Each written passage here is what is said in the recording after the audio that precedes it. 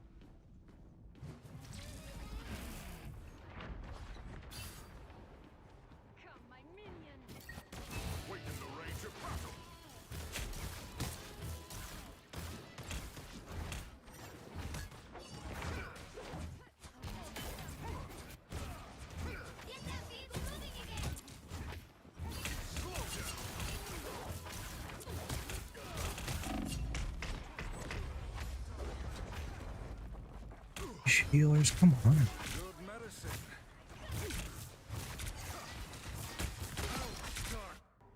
The lightning of Asgard returns.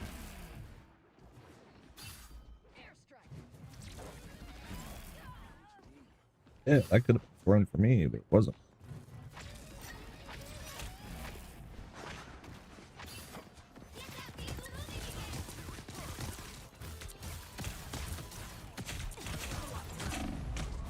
Come on, why am I not hitting these shots? I am ready to put on a show. What's the matter, babies? Doesn't yell at you. The FPS is kind of messed up, and I don't know why. Again! Devil's Reign! I am barely wounded. By the eye of Agamotto, we shall not fail you, Ratatoska. My power grows.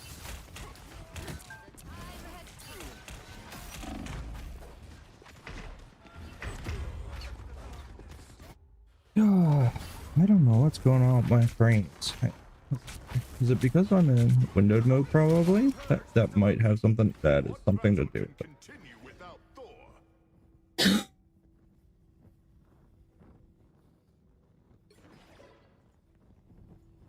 Yes, confirm. Much better. There's like a motion blur though, isn't there?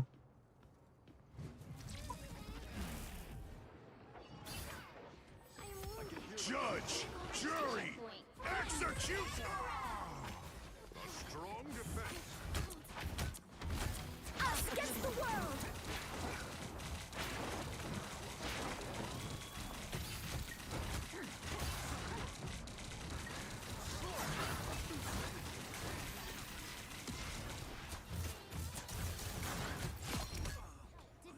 There is a trail of dark magic leading to the castle. Follow me.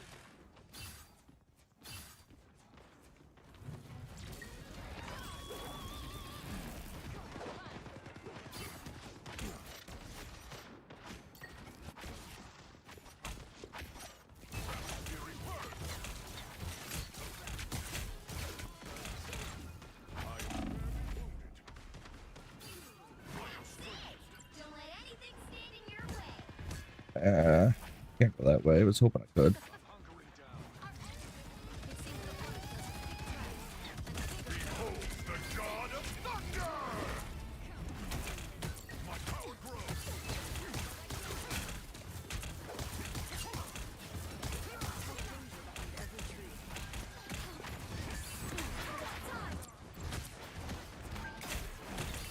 I am ready to put on a show. Behold, the child. By the eye of What? Behold,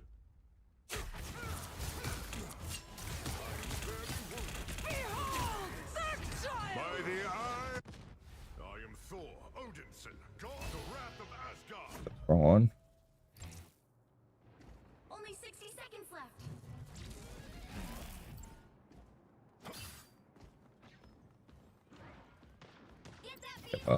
Throw the widow.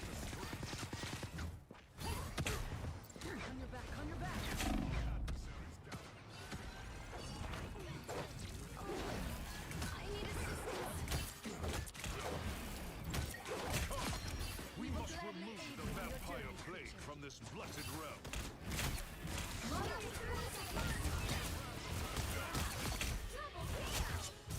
Need of my strength. Push the attack. So close. This is your big chance.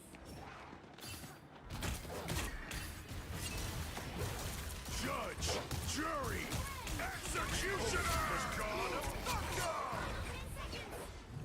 Armed and dangerous! Us against the world.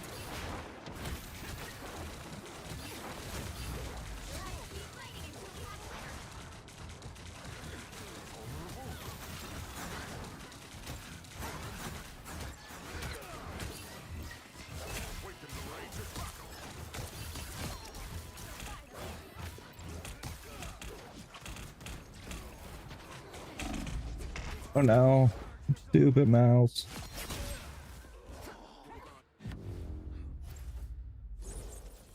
Well, you can't expect to win them all. Oh.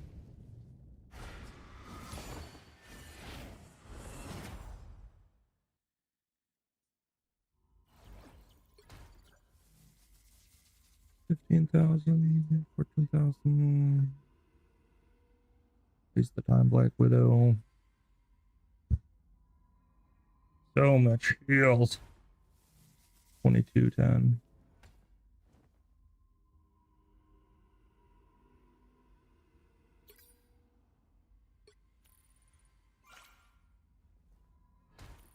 Let me let the dog in.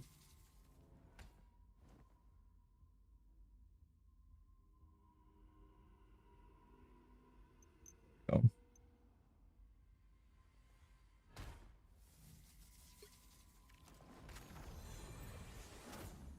Yeah. Bark once. Nobody got up. Everybody's too busy.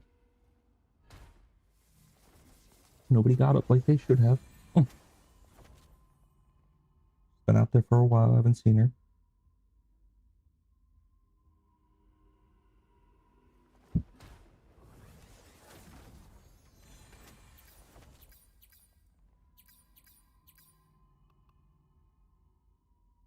Get this?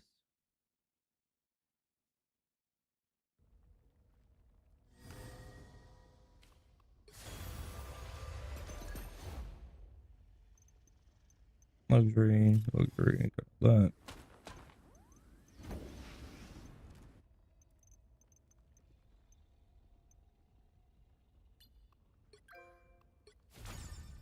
Yeah, got a Captain America.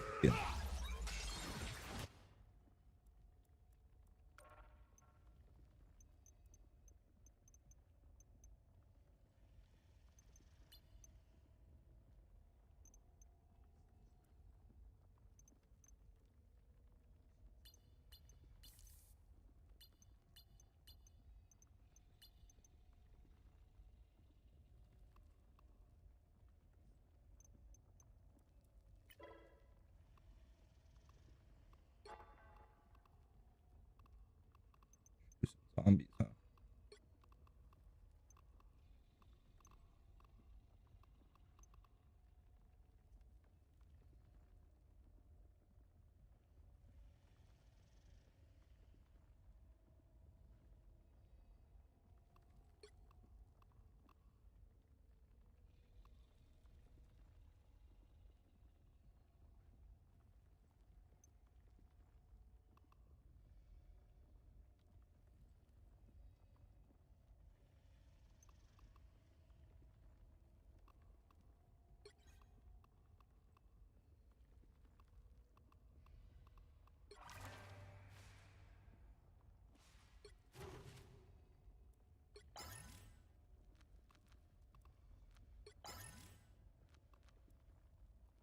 One final hit left.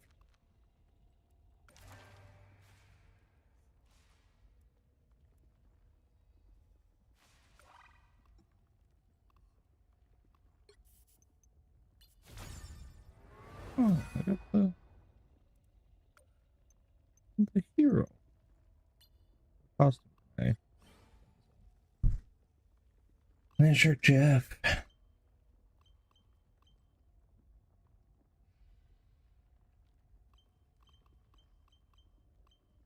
$21.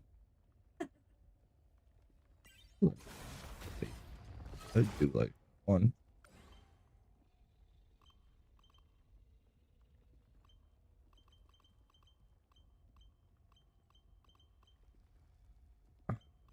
Great. Okay. Out of bank. Okay.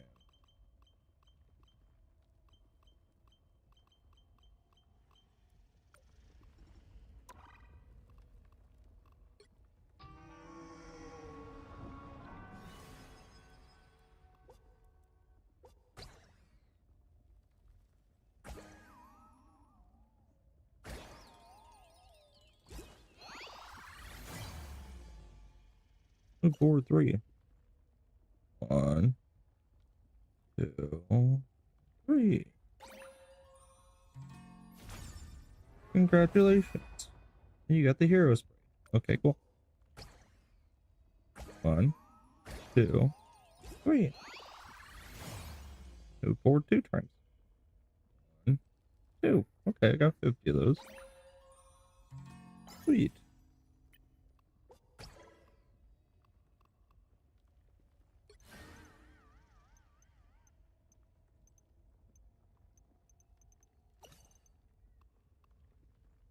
Yeah, not like penny part skin. The Holtron skin's kind of cool.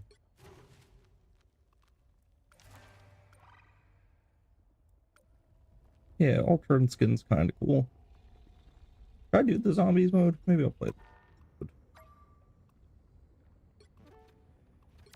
Give it a shot. I haven't played it yet.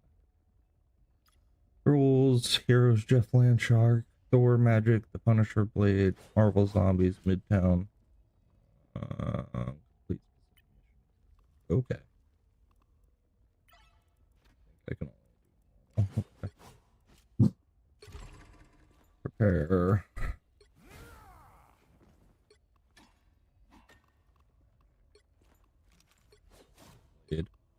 Well, obviously I'm going to do Thor, which is going to be increased bash damage and awakening, increase.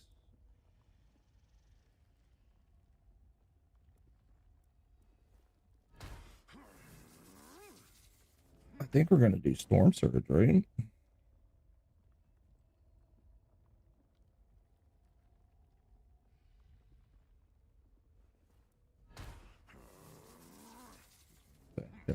Weaken state. Damage. Both Storm Surge. So,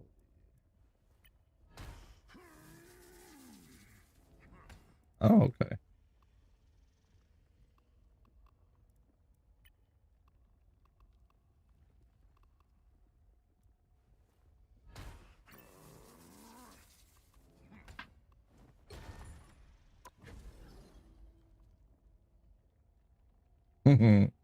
Love you too. I'll check my messages then. I don't have my phone. There's somewhere, it's somewhere, you know, on the floor. From Eli. Maybe Gabe could get it if he's up. After he gets out of the bathroom. You have one task, my fist. Locate the Queen of the Dead and end her. But the path will be fraught with peril. I am the god of thunder and the mightiest avenger. My brother Loki imperils not just Asgard, but these zombies have been corrupted by chaos magic. Vanquish them.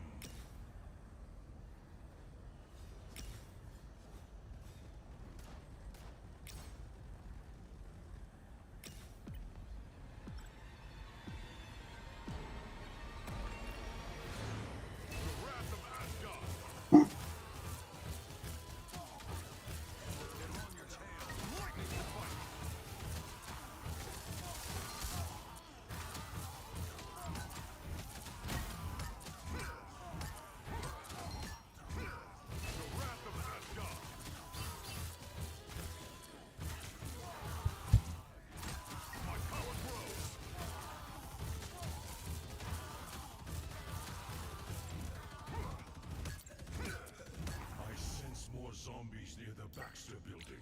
Eliminate them.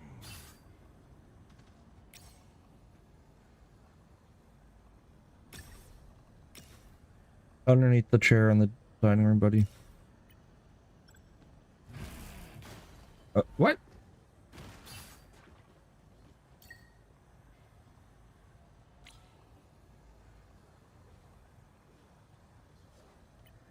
Thanks, buddy.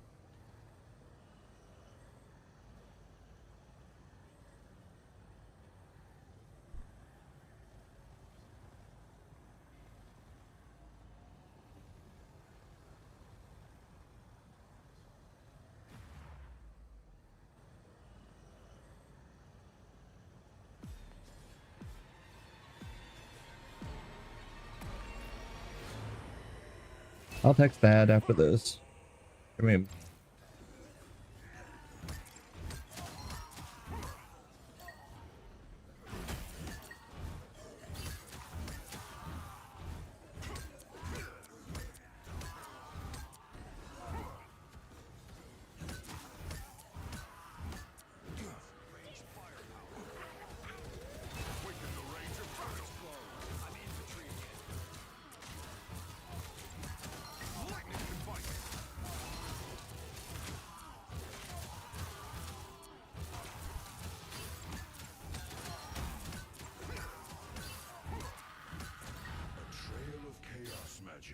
forward to a cellar of tomes and scrolls.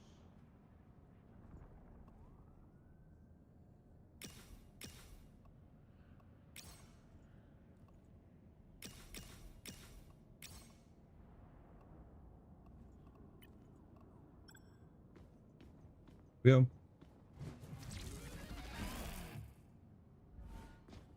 Ooh, this flies.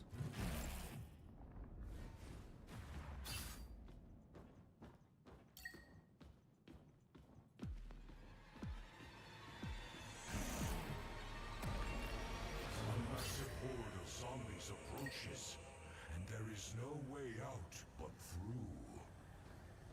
Waken the rage of battle!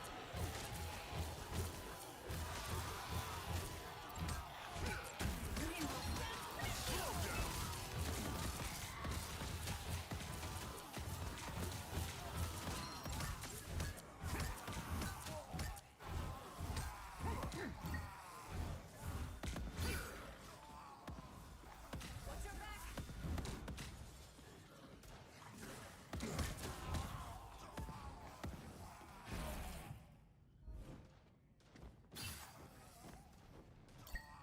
House.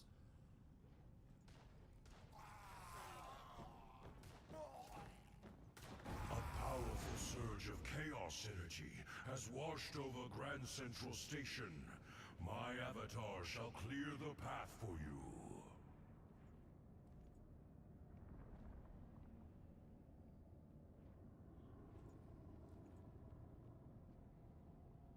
I am strengthened.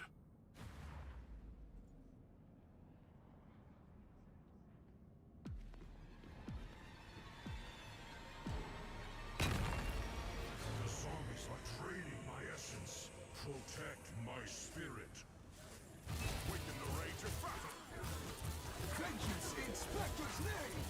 Hey, behind us.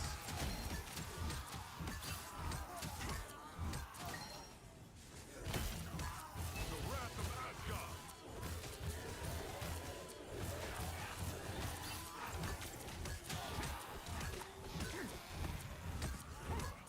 My power grows.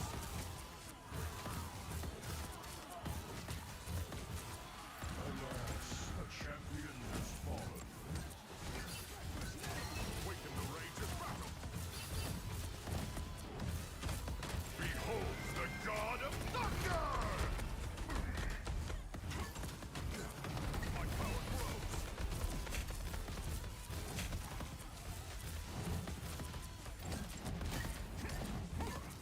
Battle fury burns.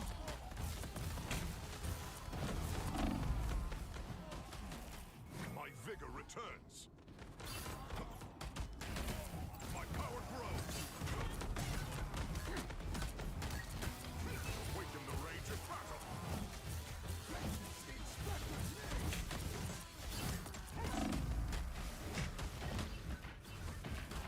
My vigor returns.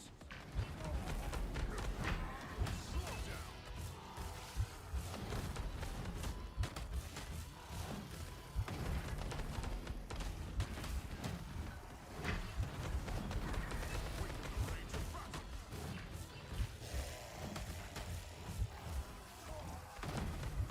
I am strengthened. Waken the rage of battle. See her, looks like.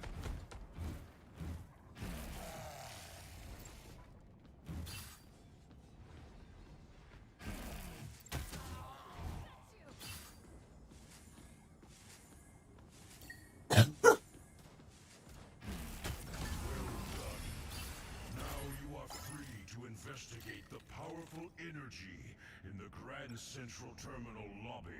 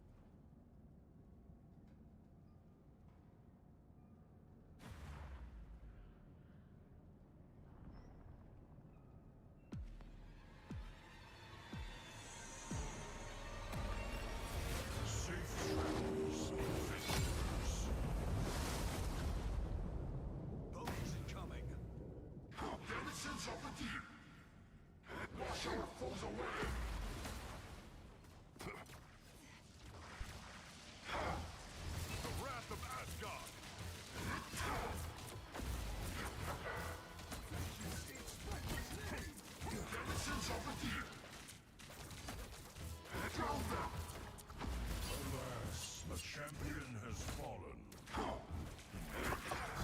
Oh.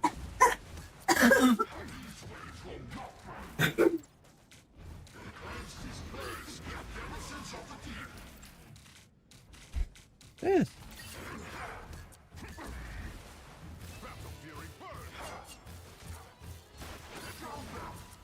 Beholds the god of thunder!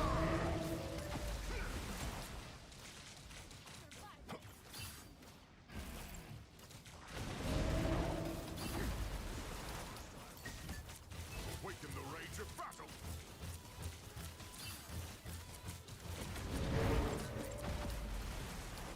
Beholds the god of thunder! Awaken the rage of battle! Alas, the champion has fallen. My power grows!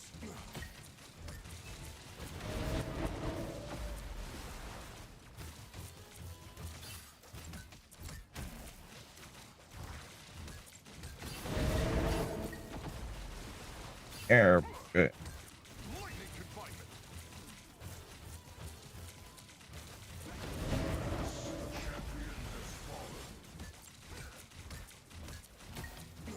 Awaken the rage of battle!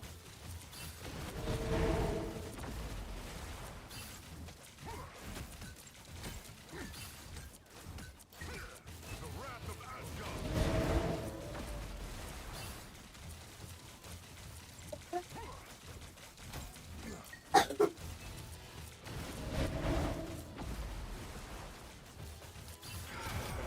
drawn hordes of enemies here. Prepare yourself to take them out. I did not see any messages. Get him here. Still juicing up.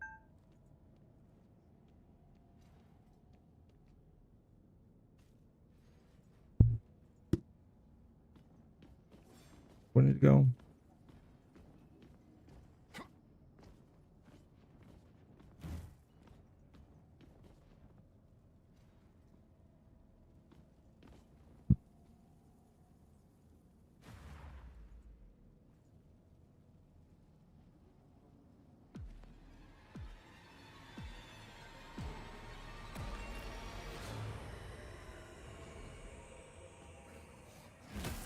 My power grows.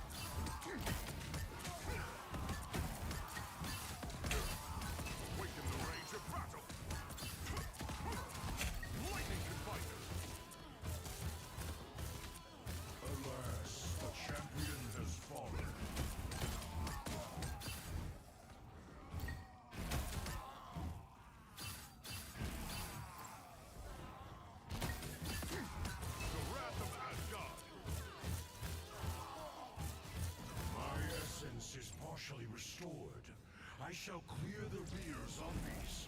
You must regroup at the forward position.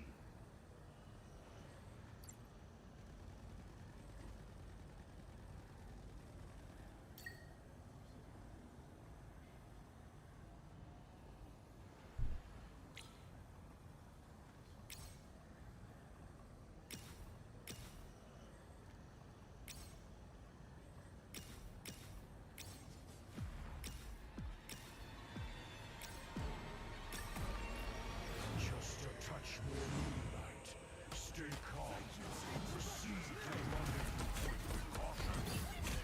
Wait the rage of battle. Alas, a champion has fallen. Behold the god of thunder!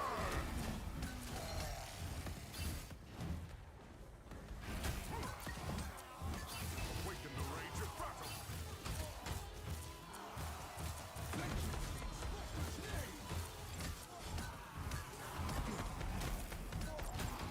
My power grows.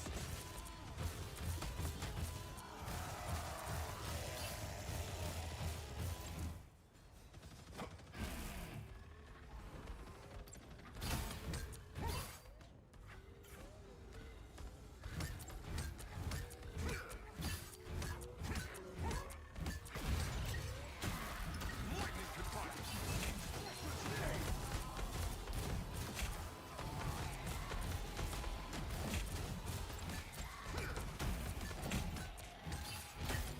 The wrath of Asgard.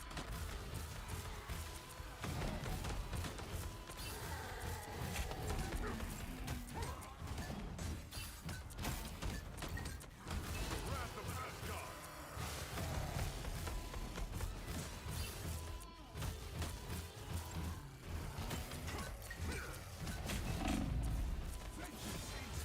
Alas, a champion has fallen. Battle fury burn! Rise, my fist of vengeance. The battle has only just begun.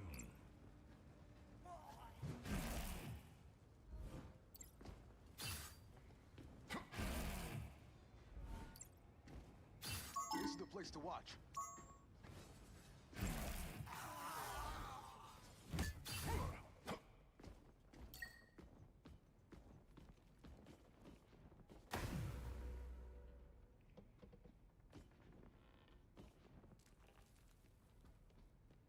I can sense traces of the Queen of the Dead's energy. The truth lies close, deep within the underground theater.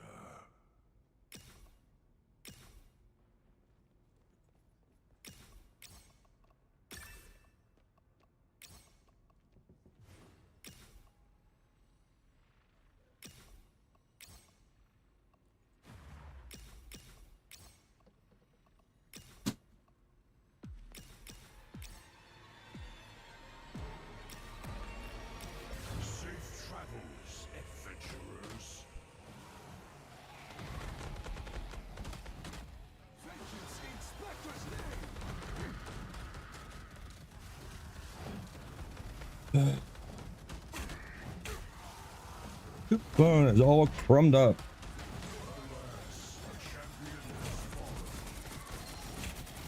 Dude, come on, kid. Like, why do you gum it so much?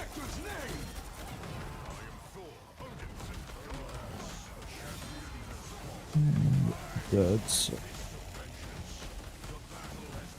I can't physically do anything.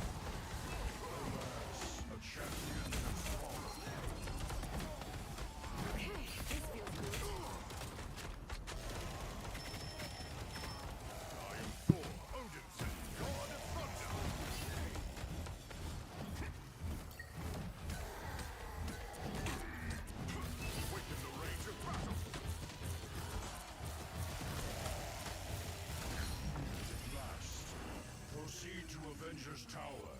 I sense the Queen of the Dead's magic coalescing there. Got an endless supply of ammo with Wanda's name on it.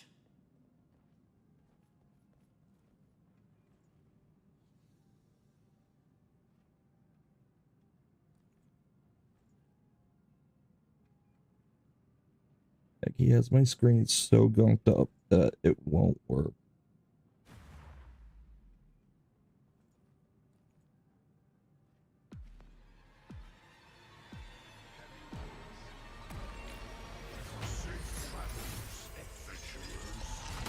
Dad's trying to do stuff while I'm doing stuff.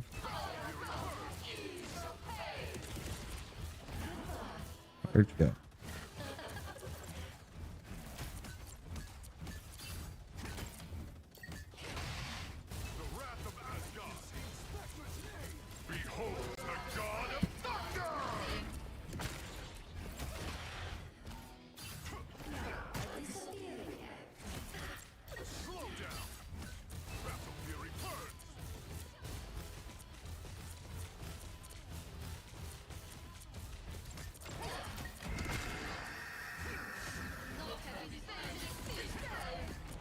Oh.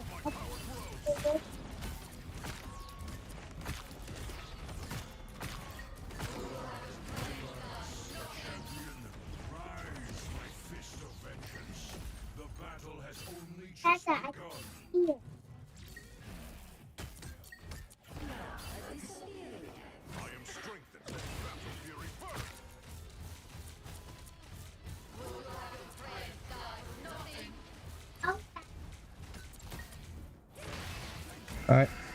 I know you went to Leo's.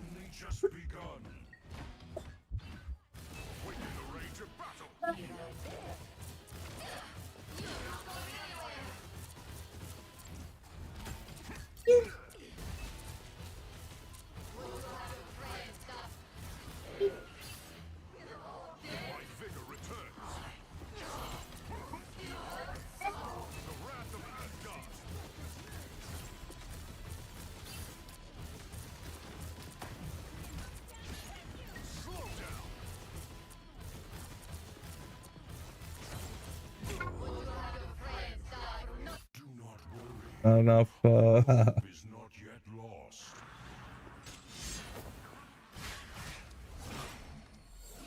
Aid.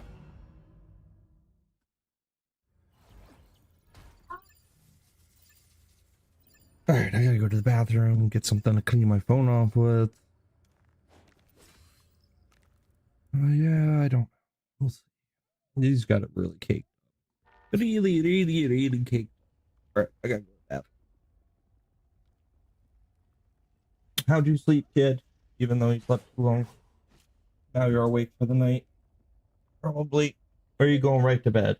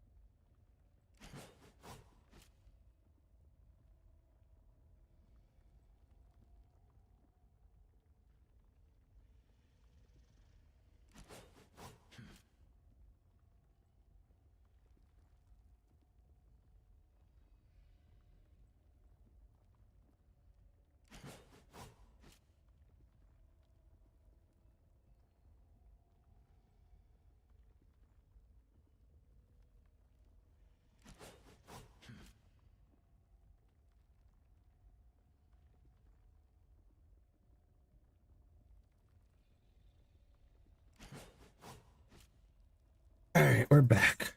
Paper towels.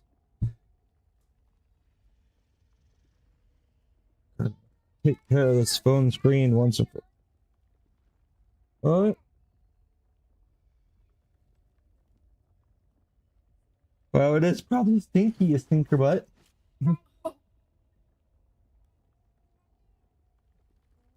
I'm holding my nose because it's stinky from Eli.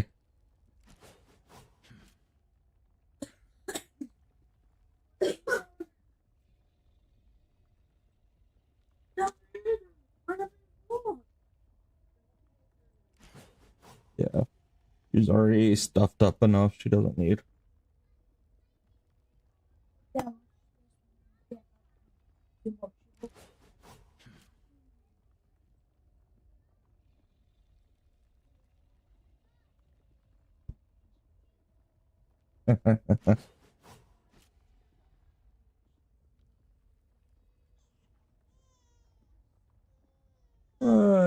What love? It's your brother. I know you're thinking everybody's gonna go to sleep still.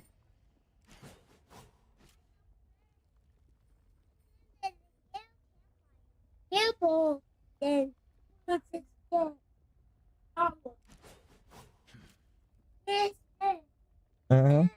It's a marshmallows. Yeah, it's a campfire. You wanna have marshmallows and a campfire? Yeah. Like a Ben perfect night. What? Is it a deal for the night? I mean, it's pretty late, buddy. You slept long. So maybe we can make a you're out cold. Maybe we can make some marshmallows, over the stove.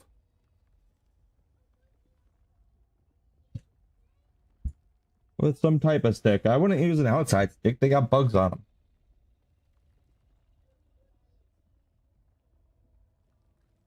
Yeah, but they come back to life once they're in the house. They don't die. They go into hibernation.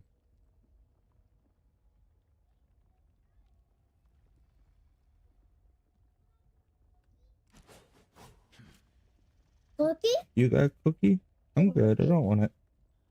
Thank you, buddy. You say no thing. Yeah, I did.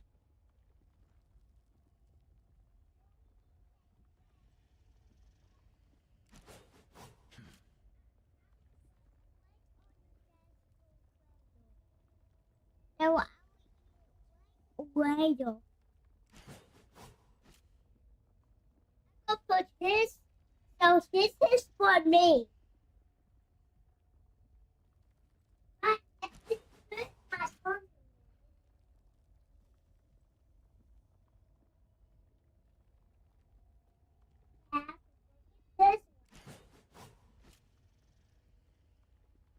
What? I see. It's cool. Well, I put at the bear. Well, I just then this painted that's mommy's phone.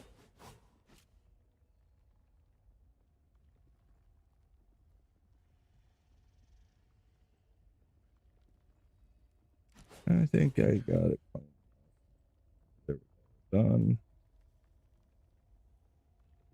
Yeah, my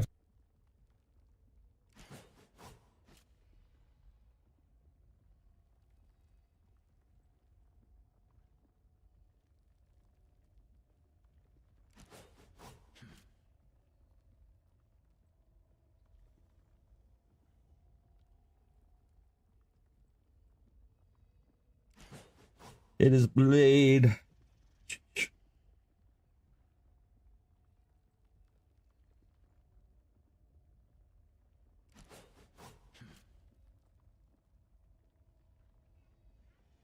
It's mama.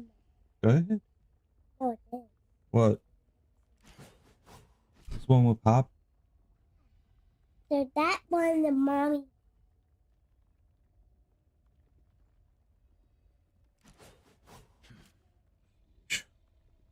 It got pretty far. I don't know what happened.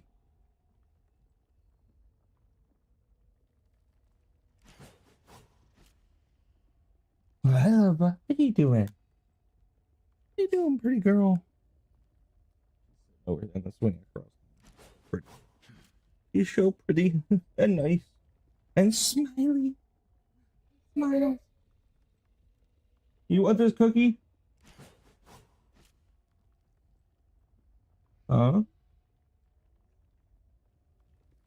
No, I said we could do a fire on the stove, buddy. You want marshmallow over the stove like we did the other night? Okay, let's do it real quick. I'll be back.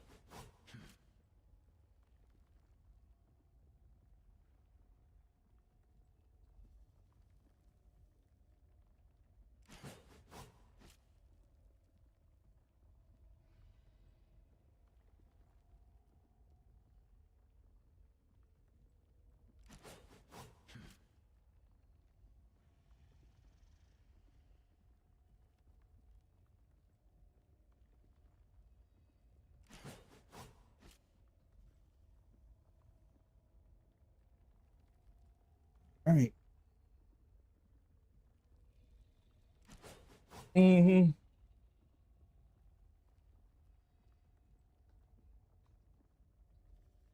Whew. All right, got my phone cleaned.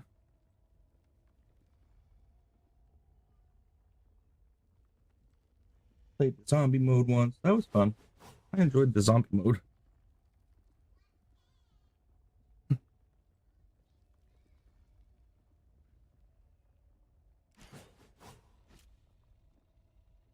Wait, you can solo play that?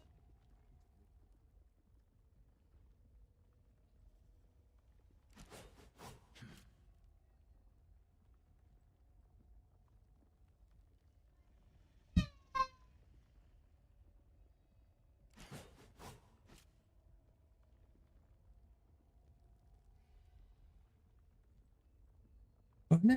So, messaging me on here. All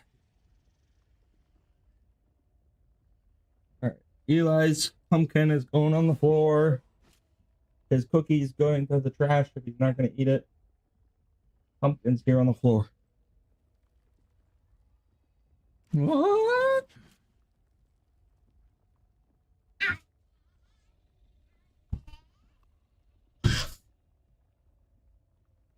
Okay, you're going to the wrong person.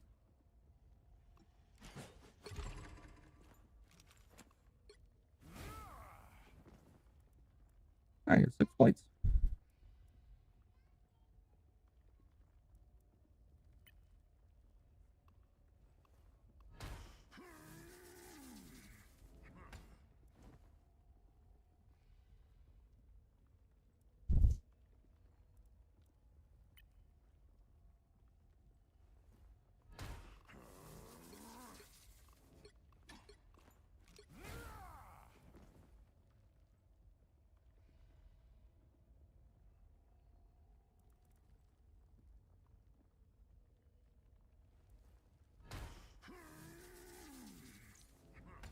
Yeah, I guess we go to the blue, huh?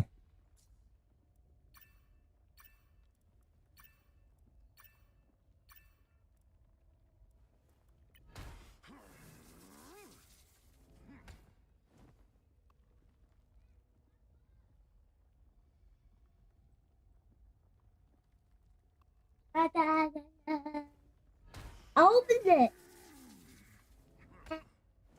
Yeah, I just eat this part. Yeah, I eat this. Buddy, eat it. I ask him for permission.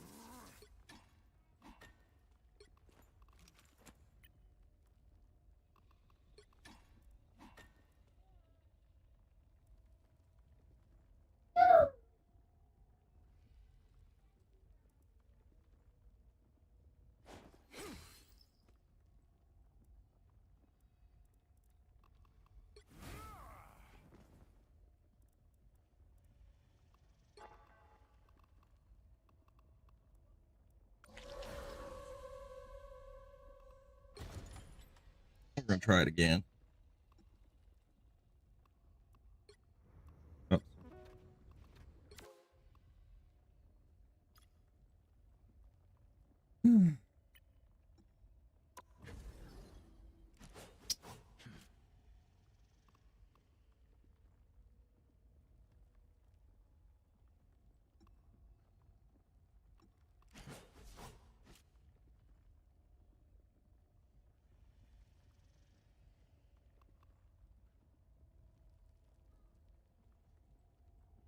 We're gonna do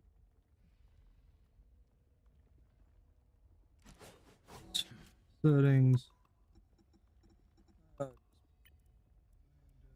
Here, by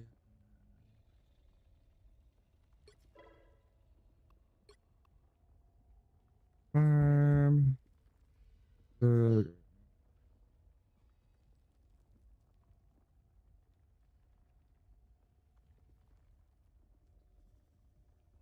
Go to mama.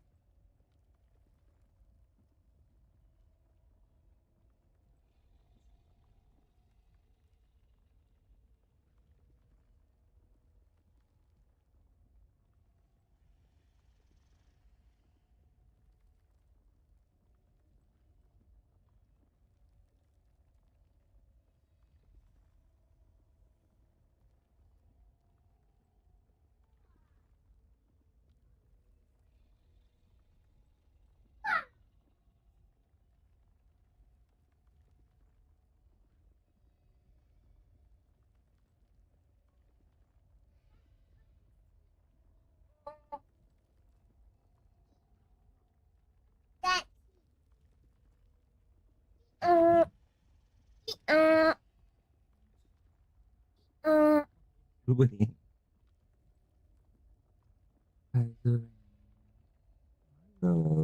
I am a donkey. Your donkey.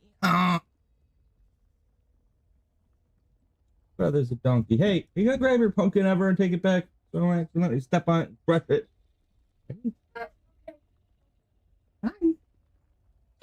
You would triple it. Yeah, you make me trip over it. Okay. Gotta start working on my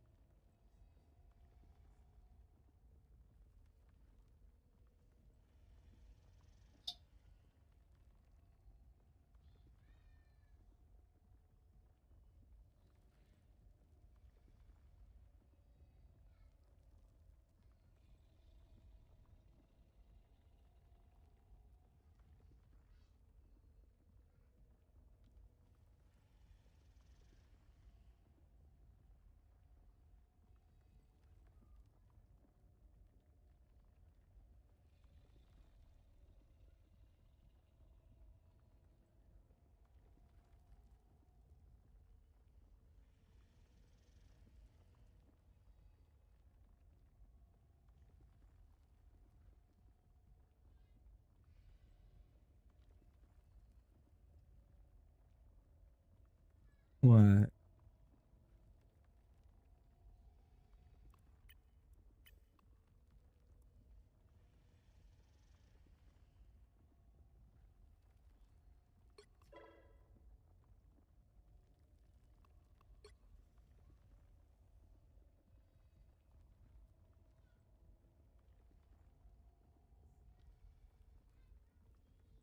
What, bud? Yeah, it's gooey. Yeah, take it. Yeah, take it. Oh yes or no? Oh yes or no? You can take it apart if you need to.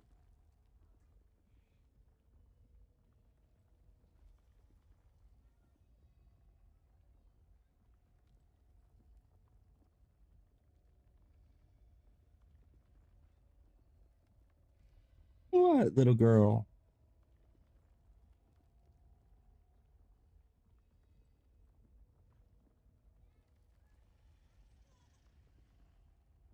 Cool.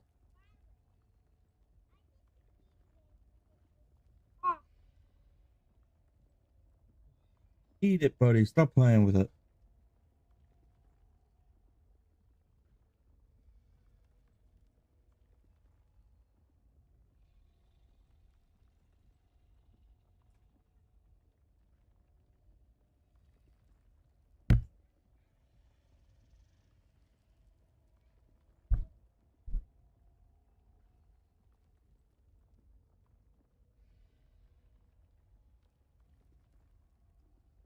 Yeah, Eli, what do you need a computer for?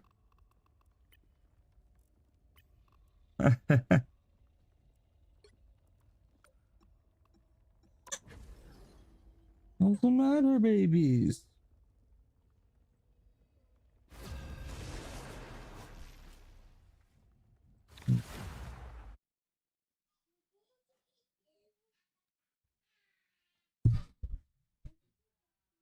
You have one task, my fist. Locate the Queen of the Dead and end her. but the path will be fraught with peril. I am the god of thunder and the mightiest avenger.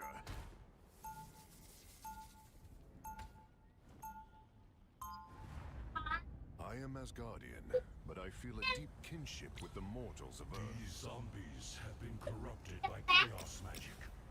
Vanquish them.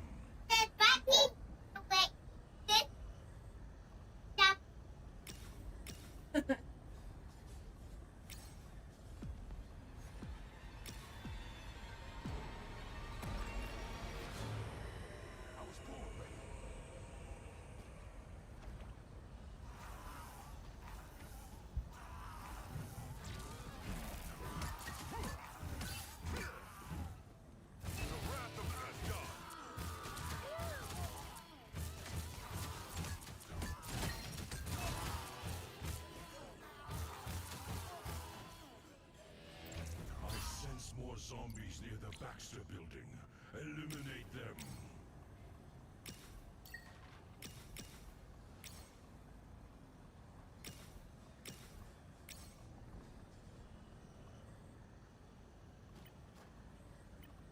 Hell yeah.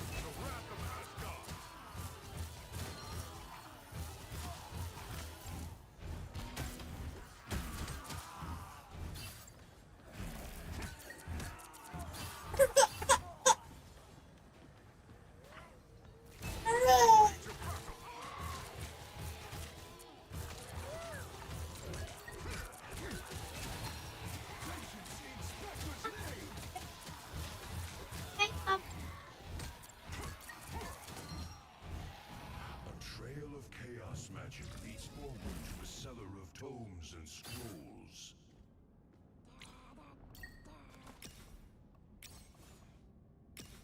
I was born ready.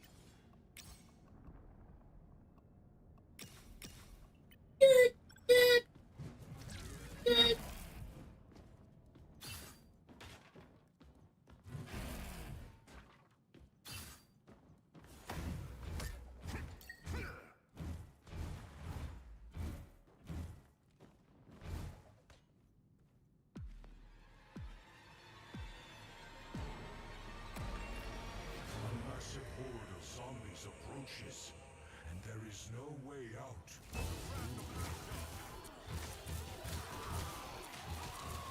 Behold the god of thunder!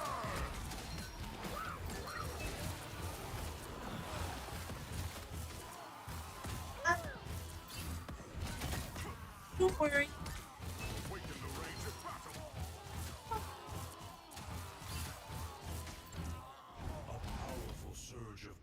Energy has washed over Grand Central Station.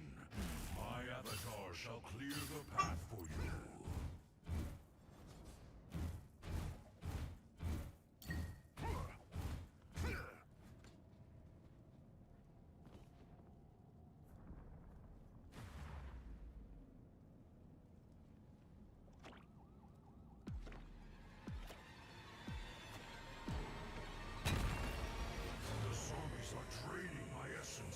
Protect my spirit. Waken the rage of battle.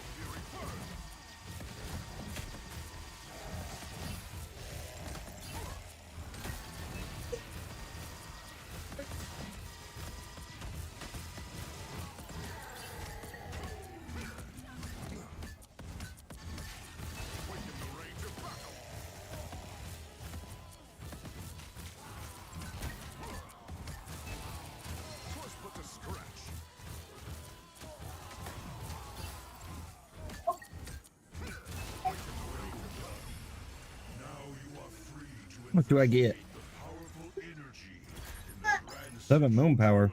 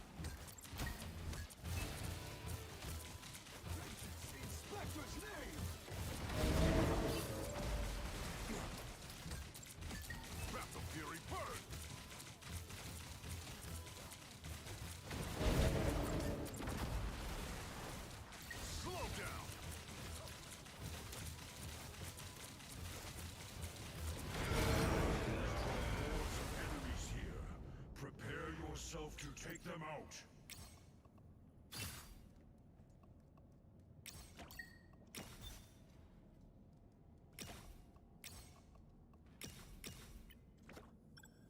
Awaken the rage of battle.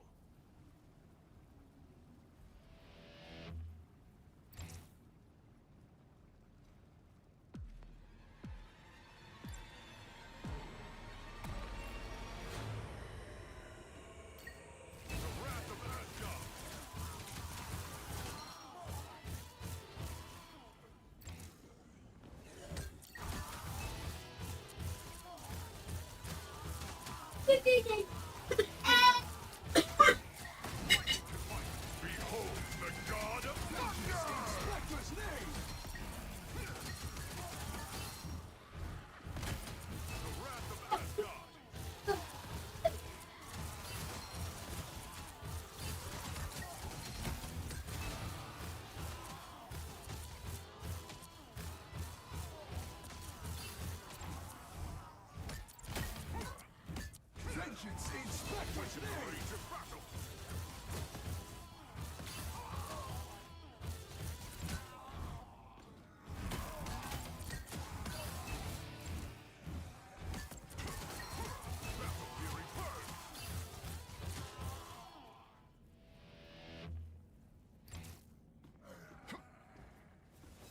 My essence is partially restored.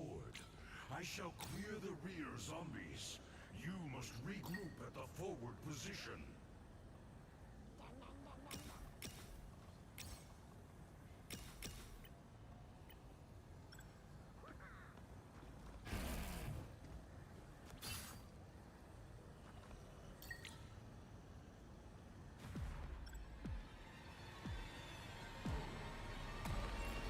Just a touch more moonlight. Stay calm. Proceed to the rendezvous point.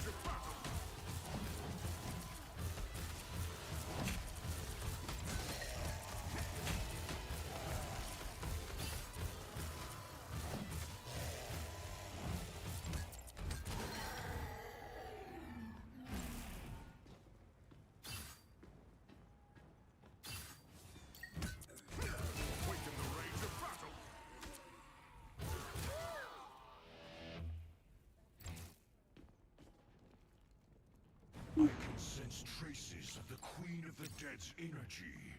The truth lies close, deep within the underground theater.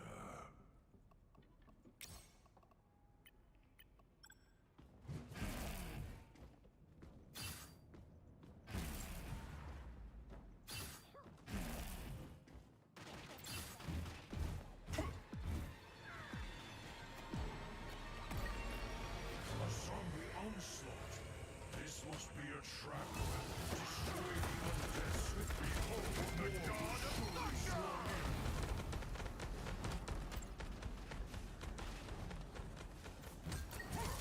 The wrath of Asgard.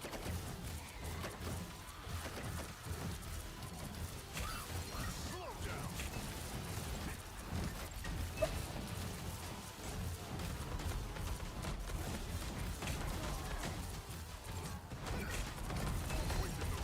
Behold the god of thunder!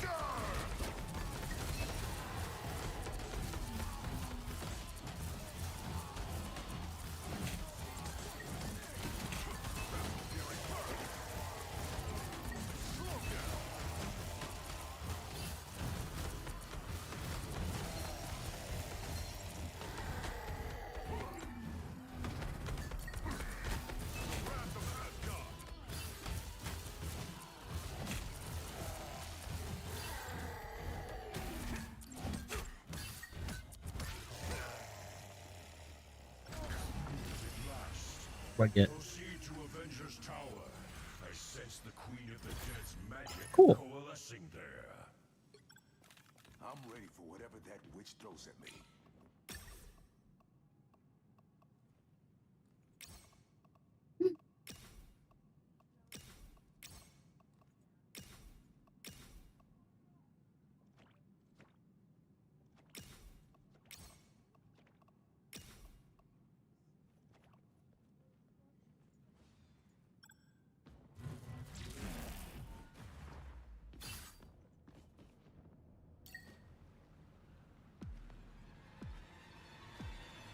You've got Wanda.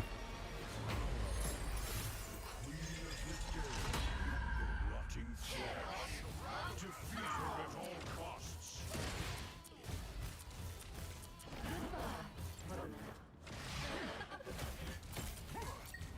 Behold the god of thunder! I am barely wounded.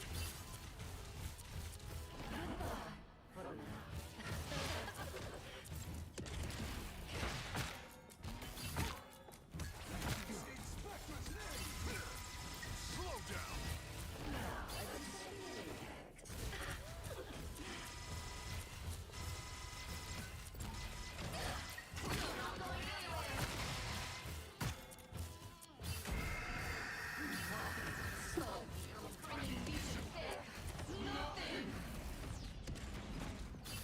Lightning confinement. The wrath of Asgard. The enemy is here.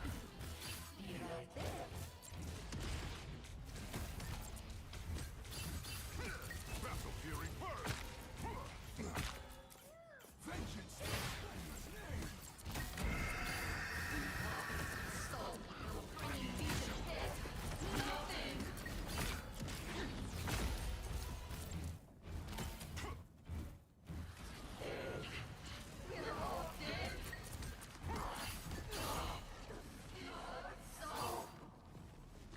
The wrath of Asgard.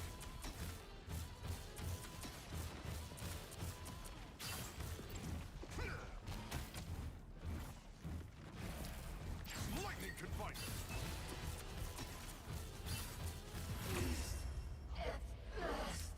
Triumph. The world is cleansed once more.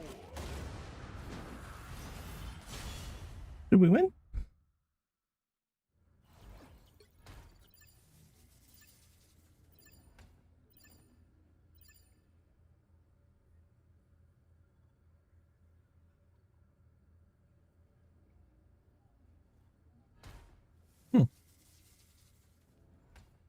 That's bad.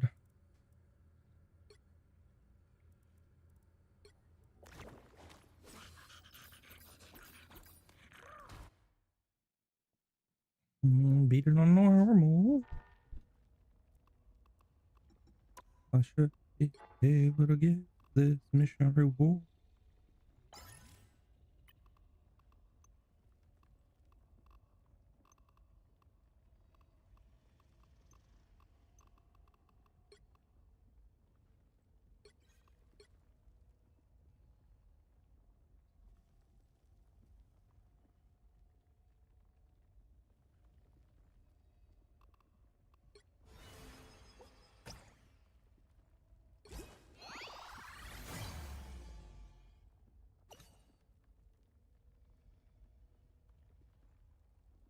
Cool.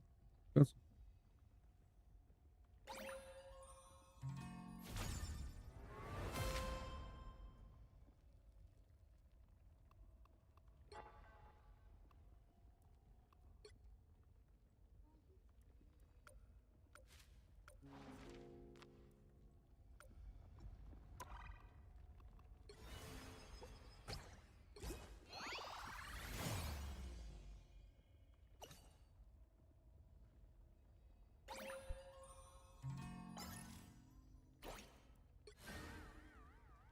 only if I go premium do I get this.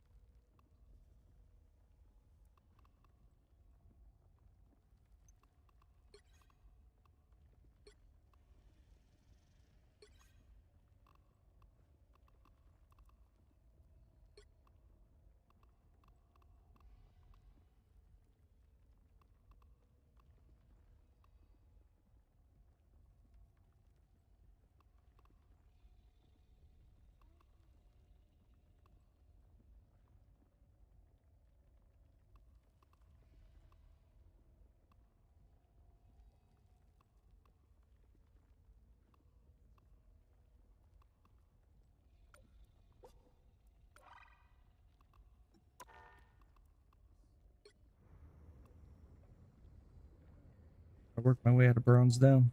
Yes.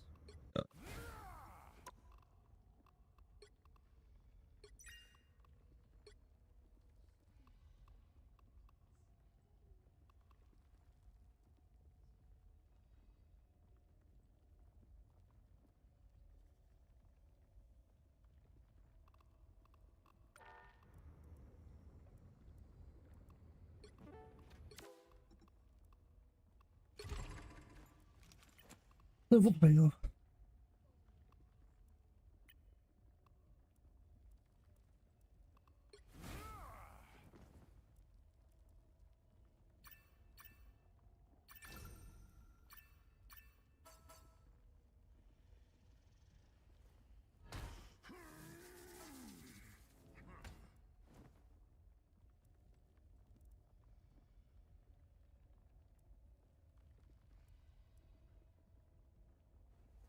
Where's it going?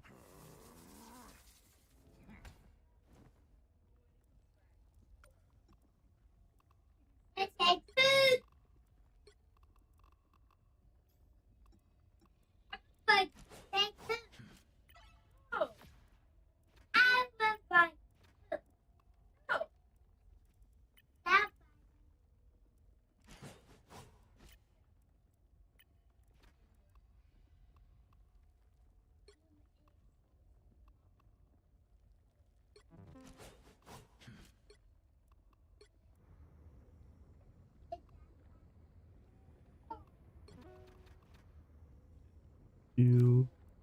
She loves you.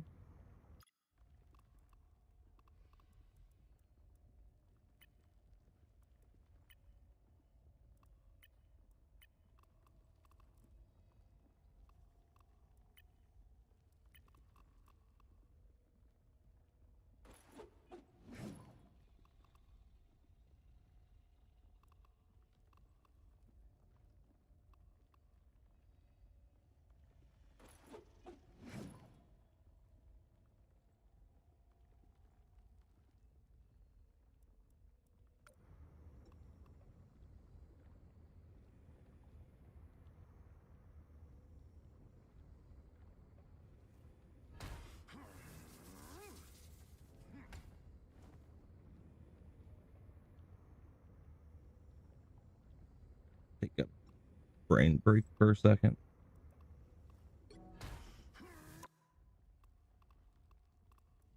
Yeah, we'll take a little break.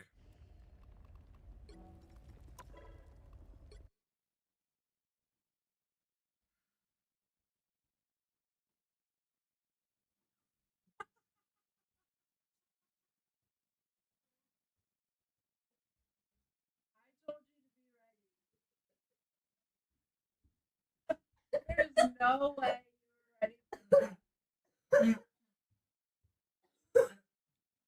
The kid.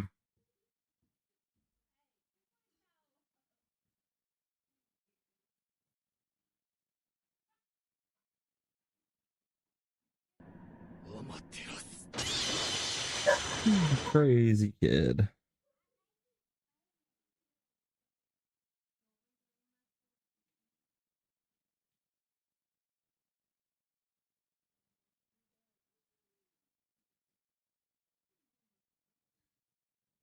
Can be Tatman grinding World of Warcraft crest.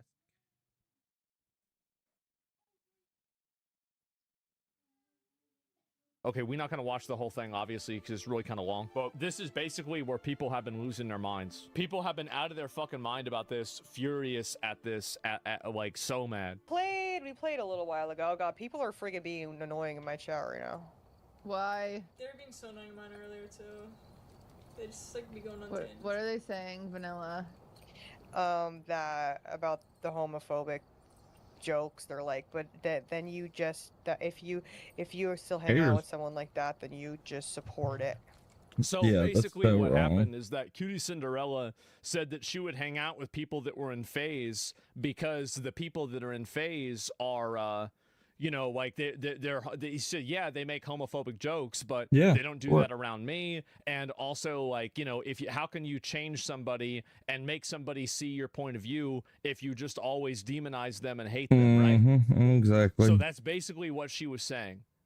And like that, and this is, by the way, this is the normal opinion. That's what normal people think, right?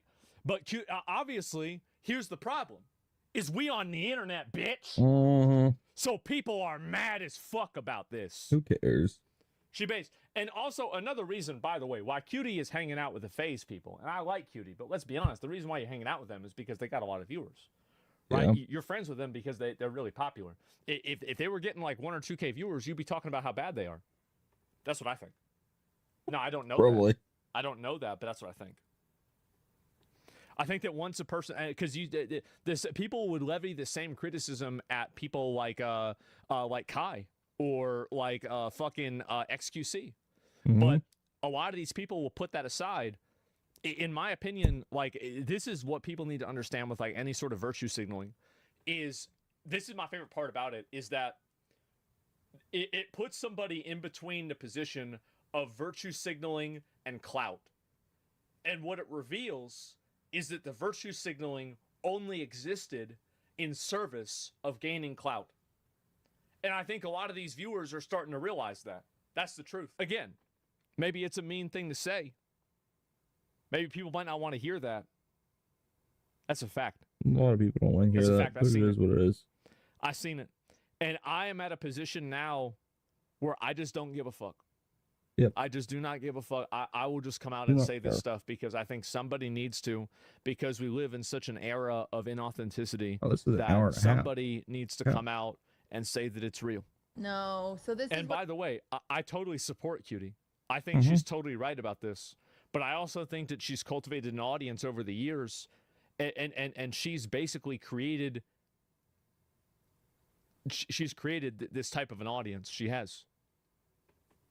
It's my criticism. A lot of these streamers have now they're like her multiple times. I think she's a very, held very to nice girl. above par standards. what I'm And gonna describe, okay? And you guys trying can believe what you to believe. be part of that Explain it. I culture want you to explain it better. This shit, by the willing to way, kill has the like person that tens of wants to millions of converse views with on them. TikTok. So Like, people are losing their fucking mind on this. I'm gonna explain it. You guys can believe what you want to believe. I understand, but you're not allowed to coach me and say like that's not right. That's not what you like. Just because I don't act the same way you act. Yeah. You're not allowed to like coach me through that, because at the end of the day, Yeah. I am somebody that's like. Yeah, you don't get to tell me what to do. And this is the reason that's the Period. whole problem with this whole community, right? That they build is that the community that they build is fundamentally a bunch of people that want to tell you what to do. Exactly. Hyper controlling, very invasive, obnoxious, aggressive people that want to tell you what to do. Bitch, I'm an ally. Like, And I know I am where not I'm at. Yeah, homophobic. that's where it's Everybody like, and I knows know I'm where not I'm at. homophobic. It doesn't matter who I talk to. Like, the thing is Yeah. like, I was raised in a very religious family. Unfortunately, there are No, she downplaying it. She raised as a Mormon. Huh, Mormon. Holy cow. Oh, yeah. people in my family that that's are very racist. There are religious. people in my family that are bigoted. There are people in my family That's that are really homophobic. religious. There's people in my family that are transphobic. By the way, W Mormons. Like I was not familiar with their game until they said that they were saying prayers of the family that shot up the Mormon school. I have never met a Mormon that was not an incredibly lawful good person. True. I think the underwear shit they do is silly as fuck. And maybe some of that Jonathan Smith thing, I don't really believe in that. But I've never met a bad Mormon. No. There's a lot of bad Christians, though. But I That still love my people believe family. they're Right, and I still know that there are that Christian in a members of my weird family way. have good qualities. They have Joseph good Smith? qualities. Whatever. And what's most important to get people to love other people is to Yeah. love them. She right. Fighting hate with hate will never get anything anywhere. Well, If no, I- it will. It will get you likes on Twitter. It'll get you a lot of likes Yeah. on Twitter. It'll make you feel like you're a good person because you did something that matters. That's the reason why. The Twitter culture. I were to say to someone who's homophobic, go fuck yourself, you homophobic prick. Oh. Yes, I told them what they deserve. However, they aren't Did ever- you achieve anything? Did you achieve anything? Did you do anything of value? Did you improve the situation? Did you make the world a better place? And the word No, you didn't. homophobic means a fear. You didn't do a Which a fucking lot of thing. people You don't just did have a what made fear you of feel gay good in people. the I'm time- sorry. in the time that you saw Not them. much to be The afraid of entire there. internet now is built around an apparatus of people that have collectively conditioned influencers to condition them into a state of learned helplessness. All information and all news on the internet and a lot of influencer input is completely agency removed. Everything is because of women. Oh, There we women go. are the problem of Camera fucking was frozen everything. for some reason. No, not really. You're probably the problem. Or, oh, men are the reason for all this. Or, oh, Republicans. Or, oh, Democrats. No, bro.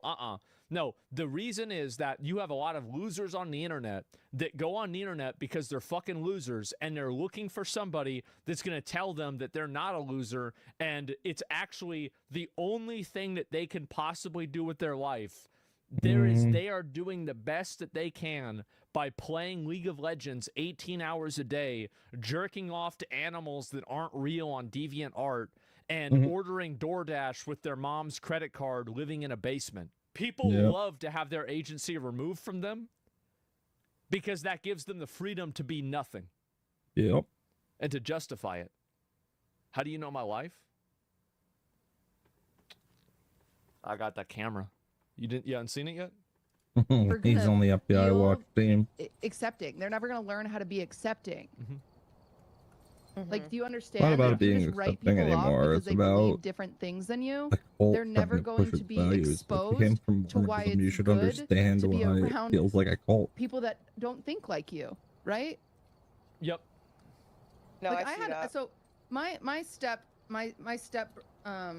stepbrother is trans, Okay. and my dad refuses to use the correct pronouns. And does yeah, right. So dad's an asshole. Okay, sure. No, whatever. And he doesn't understand that he doesn't understand why They don't understand the interaction.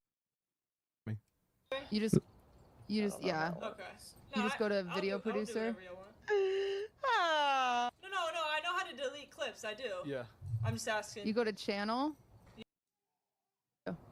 Guys, we can go off emo only right now, please. I wanna Okay. see words. Okay. I'm going to delete. Oh wait, this looks better. Hate everything. Text as well. I know, that's what I'm nervous about. You People are already gonna be know like, about the naive. Crazy comments. Should we edit the Naive VOD? It is what it is. blonde girl. They're afraid. Should we edit the VOD? They Should we are. all just What is unlist- wrong with them? Oh, do these people?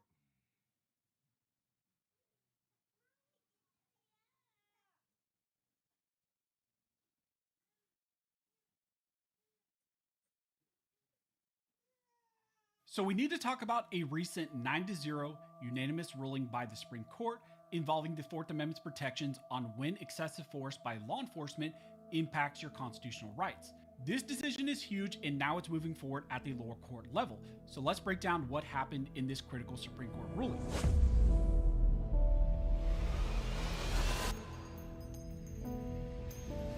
Now, before we jump into this video, if you guys want to support the channel, one of the best ways to do that They're is supposed to be simply amending subscribe to the another channel. amendment.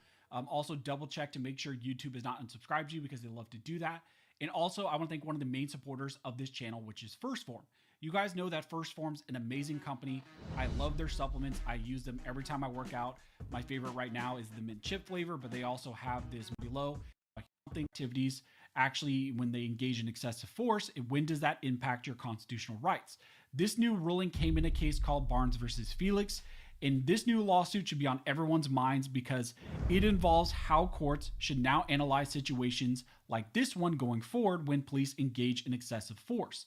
Now, although this case is not a traditional warrantless search and seizure issue and it doesn't necessarily deal with firearms, this Barnes case directly addresses the seizure doctrine and also the Fourth Amendment's implications when it comes to excessive force. Now, as gun owners, we have seen a lot of highly publicized situations where law enforcement interact with lawful gun owners, and through excessive force and these bad interactions, gun owners end up actually getting hurt or something else fatally happens. This analysis by the Supreme Court directly impacts those types of situations and involves your rights in those very scary situations.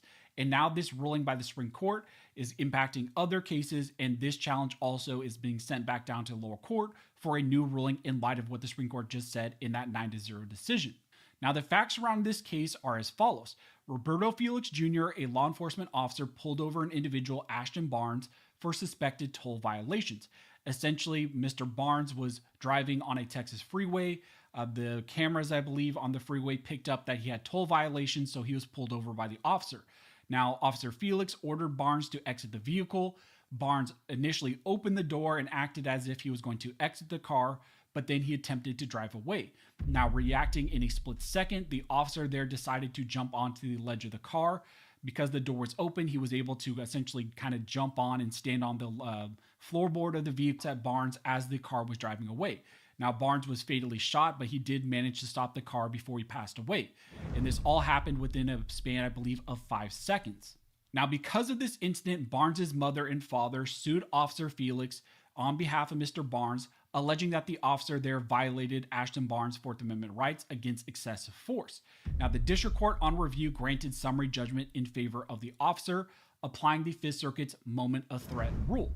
Now, the Fifth Circuit affirmed that ruling, and they explained that the moment of threat rule requires only asking whether an officer was in danger at the moment of the threat that resulted in his use of deadly force. Now, under this rule, events leading up to the shooting are not relevant at all and cannot be considered. As Barnes attempted to escape. And because Officer Felix could then have reasonably believed that his life was in danger, the Fifth Circuit panel there held that the shooting by the officer was lawful. This case eventually made its way all the way up to the United States Supreme Court, and the question that the Supreme Court answered in this case is whether courts should apply the moment of threat doctrine or something else when evaluating these types of Fourth Amendment claims. Now, on review, like I mentioned, the Supreme Court issued a 9-0 unanimous ruling, and they held that a claim that a law enforcement officer used excessive force during a stop or arrest is analyzed under the Fourth Amendment, which requires that the force deployed be objectively reasonable from the perspective of a reasonable officer at the scene. The inquiry, they state, into the reasonableness of the police officer and the force requires analyzing the totality of the circumstances. They state that that analysis demands careful attention to the limited moment of threat analysis that was used by the Fifth Circuit and the lower court, and instead they applied the totality of the circumstances approach when it came to this type of incident. They stated that a rule like this one, which precludes consideration of prior events in assessing a police shooting, is not reconcilable with the fact-dependent and context-sensitive approach this court has prescribed. A court deciding a use of force case cannot review the totality of the circumstances if it puts on a chronological blinder. They concluded by pointing out that the court does not here address a separate question about whether and how an officer's own creation of a dangerous situation will factor into this type of reasonableness analysis. You know, they did not consider that here. They did not necessarily look at the fact that the officer jumped on the vehicle. They left that for the lower court to also consider. So the main thrust of this ruling was rejecting the more limited scope of analysis that was applied by the moment of threat rule in the Fifth Circuit. Instead, the Supreme Court orders the lower courts here to look at the totality of the circumstances before and potentially during the incident as well. They said, you know, situations that happened during the incident will probably be the most important, but you also need to look at things that happened before the incident.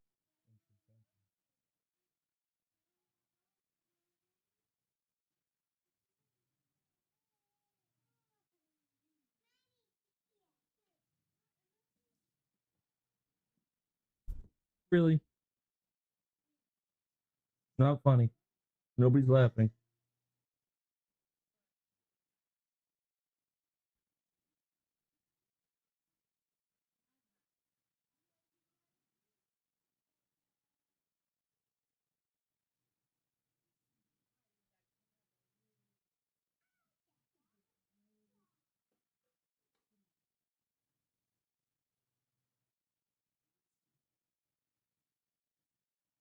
And chat, it's time.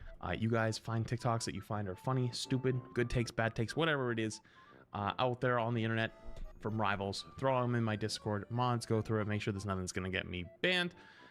And then we go through and watch them on stream. So if you enjoy this content and you want more of it, the only way you'll get more of it is by submitting more of these. So I appreciate you, that the people that have been. So let's roll, shall we? First one up. Unfortunately, if you're here for the live experience, I've had to refresh this like about 19 times because I've been trying to get rid of the you may like thing over here because sometimes some wild shit pops up when I'm not signed into my account. And yeah, that's just, it is what it is. Let's go. They've almost got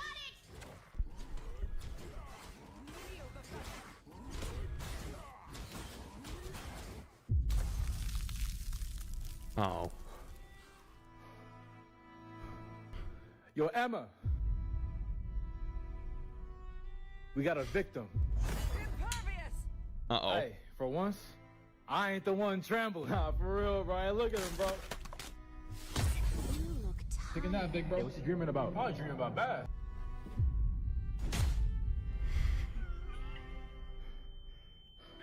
Chad, is there too much CC in Rivals?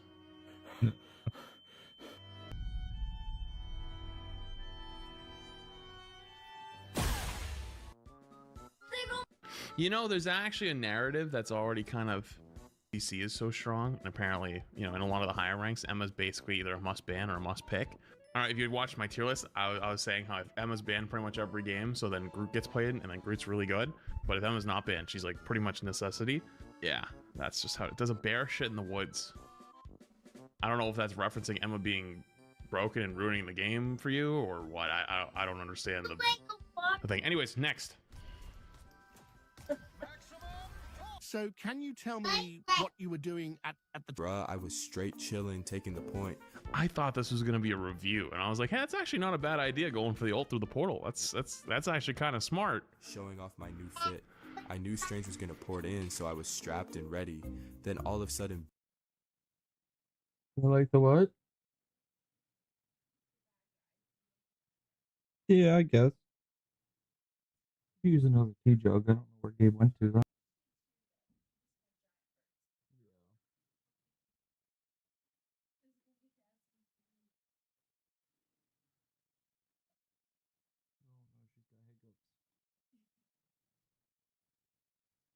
Iron Man was ulting? Nah, bro, not at all.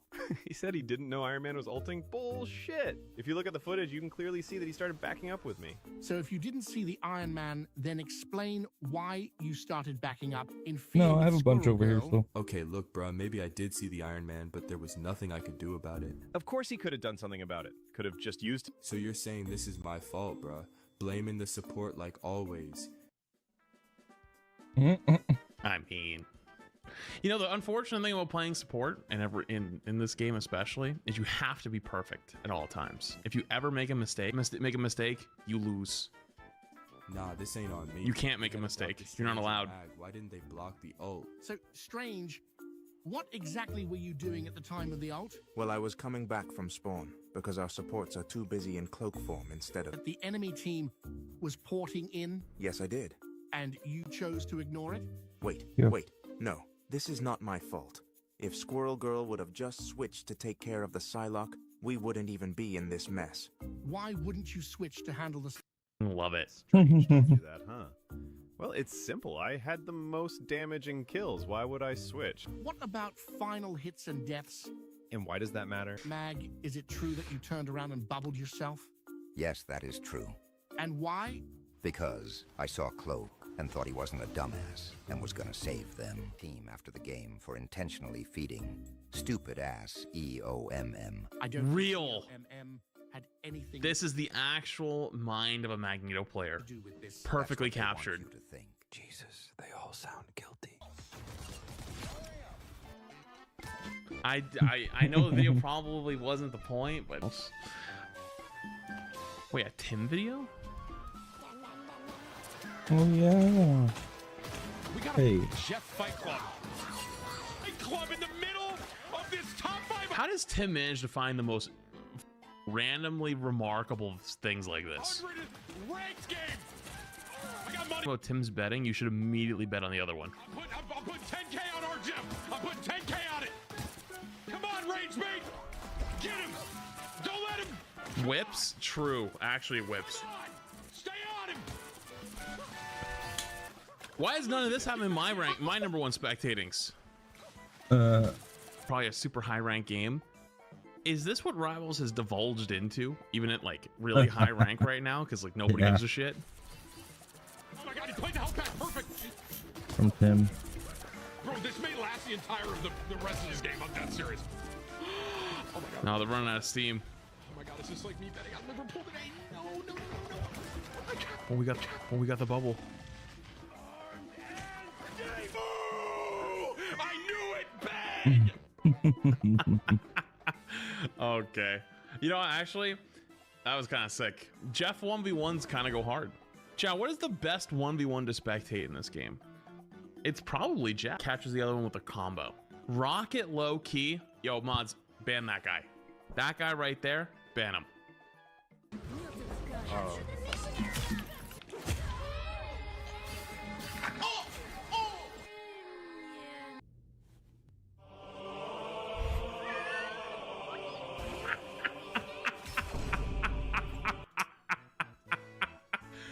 Okay, here's dog shit, and so I can't prove it legitimately, but and part of me believes potentially they're not making as much money as they were before, and so they've cut back on the servers, and so like they're not as good as the ones that we used. Sick of everyone saying that Thor is useless and putting him at the lowest of every tier list, guys. I get value, okay?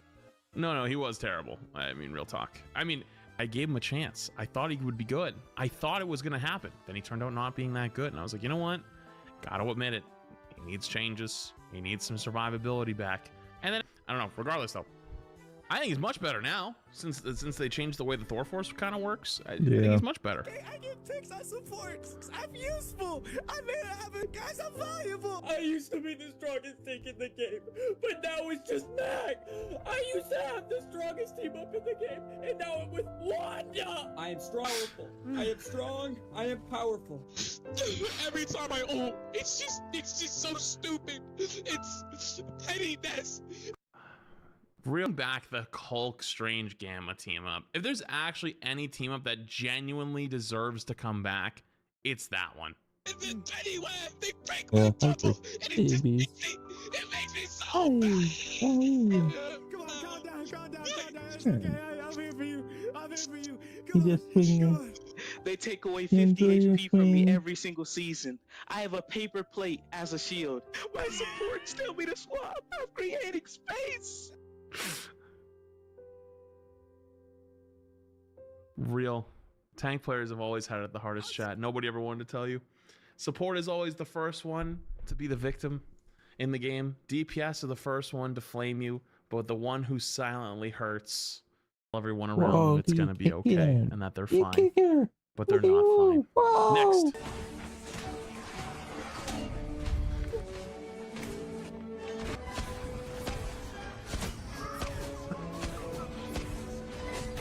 Wait, I clicked on the wrong one.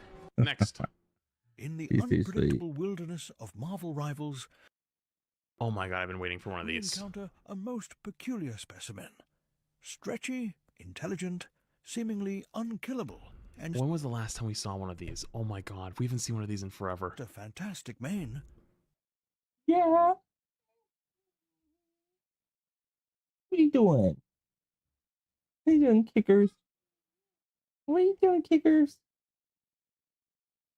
You just like your freedom. You ready to fall asleep? You ready to go to bed? Hello.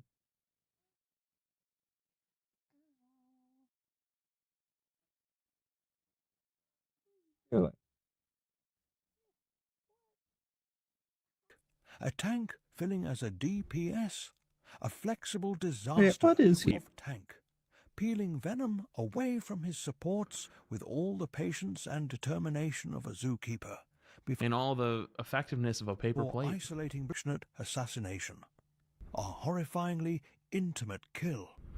His ultimate falls, killing enemies and carving space for his team. Like a tank. When was the last time you saw Mr. Fantastic kill? To prevent With ult. overextension, he then jumps, or rather humps, back to safety, because Humps even is genius crazy. must respect mortality. We now witness a cautionary tale in positioning. Penny Parker ults. Mr. Fantastic drags her mercilessly into the middle of his team, humps her into a corner, and removes her from play. I feel like she had 19 million weeks to leave, but Ultimate lands cleanly. an affection. Attention. He pursues You the second, do, huh? encounters 3 enemies, and promptly For the Olympics? success. No shift, He SMH. kicking, he can go swimming. Followed by an intense duel He'll be a with good Cloak swimmer. and Dagger, who eventually Or falls. runner. Fuck, Samurai, I'm glad you liked The it. pattern persists. You'll be good at Think he's whatever a you tank, do. overextend, explode, repeat. And yet, Yeah. even in I haven't played much the last couple weeks, to be fair, but I haven't seen an actual What Mr. are you Fantastic trying to player since like do? season 2. It's actually crazy. I think they all died. They don't exist anymore, at least in the higher ranks. They actually don't exist. They're gone. failure, They he actually went exhibits extinct. remarkable Yeah, creativity. no, I don't He humps see. Dagger Haven't from seen Mr. existence, Fantastic since sends I've been back. Magneto to join her. Then, not Chat, we're satisfied actually with witnessing 2 an extinct targets, species. Ultron. Mid-air, he humps the robot from the sky, but Hi. gravity and perhaps hubris Hello. proves stronger. And so concludes Hi. our observation of Mr. Fantastic, Oh, you're a sweet. creature of brilliance, flexibility, DPS who forgets to You're DPS, so and sweet. the undisputed master of mid-air humping. That's true. Genius, disaster, and spectacle, all in one elastic package. Truly, nature at its most absurdly intelligent. Yeah, absurd is definitely the way to go with that as well. Back at you, and you still there smiling at me. Yeah, you still there smiling at me. Oh yeah. Yes, there's. Who do you hear? Do you hear somebody? Hi. Oh, yeah. Hmm. Might have to get my other thing of peanut butter out. Hungry. That'll be after I accidentally fall asleep. If there is one thing I've noticed in the last few days is that people really don't know why freedom of speech was applicable in this case and not applicable in the other. The difference between protected speech and non-protected speech. Talking about the First Amendment, since, I do live in the United States of freedom, so you've got to bring up the Constitution. But you can explain as much as you want, it doesn't matter, because people own tool, whatever it means, because they haven't got a clue. It's just something you slap on your opponent's face to win an argument. No, I thought you let were me about lose. freedom of speech. Take some type of rest. Say the absolute morons when we ask for I don't have it on any other accountability finger but for that one. I streamers get them that do sometimes. direct I know. speech. Nor should it ever be, but it doesn't matter. Because you like freedom of speech. And freedom of speech means Nah, you it happens how they sometimes. think. But because you said you believe it, then now that you don't want this streamer I God like bless to you. speak, even though he's sneezer. literally calling for the red capitalist I'm not blood geezer, but you're- of the educational system. I want to say probably their parents at home haven't done a great job at explaining a thing or two. Ugliest moments. It is historic. Now you may think that the achievement of freedom of speech, of government censorship, is a modern thing. as an achievement, particularly in the way it's to be able to speak to authority without repercussions, is ancient. I'll tell you a little bit about ancient Rome. The reality is that that is a focal point. And I think it's the one thing that people just don't understand. We all and then claim it's your freedom of speech. Why? Because there are consequences to that. Because people are going to panic and they will be injured. They might be Incitement, dead. So something. no, your speech is Right. not protected. You cannot scream fire in that instance. This is famous example. I think most of us will agree, as long as your IQ is not single digit. But your IQ is single digit if you think that for whatever reason, claiming to be a supporter of freedom of speech, like I am, means that I'm okay with popular streamers with tens of thousands of people to call for direct threats and incitement for violence. No, you can't do that. That's not protected speech. And you would know if you were actually interested and used a tenth of the time you spend on Reddit and Blue Sky to actually do a little studying. Having established this, I think most of us who are reasonable will understand why you cannot consider protected speech when someone just says, hey, let's go on this street and let's take them all out. I think we can understand that. And for those who don't, just imagine that that's your house, and then you will. But what about the people that are... Man, I love you so damn much. I love you. I love you. You need anything? What are you doing?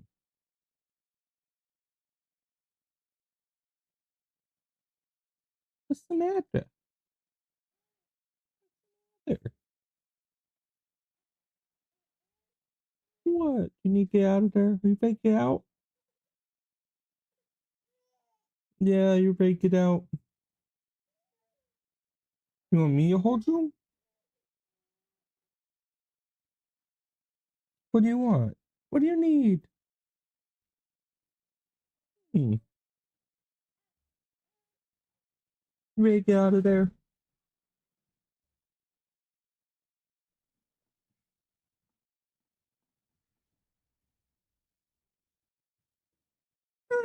Ready to get out of there?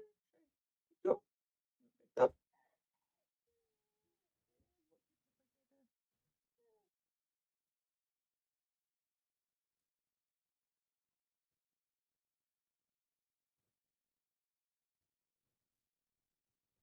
I did.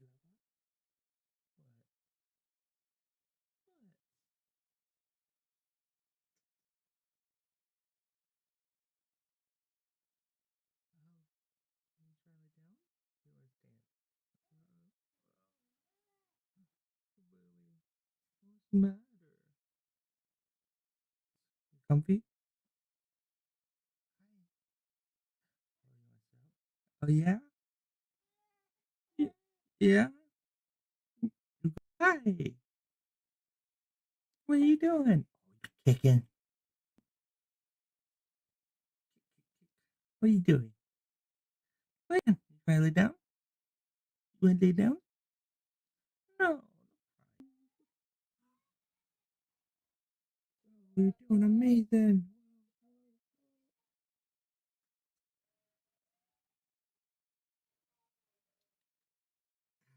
I love you. I love you, love you, love you.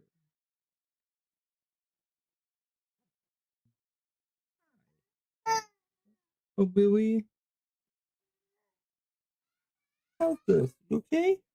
Or you don't want to lay like this? Yeah, like this? Better?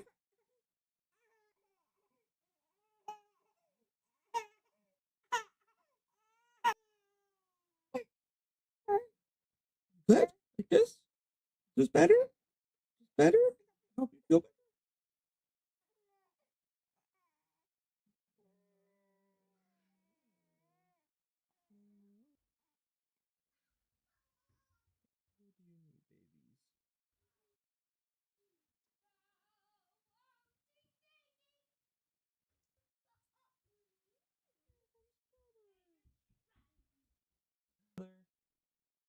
Say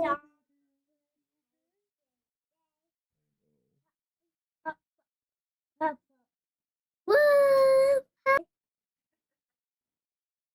What are you wearing?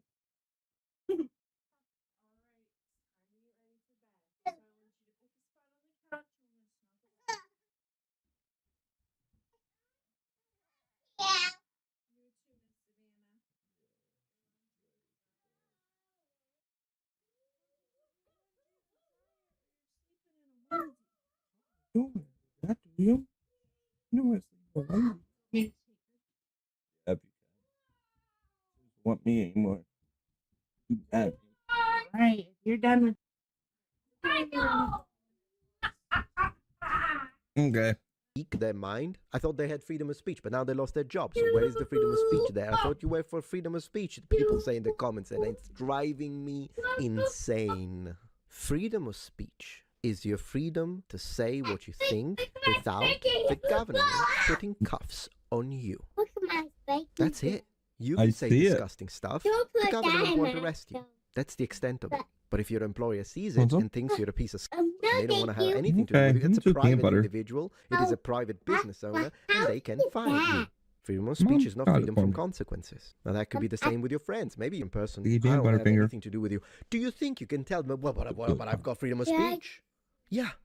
And I have freedom of disassociation. The lack of freedom of speech is a classic Make sure marker you don't of get a it on anything. totalitarian regime, including dictatorships. Let me take you back to the European 20th century. I am a very busy individual, meaning that I post on 9 different platforms, not to mention You going to eating the it? gym, my personal family life, my hobbies. So, of course, you can imagine that I have to be very well organized. Having a calendar is a must. I moved on to Google Calendar to check 5 different spaces and Well, different okay, you got it on your other applications. But to finger. Make this, sure you there lick is a it off the solution, other and that is a single I see that. space which Mhm. connects Oh, good. everything you have. This, I didn't even need to do it. It just connects to my Gmail. You got some So on your from middle a finger single here. space, I can access Okay, my here you email go. with a simple Oh, tied just suck it structure off. into your busy life and activities. But this is not the only thing that Akiflow can do A for you. little bit. You can Activity go tools show into a mom. single, This is the 10th streamlined time you're gonna go workspace. show mom. Going downstairs in the laundry room. Full into the universal inbox. Start an email in Gmail. Save a Slack message for later. Or capture a link from the web to build a second Peanut brain that butter, keeps peanut everything butter, in one how place. good are you? Akiflow creates one A bit. tasks and reschedule everything that's good. effortlessly with support from Aki, the AI exec, with customizable privacy levels to keep details hidden and Keep protect coming time over, from stealing some peanut unwanted butter. interruptions. The Kanban view helps structure each day, week, or month. Aki went far, improved Aki. Aki organizes nudges to improve rituals while productivity. So make sure to click the link in the description below and Yep, check out and a link in Akiflow his. right now. And massive thanks to Akiflow for sponsoring my video. There it is, right there at the link. Metatron. Let me take you back to the European 20th century. What defines you're gonna totalitarianism? have some nerds. Centralized authority, strength in the military, militarism with resources directed to domestic population, authoritarianism and dictatorial rule, repression of freedom Did you of ask your speech mother for and that? freedom of the press, systematic elimination of political opposition by violence, expansionistic foreign policies, and conquest through military might. Already note that all 3 historical totalitarian regimes of the 20th century fit very neatly within this box: German Nazism, Italian fascism, and Soviet communism. In other words, when we examine the practical manifestations of these 20th century regimes, striking similarities emerge. For instance, the lack of individualism and individual freedom. Benito Mussolini himself publicly about the same, stated that actually. fascism is anti-individualistic and accepts the individual only in as far as the interests coincide with those of the state. Number 1, centralized authority. Absolutely, all 3. Strength in the military. Do I even need to comment that? Militarism with resources directed to domestic population. Oh, well, let me prove it to you. Let's do a little thought exercise. You are in 1940s Germany. You disagree with the building that they have there. You say, Hitler was an idiot. Yeah. Do you think you're going to survive that? And into the concentration camps you go. But what about Yeah, that's fine. Italian fascism? Well, you go to Rome and you state right in the main You need me to do it? Just said, yeah, okay. plaza. Benito Mussolini was an absolute moron. Oh. And there you go, dead in the prison. Well, you probably die before you even reach the prison, but if you do reach the prison, you'll die in there. And once again, let's teleport you to Soviet Russia. You are in front of the Kremlin and you say, Stalin, who is a monster. Gulag, immediate. No freedom of speech. In fact, freedom of speech is the first thing that goes when it comes to totalitarianism. This is a similar situation when I'm live streaming sometimes, or even in the comments. I don't do much in the comments, but when I'm live streaming, sometimes people will come and say horrible, disgusting stuff.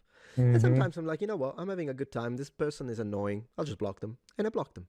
And then, oh, but I thought you were about freedom of speech. Right. But my YouTube channel is not a public plaza.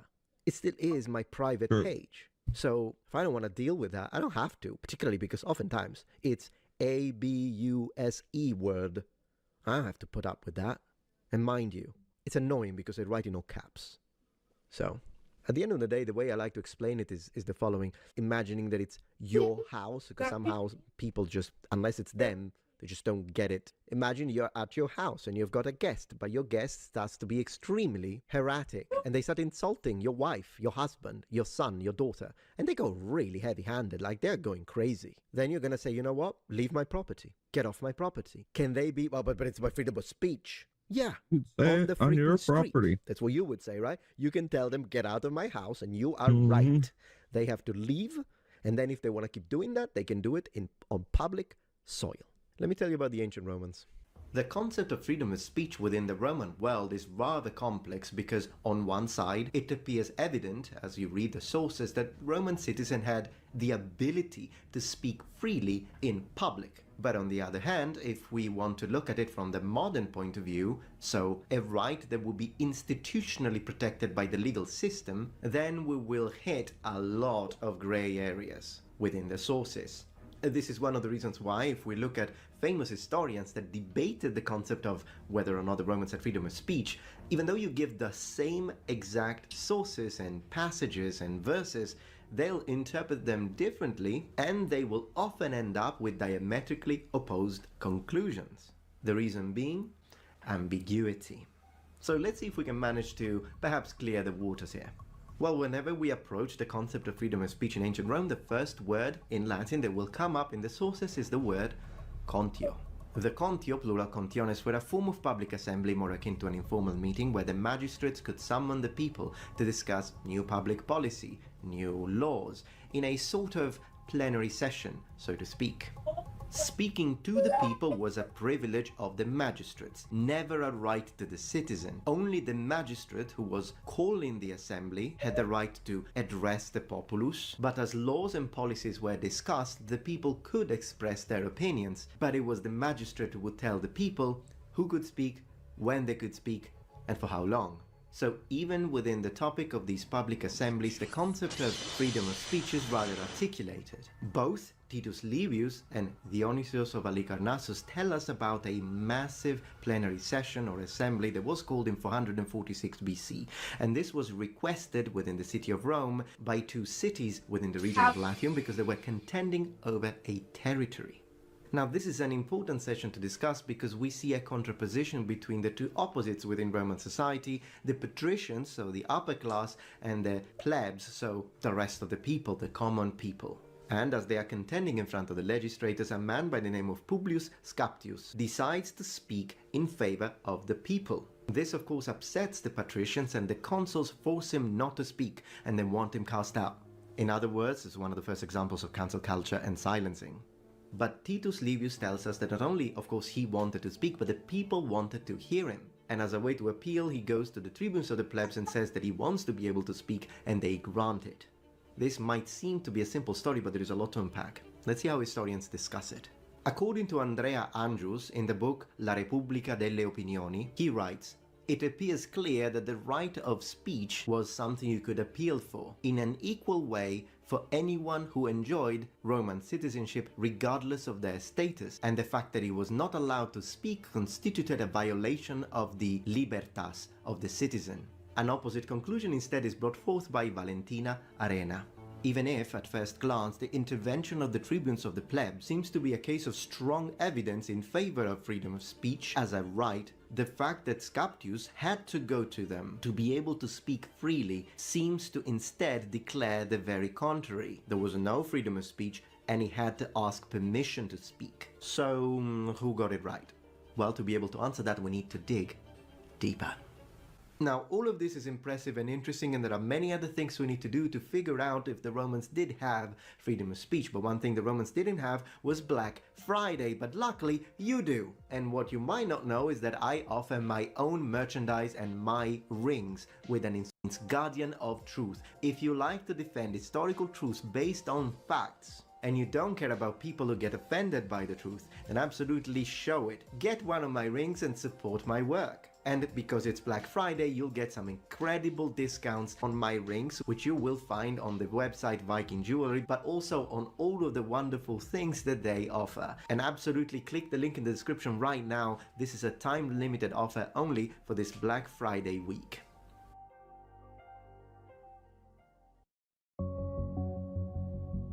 A very important thing to say is that as we review Roman legal documents, there is no mention of a legally protected right when it comes to freedom of speech for a Roman citizen. With that being said, we may be able to find an answer to our question as we read Seneca.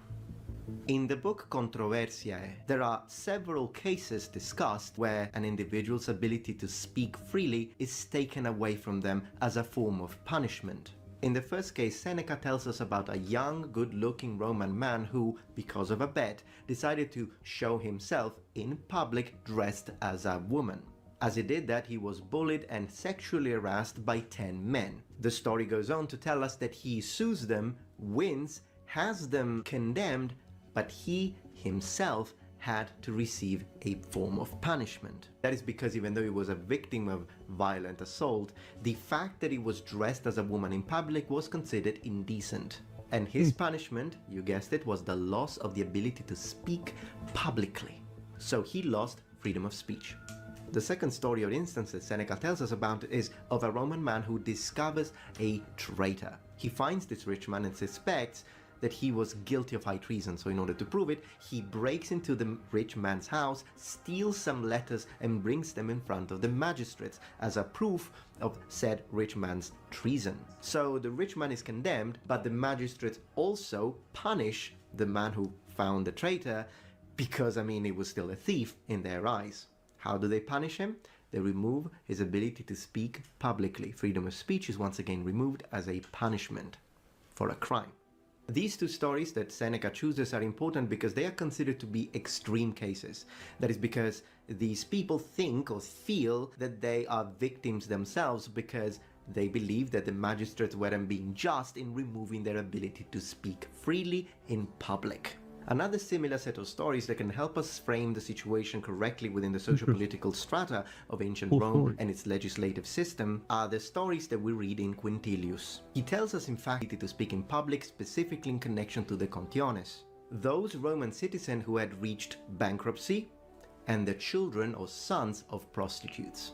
What all of these stories tell us is that yes, freedom of speech, or the ability to freely speak your mind in public, was something that the people expected to be able to do. But on the other hand, it also tells us that it wasn't legally protected, and there could be situations and instances in which magistrates, or in general the authorities, could remove this freedom of speech at their will. Now, what we have noticed so far is that even though a certain level of freedom of speech existed in ancient Rome, of course the fact that it wasn't protected by law makes it quite different to the modern concept of freedom of speech. But there is one thing that I think is almost hilariously similar to what happens today in the oratory sphere, particularly when it comes to public speakers. To see what I'm talking about, we just need to go back to 61 BC and look at the altercation in public between Claudius and Cicero, and how these speakers could attack each other in public with very strong words, addressing each other with words such as belva, beast, carniflex, assassin, and maialis, pig. Interesting how politicians never really learn to behave. Some things never change. Alright, number one, so I hope you enjoyed that. Thank you for watching. Have a good one. Also, before you go, don't forget to click the link in the description.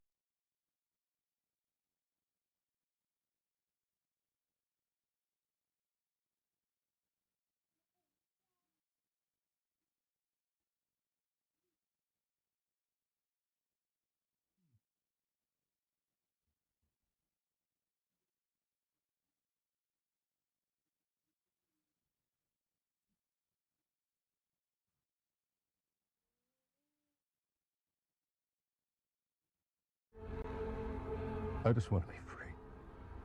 I can set you free.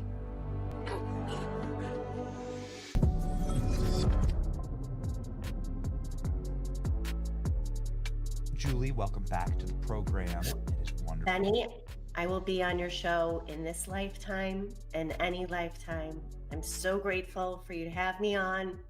Fascinating exchange there with Representative Hunt. That was Yep. very That's right. interesting.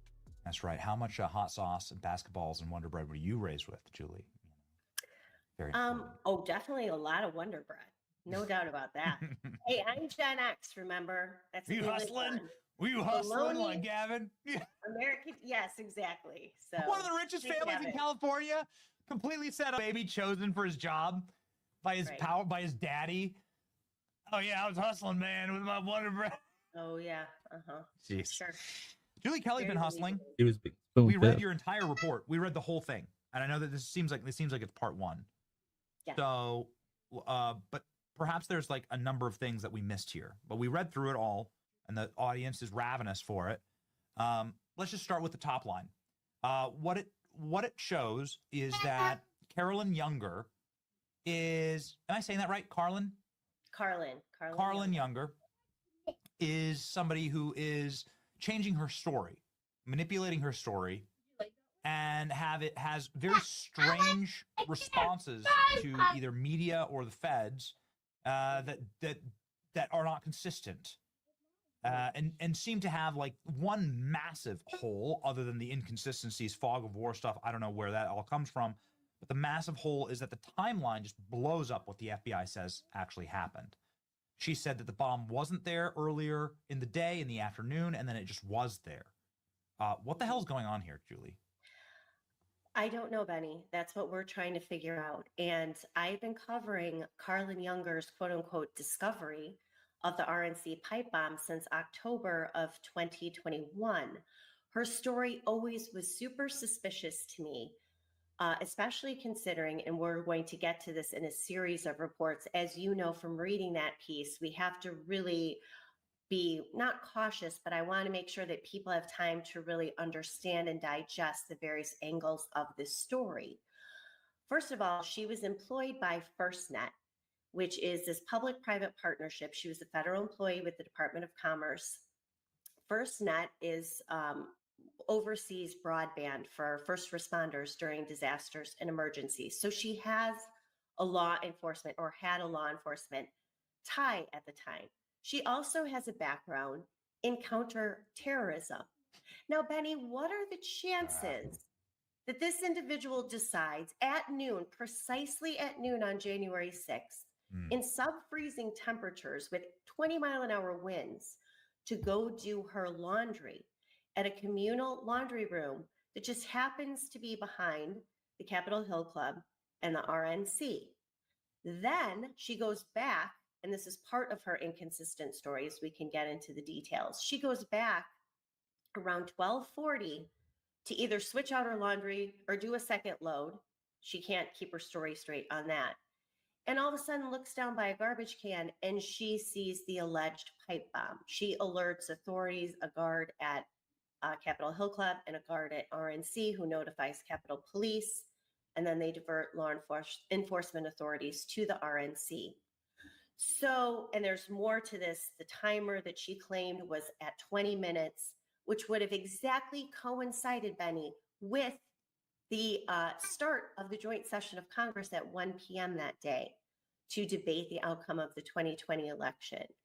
So thanks to recent disclosures production by this FBI to the new Select Committee on January 6th, headed by Representative Barry Loudermilk, this 4-page document details her 2 interactions with the FBI. One, an online tip that she sent on January 8th, then a sit-down interview with FBI agents on January 11th, where she gave different stories within a matter of hours. And this should definitely raise red flags in Congress at that committee, and certainly at the FBI. How do you even... Okay, so DC is a filthy place. I know this. I lived there. I was there on January 6th. January 6th was frigidly cold outside, and also no one was in Washington, D.C. It's hard to really explain. Not only was the weather impermissible for human interaction, but also people had just fled. Like they didn't want to be part of. There was a very strange energy in the city that day. It was vacant. It was empty. There was no one there. People weren't doing chores. People weren't running around, but people definitely weren't, and this is an amazing photo here. And I don't know why it's the first time I've seen this photo by one of these massive rat traps, because the rats in DC. I mean, it is quite a metaphor there, isn't it? Right? Certainly is. Isn't that like the dirty bomb next to the rat trap? Like, who would even know? It's so bitterly cold. I was freezing that day. I mean, I probably the coldest I've ever been in my life. I was raised in the Midwest. I was freezing that day. It's like kind of behind a garbage can. It's by the rat trap, which is, of course, filthy and disease ridden. How do you even notice this? Like, and then what are the odds that it's somebody who already works with the feds on emergency response for first responders? It seems a little on the nose, Julie. Exactly. It's all too convenient that this individual, Carlin Younger, spotted this, decided to do her laundry, went back at a time to perfectly coincide with this really, and this is why it's so important to get to the bottom and expose all the truth, every angle of January 6th. The pipe bomb really initiated the first wave of panic that day. Yes. After Carlin Younger discovered this pipe bomb, Capitol Police were notified, Metro Police were notified. They started evacuating nearby congressional buildings, including the Cannon House office building, which was right next to, and where these DNC, and of course they had discovered this DNC bomb about 20 minutes later. But this is all within a few blocks of the US Capitol. So they started evacuating office buildings. Lawmakers were tweeting about this, blaming, of course, a MAGA person for setting pipe bombs. And then the first exterior breach of the Capitol grounds happened at about 12:53. So 13 minutes after this bomb was allegedly found. Now, Benny, keep in mind, and the FBI is still saying this, and I'm a little troubled by this. They've been there all night. Yeah, it's all night. Yeah. Right. So the FBI released another public plea last week, again stating that both of these devices had been set between 7:30 and 8:30 p.m. on January 5th. Carlin Younger, in the documents we just got, told the FBI in her tip line message that they had to have been set between noon and 12:40 on January 6th because she didn't notice the device on her first trip to this remote laundry room behind the Capitol Hill Club and the RNC. She didn't see it the first time. Now, you just said that. This is not a small device. She's the only person walking around there. She said she didn't see it at noon, but she saw it at 12:40. Okay. So not only does that contradict what the FBI is still saying about these bombs being planted the night before, but also who was the only person in that area between noon and 12:40 on January 6th, Carlin Younger. So she changed her story as to why she went back to the laundry room. She told authorities she went back there to put a second load of laundry in, but we have surveillance video showing her leaving the second time, leaving her apartment. She's empty-handed, so there was no second load. But she had told reporters just hours after her interview with the FBI that she was merely switching the first load of laundry into the dryer. Okay, well, why would you seems like a minor mistake, but it's not. She was saying this within hours of each other. Then, and this is the suspect that the FBI claims planted the bombs on January 5th, this hoodie, and this is actually important too, Benny, another discrepancy in what she said. In her tip line on January 8th, she says that she saw a suspicious woman outside of the Capitol Hill Club, that she passed by the suspicious looking woman. At first, she said the woman was of shorter stature, 5'4" to 5'6", between the ages of 44 and 55, heavier set, wearing some sort of a black jacket. 3 days later, she tells the FBI that this woman is 5'7". Now, Benny, you know me, I'm tall. I'm 5'10". So 5'7" is not really tall to me, but to the average person, A 5'7" woman is not of shorter stature.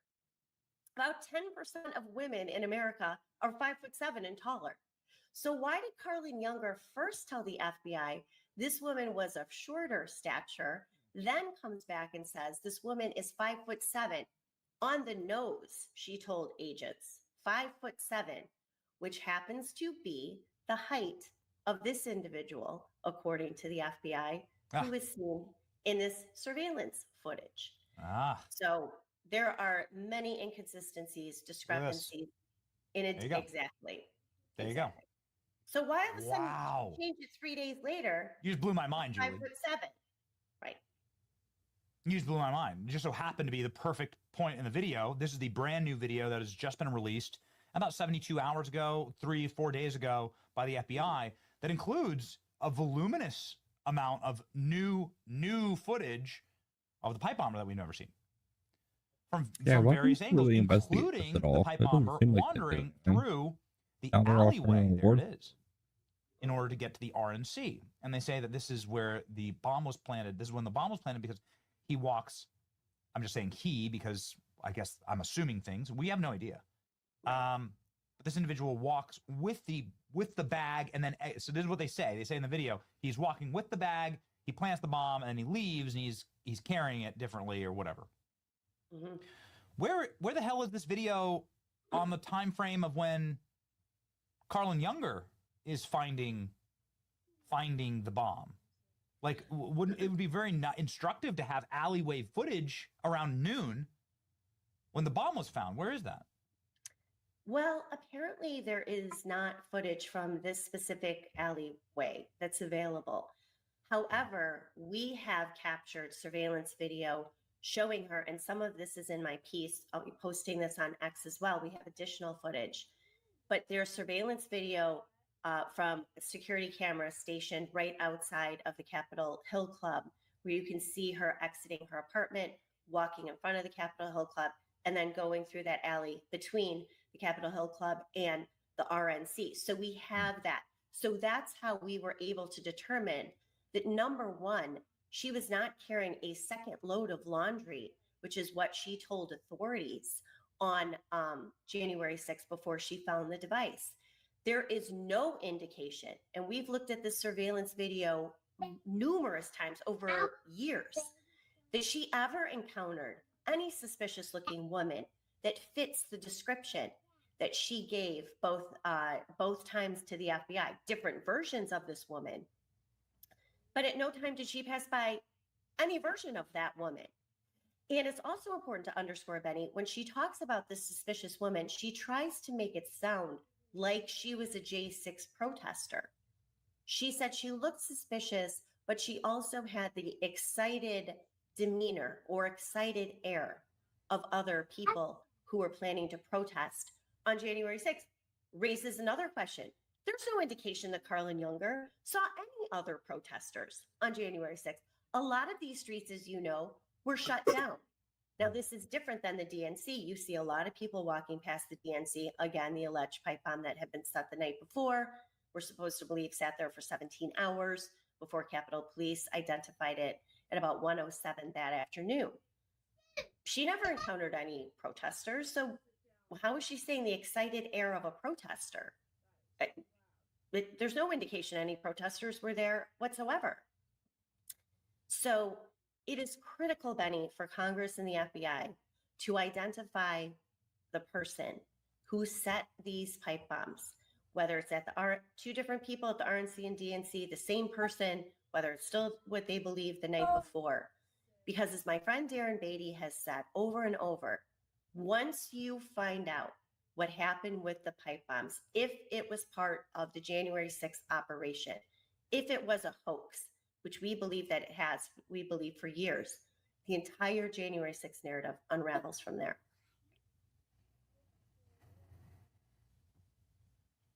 How could it be set? How could the timer, that's like a 60-minute timer, be set for 20 minutes if it was planted the night before? Right. And that will be our next piece. And that is even more incriminating. Like somebody went and put it there. Like, quickly. Well, also, like in the window that it was found. Then how was it set for 20 minutes to allegedly detonate? Not only if it was set the night before, but magically coincides 12:40, 20 minutes to 1 p.m. when the joint session of Congress convened to Julie, you cook. You cook. I follow your account. Everyone follows Julie. Julie has millions of followers. That's a kitchen timer. Zoom as hard as we possibly can on that. That's kitchen timer. 60 minutes. The longest It's we can set up for. particularly sophisticated. You know, as I've seen enough Tom Cruise movies. Don't claim to be an expert in this, right? But like, how was that set the night before? How on earth is that viable bomb that's about to blow? Like, how was that set up 12 hours ago? Because it wasn't. Obviously. Because it wasn't. Yes, that's exactly right. Well, I know you're from Iowa, so I have to explain this a little bit, Benny. It was not. Got him. Boom. As an Illinois and Chicago, and I have to say that. No, I love Iowa. Both my parents were born in Iowa. You know what? You're right. In Iowa, you would be using a timer like that to pop popcorn, and that, or to, you know, that would be it. That's how I do. That's how I use the timer like that. But even I, from Iowa, hitting my rocks together, you know, to count the time, knows that that's a 60-minute kitchen timer. Yes, it is 60 minutes. Correct. Right. Okay. So now it's like, so now that we've ruled out the impossible, that this was set to blow the night before, because it wasn't.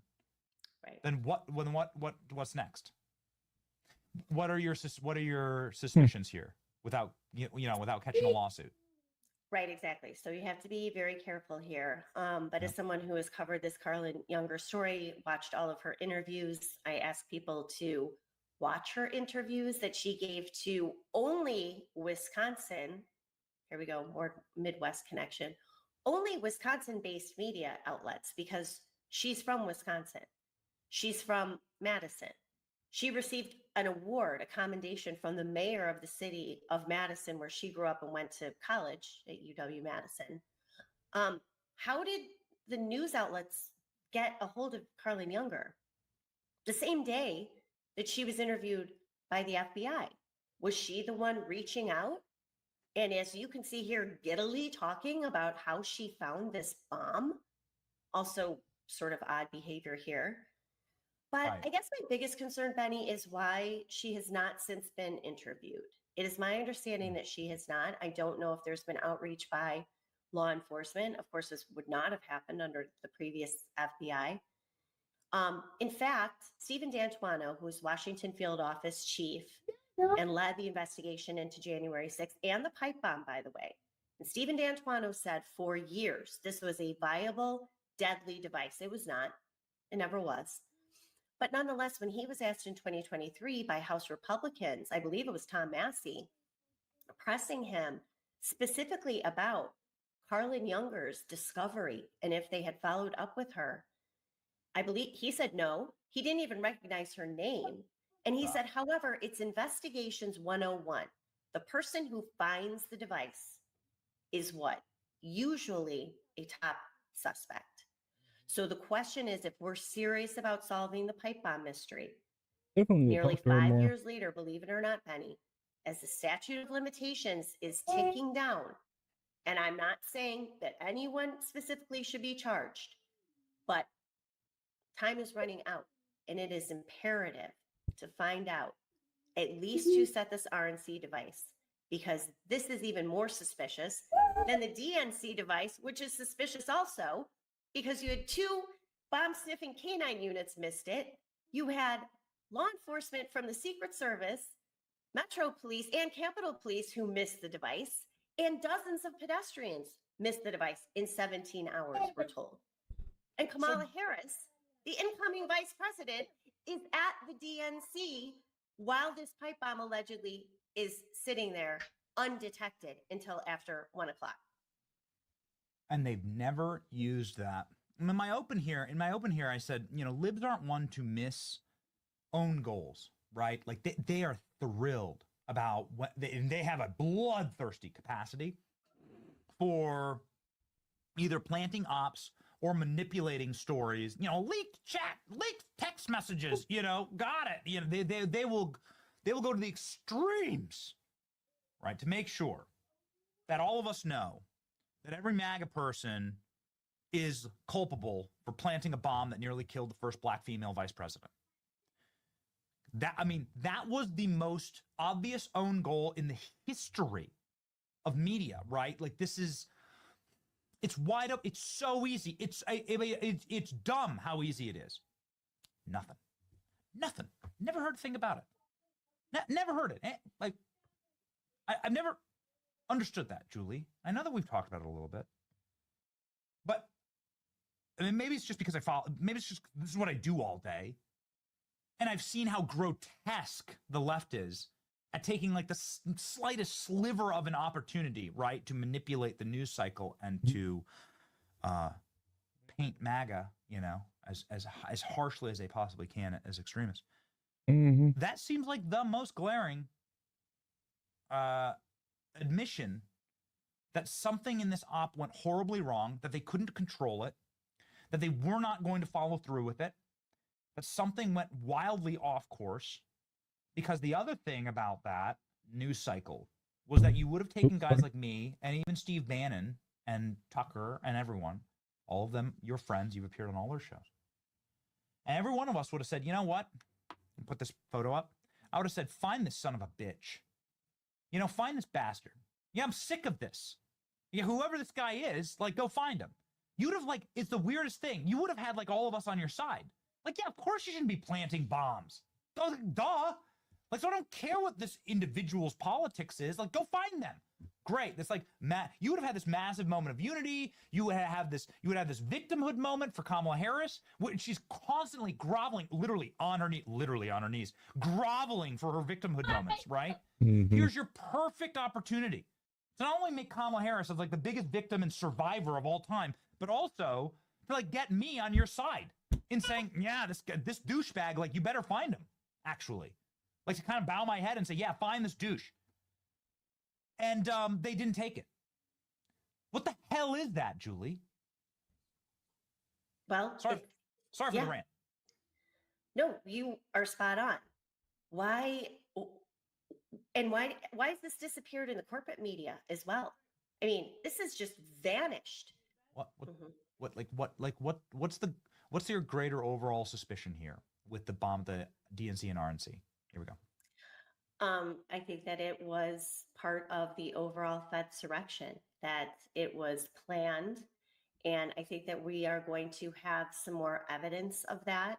We do know, and this is part of the disclosures in both the January 6th, the first committee, and also interviews that were conducted by that committee and Washington Post coverage, that there actually were tabletop exercises conducted the end of December by DC law enforcement officials planning to prepare or at least consider the possibility of pipe bombs being planted around the US Capitol. And then lo and behold, that actually happened. Now, this also is tied to so-called fusion centers, which are part of FirstNet. So there are just so many ties that go back to Carlin Younger that you can't simply dismiss as coincidences or misstatements or misremembering what happened. There are just too many oddities, both to her involvement, her decisions that day, and her demeanor afterwards in interviews that, again, should suggest that at least she should be questioned again by law enforcement authorities. And back to your point, Benny, I think this is what we were talking about, Kamala Harris. It is so weird that she has compared January 6th to 9/11, Pearl Harbor, Oklahoma City bombing, just like Attorney General Merrick Garland. But yet she never publicly has discussed that she was there or why she went there. In her book, she says that she went to the DNC. Now, she left a Senate meeting on January 6th. She was a U.S. Senator, remember, at the time, from California. She was part of the proceedings that day. Furthermore, historic moment, Kamala Harris is going to be anointed the first female Black vice president. We're supposed to believe this media-hungry individual, Kamala Harris, leaves the Capitol where there's press everywhere to go hide at the DNC. She said in her book she went there to call donors or call contributors to thank them. Why are you doing that? And then you're still not back at the Capitol by 1 o'clock when the joint session convenes, so you can walk in the Senate, hey, look at me, I'm making history. She's at the DNC sequester there making phone calls, and she mentions it once in her book and has never talked about it publicly. Just so many weird elements, so many. I want to just ask one final question, because this is something that is of a personal nature to me, because I was able to be interviewed by the FBI quite recently based on a piece of evidence that was sent to my house, a death threat to me and my family. They were able to take this just piece of paper that wasn't even handwritten, it was typed out, and they were able to find DNA evidence on this piece of paper that came from a printer, right? And then now there's there's an individual, his name's Russell Isabel Jr., and he's admitted to sending this death threat to my family, and he's going to be charged. He's facing quite a bit of time in prison. Good. And I was able to watch the sophistication and speed of the FBI in real life, Julie. I was able to see it just based on a printed piece of paper that was mailed to my P.O. box. And it was remarkable, actually.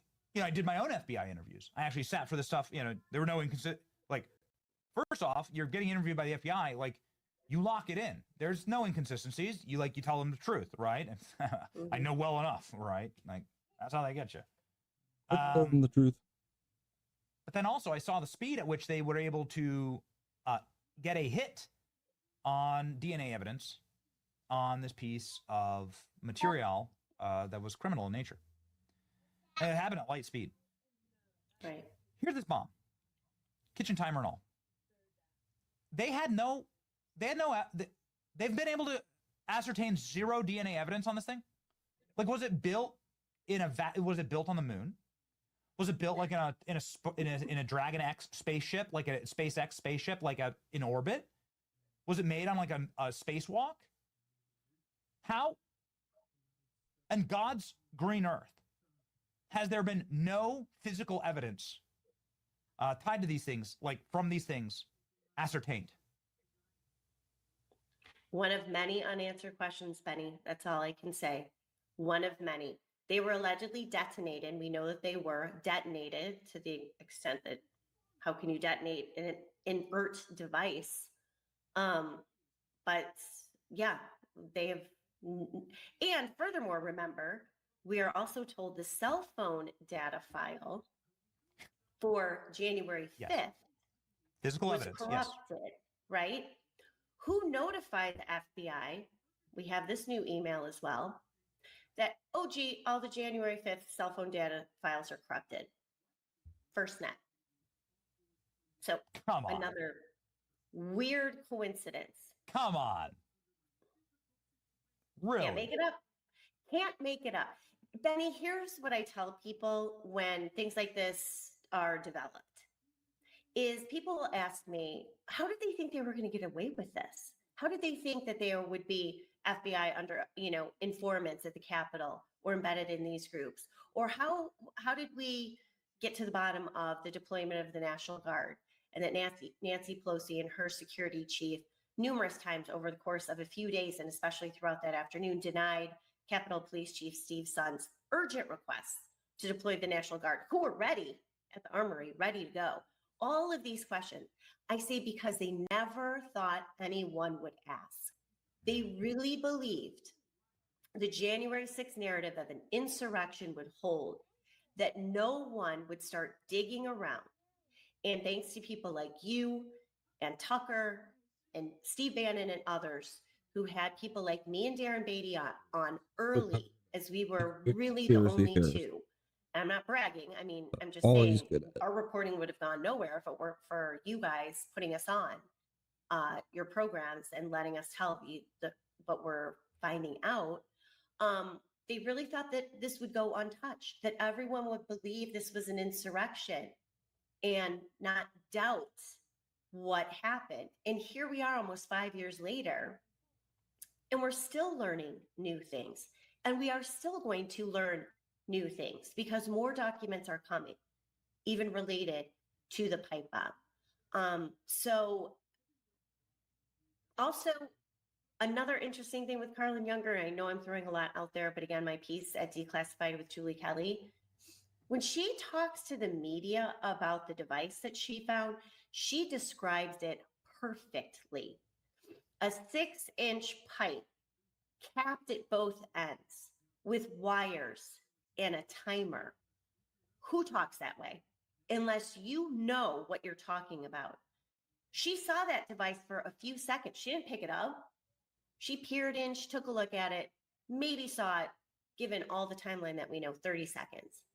But you can describe a 6-inch metal pipe capped on both ends with wires and a timer, that sort of specificity. Now, that's a pro talking, Benny.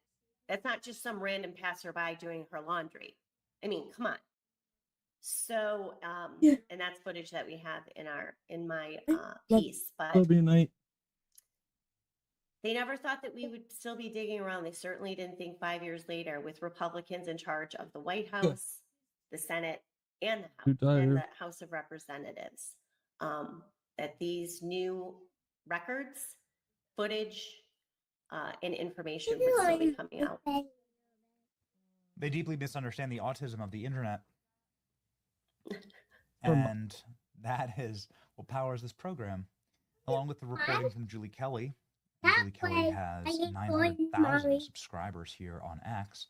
She has many more thousands of subscribers at her Substack. You can see it right here, Declassified with Julie Kelly, from Lucky Neighbor to Unreliable Witness. We look forward to this series, Julie. It seems like you're really onto something. And how does the old saying go, right? When you rule out the impossible, however improbable, you are left with the conclusion, right? Correct answer. So I'm glad that we are ruling out the impossible. So now we start asking some tough questions. Think Loudermilk's going to get it done? I do. I interviewed him earlier this month. I'll have a piece up on that as well. He was recently talking to John Solomon in an interview, and he brought up this pipe bomb and the 20-minute timer issue. I've talked to him specifically.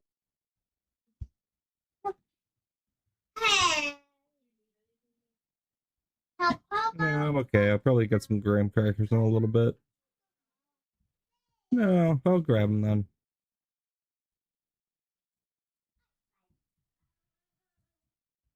So this is silver. Didn't really seem suspicious at first, but the longer the match went, the weirder it felt. Oh, it's a Punisher player. Oh, perfect. This will make it easy.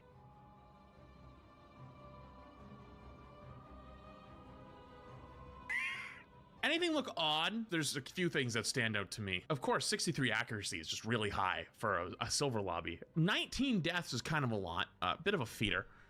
Oh, 53,000 damage is a lot of damage. But, like, you know, what if they had a lot of tanks? You know, they could have been shooting tanks the entire time. Oh, 77 final blows? More than everyone else on the team combined? More than everyone else on the enemy team combined? And 100 limbs?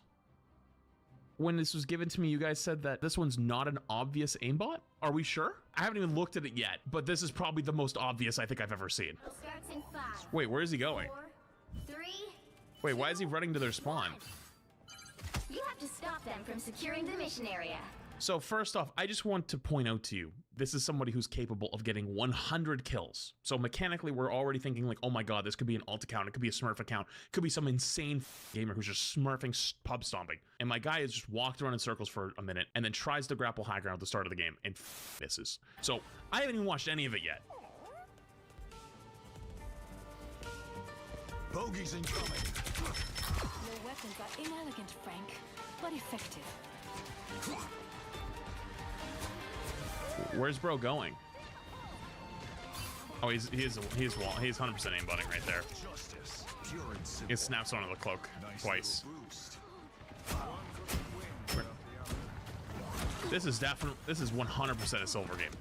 But also, if this was actually a really good gamer, just like pointing out really quick, it probably would have shot the cloak first, right? See the cloak in the corner? Doesn't even acknowledge the cloak at all until eventually it's too late. And it's like, okay, then finally starts going for him.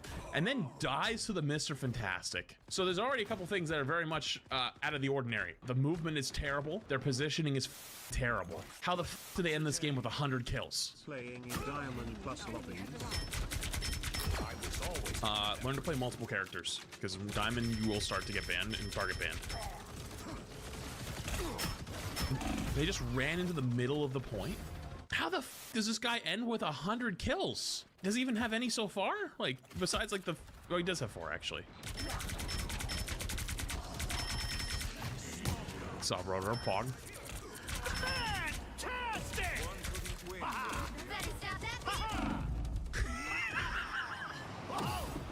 So far, like it isn't blatantly obvious they're cheating. From their genuine mouse movement, it's actually not that insane. I know for a fact this guy's cheating. I can see it. Like the first kill on the Punisher on first point, the way he moused back and forth on the Punisher's head twice and he just destroyed him. 100% these guys cheating. But it's harder to explain that in the replay viewer of this game because it's kind of buggy. Sometimes it desyncs, all this other stuff. But like this right here, this exchange of how slow they react to bouncing up and down the Mr. Fantastic shows me that this guy isn't some pro player on an alt account leveling and smurfing through the ranks trying to level up. There's more at play. There's 100% something there because like they would be able to track this. Like this isn't this Mr. Fantastic's jumps are not that insane to track. Hey, this guy is terrible. How do you finish with 100 kills? This guy's awful. What's the difference between GM3 and Celestial 3? Light years. GM3. Listen, I mean this with all due respect. I'm not trying to shit on you if you get to GM. It's a very good accomplishment, but the rank system changes when you get to GM. As long as you play a bunch, you will climb like crazy. If you win 1 and then lose 2, you still like can keep climbing. Right around GM is where like, okay, you kind of have to like win it like a little bit more than you lose. And because of that, some of the absolute worst players I've ever seen exist in that rank. So if that's where you are, good luck. Executioner! That also could have changed in the last like couple weeks because that's like a little bit like of old information now. That was like 2 weeks ago. I love the shooting the Mr. Fantastic, who's very clearly behind the wall. There's still a chance to stop them. How are they so bad? Where are you going? Where is bro going?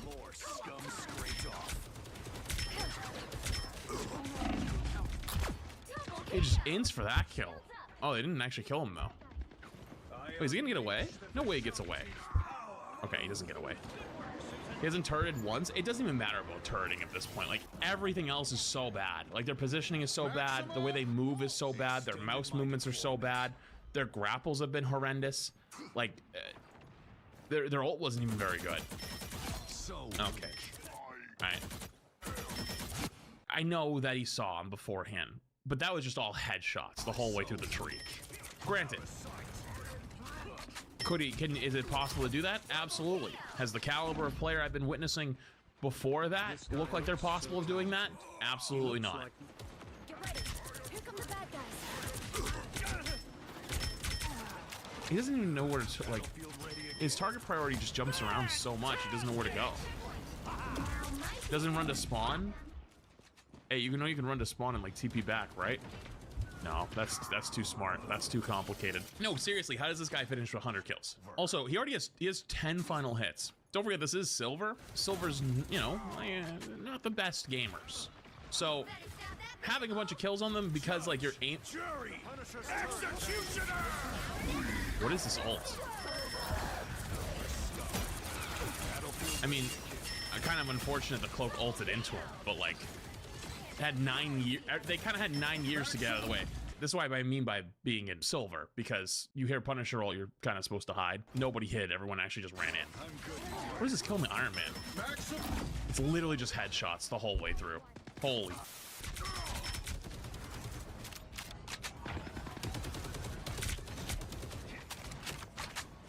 Jesus. This one's definitely, though, I had to say so far, it's more of a soft aim bot. It's not like as, it's not like Magic Bullet like the last guy we were watching, who was just like not even aiming at them 90% of the time.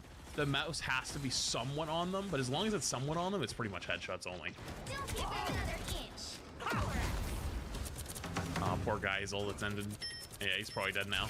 Yeah, ran out of abilities.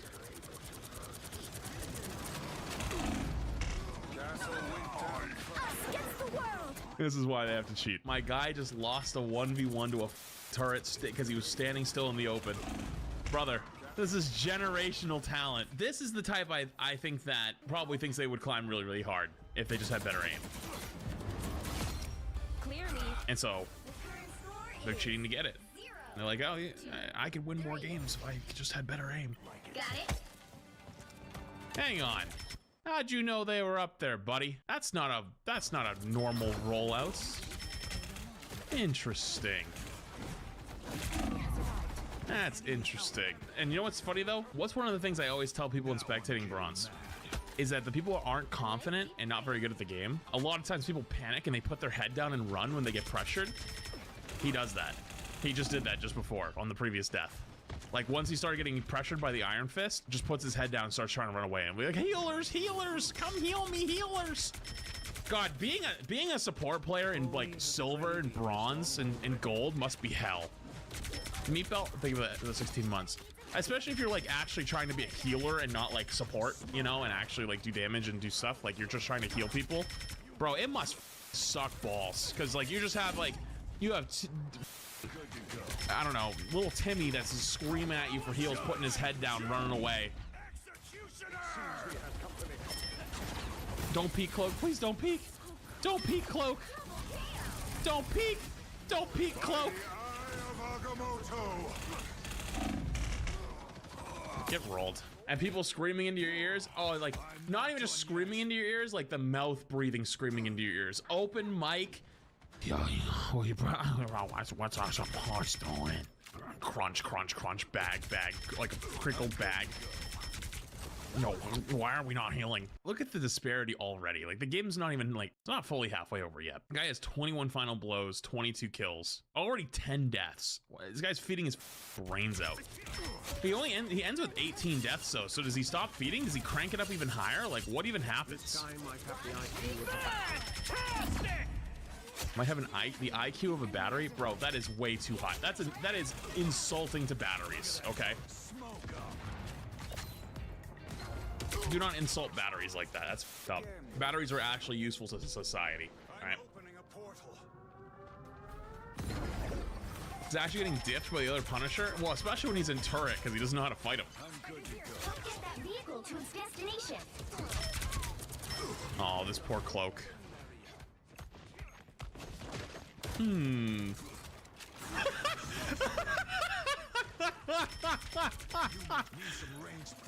Oh, our first turn of the game, and then hops off it.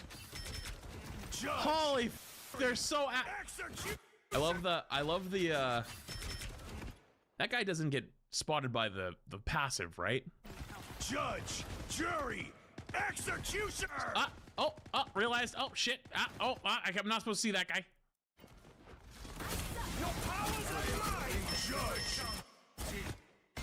Hey chat, do you guys see this guy? Oh, the passive is active there. Okay, the passive is actually active there. I mean, this guy is 100% walling and cheating, but like, okay, the passive was active.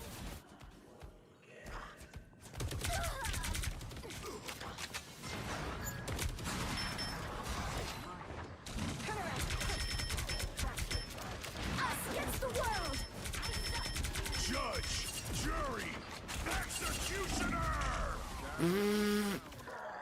The one thing would be if you could see pings in replay. This guy's 1000% cheating, dude.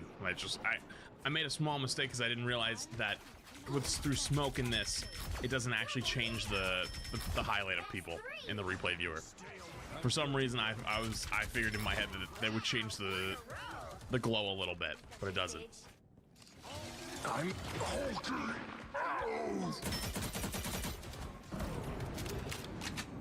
I want to know, why does he just stand there?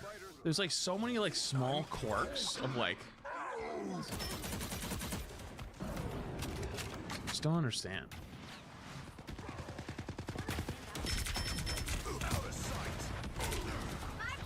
Judge, jury, executioner.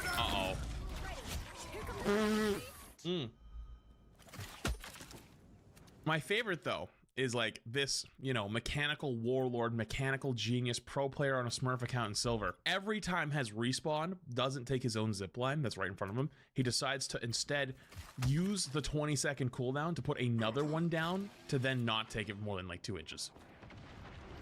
Every single time. Without fail.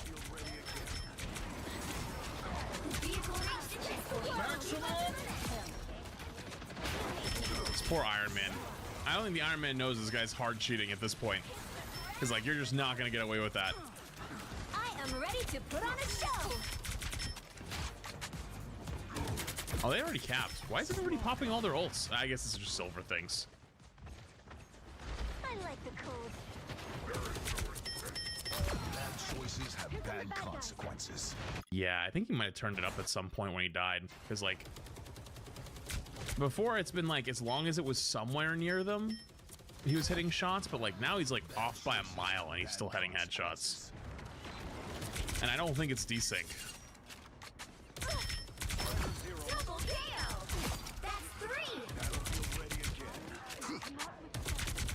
My guy loves to reload.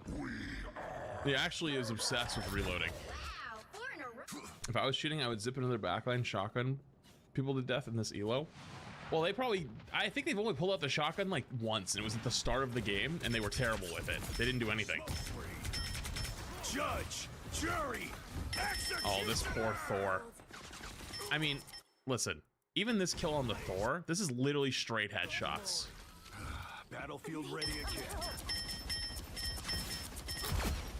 Like, one, the crosshair just doesn't show as in headshots. And you're gonna tell me this guy's just literally a headshot machine, considering the rest of the gameplay. Just like, nah. Because reloading is the only active thing he can do. Yeah, good point, actually. Poor Cloak. What is this? Please tell me he loses to this Thor. Cinema. Only 60 seconds left.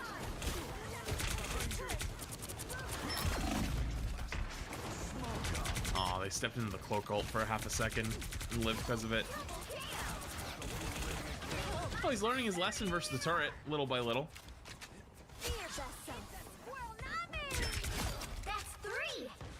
Poor Adam.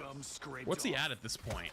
He's at 52 limbs, 40 final hits, with 20,000 damage more than the next person on his team. I'm shocked nobody's called this out yet in the in-game chat. Because, like, you can draw a hybrid. I mean, not like anyone probably is going to draw your games if there's a cheater in it, but, you know, you can hope. They say that music brings the world together. He doesn't realize the Iron Man's right above him. He doesn't see him. Wait, this mechanical warlord, this guy who's so ahead of his time, can't hear the F-16 loudness Iron Man directly above his forehead. He's lit, like, it sounds like a AC-130 right above his head. Does not even recognize him. How do you have the money for cheats, but you don't have the money for a headset, bro? I like the cold. And then he just wanders. He's dead. He's gonna die, isn't he? Oh, he doesn't die there.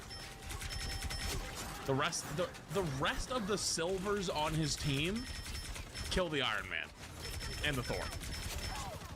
The other silver players on the team who are not cheating are the ones who bail them out. Dude, Bronze 3 would be a compliment without the cheats. Final 10 seconds.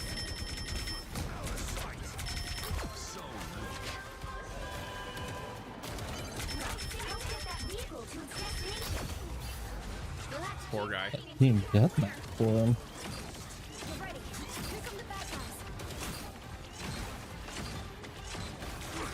Oh no. The poor cloak. Oh, poor Jeff.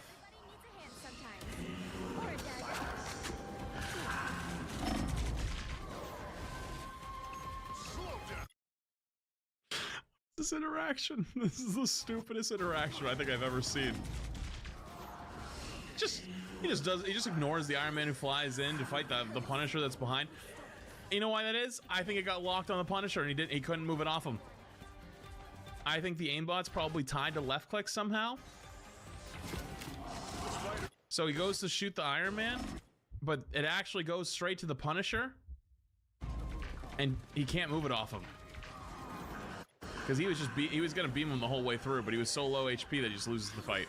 Hasn't used shotgun once. He did use shotgun at the beginning of the game. The first life did use shotgun, got absolutely rolled with it. Why doesn't know how to use the zip line? It's COD. He just got rolled from it. Damn, even someone with aimbot isn't gonna go chase the Jeff because he's that hard to hit. That's wild. He doesn't realize the Jeff's behind him again. Aw. Judge, I was rooting for him. Executioner! Double KO! Lights out for scum. I was actually rooting for him right there. Oh no. They're all W keying it down. No, the poor Silvers. No, guys. You can't just run at them. Judge, jury, executioner! Wait, then he runs it down. Wait, he's so bad. No wonder they're only in silver. How are you? They're literally running it down on them. Extended my what?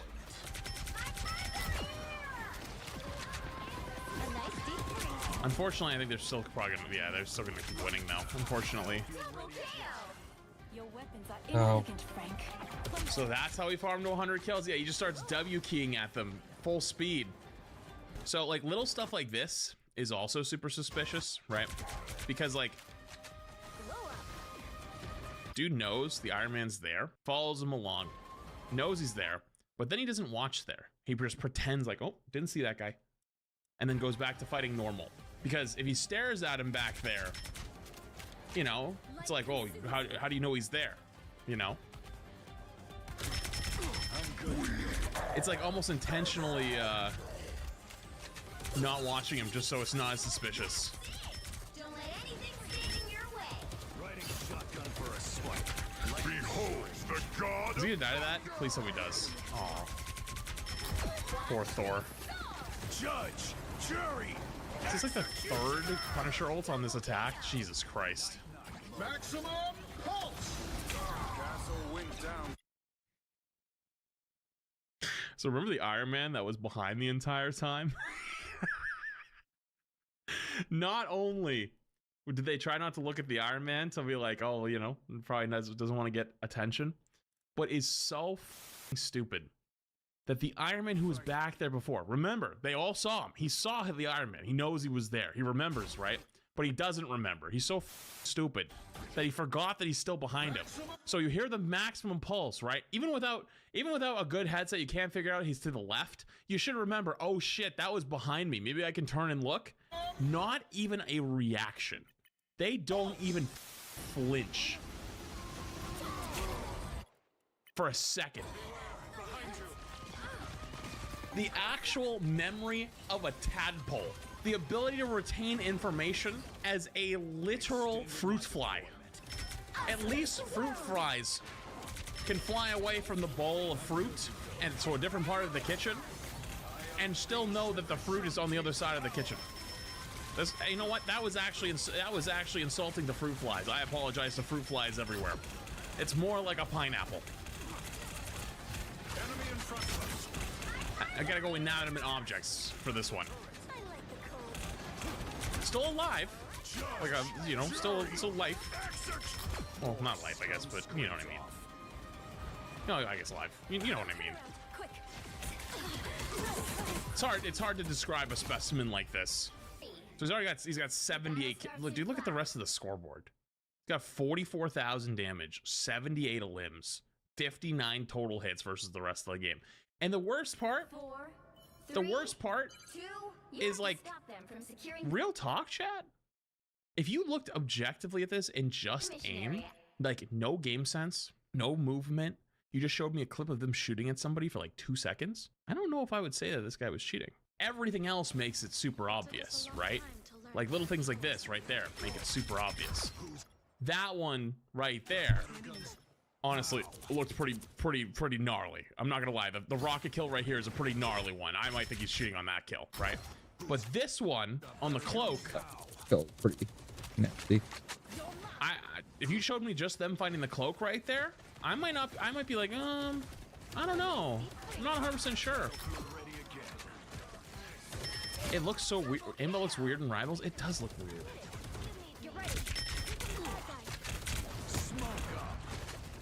Okay. Who's got better guns now? But that's the thing, though. The point I was trying to make is, unless you have like a really good eye for it, I don't even think I can even blame somebody who doesn't realize someone's cheating. In this game especially. Tell Marvel's devs to optimize this game. Yeah, let me just call him. Let me pick up my phone. Hello? Hey. Hello? NetEase? Yeah. Can you guys optimize the game, please? This is Domino's. Oh.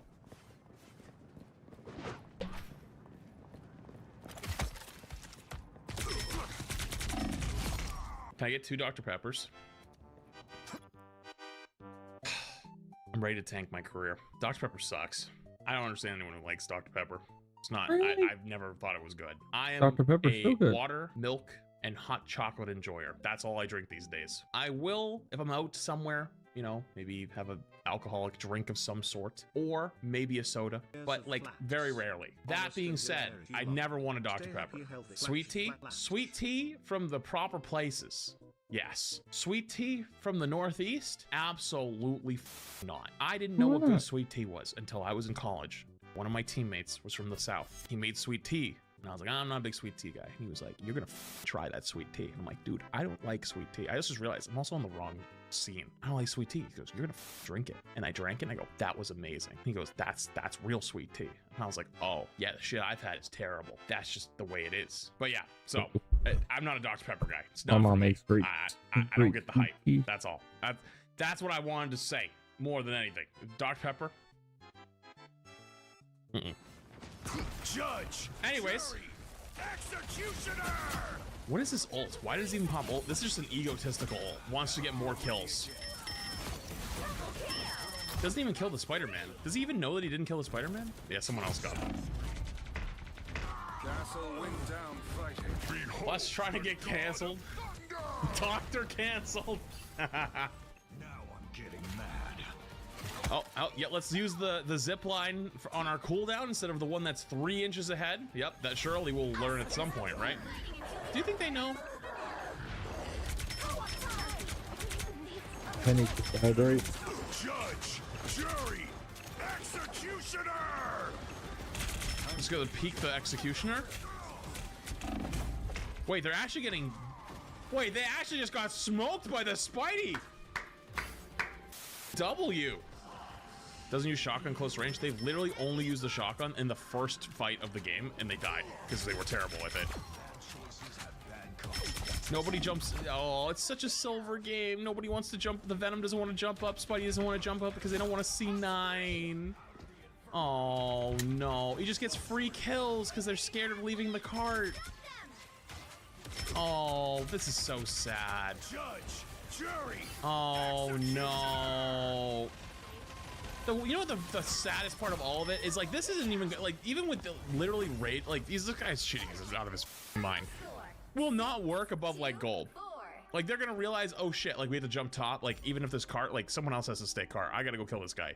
You know, it's just, you know, in these ranks, people need to like, they panic. They're like, I need to stay on the cart. I can't leave it. And so he gets away with getting 3 freebies. That guy was dog shit. The fact that he ended with 100 kills is crazy. This is some crazy levels of feeding. But like, I think we know the answer to this one. I'm still gonna do it anyways. Cheating, aimbot, wall hack for sure. Mm-hmm. Wait, what?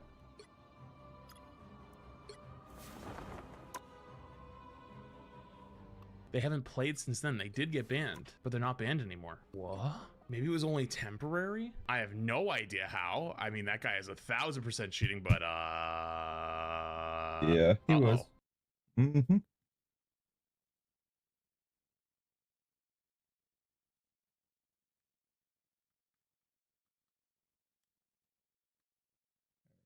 One more video, I think. And then I'm gonna try to play some more Rivals. Ooh.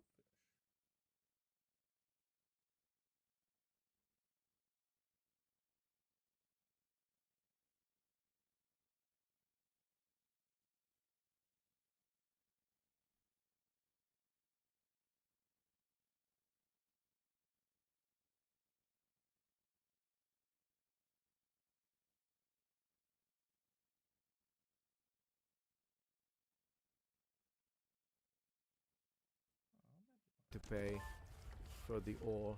I don't see any ore in the ground right now, so that's okay. Do we need to build anything? We don't have ore, so it's not like we can build. Oh, but I can do this, which will give us... Oh, that's a good idea. I'm going to spend the points to get 5 ore with the law. And now we go back here. And why can we not do it? Man, that was perfect. We need 10 for 1. No, that's good, though, because next turn we'll have it, because we produced 2. So that's still... It still worked. Still worked. Good night, dinner. Like, look, we go to the second town now. And we can do it. Splendid. And now we can upgrade.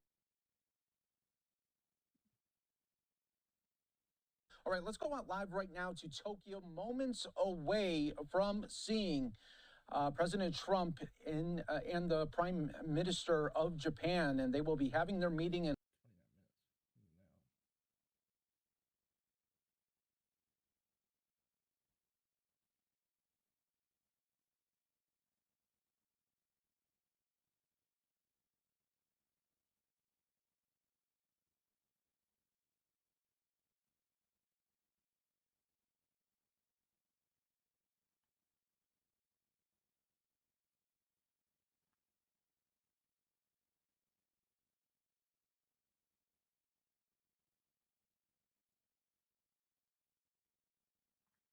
Gentlemen and female gentlemen, let's see if South Park still has Trump derangement syndrome. All right, let's go. Lock in, everybody. Let's see what we got. This new episode of South Park. Let's see if there's still... So, thank you.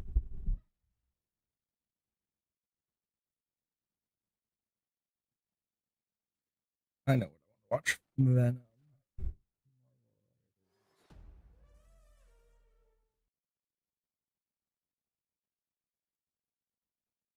Venom is now one of, if not the most powerful hero in Marvel Rivals. He's been fairly good for quite some time, but with his new big buffs, he goes way over the edge. So with the new emerging Venom meta, I wanted to give you the most comprehensive Venom guide that you'll find anywhere, and I sat down with rank 1 Venom Snake Case to give you some advanced tips and tricks you can utilize in your games so you can start your absolute dominance this season and quickly climb the ranked ladder. Now, Snake Case's Twitch and YouTube will be in the links down below, and I just launched my brand new podcast, Clear Comms, where we sit down with high-level players and streamers and talk everything Marvel Rivals, including the meta, balance, and the future for the game. Link will be in the description down below, but let's get into the video. Now, first, we're going to give you a complete overview of all of Venom's abilities in case you're new, and give you tips and tricks along the way about how to optimally play Venom. And then towards the end, we're going to give you some more advanced stuff with Snake Case that you can incorporate immediately in your gameplay. Now, Venom's primary is called Dark Predation. This is his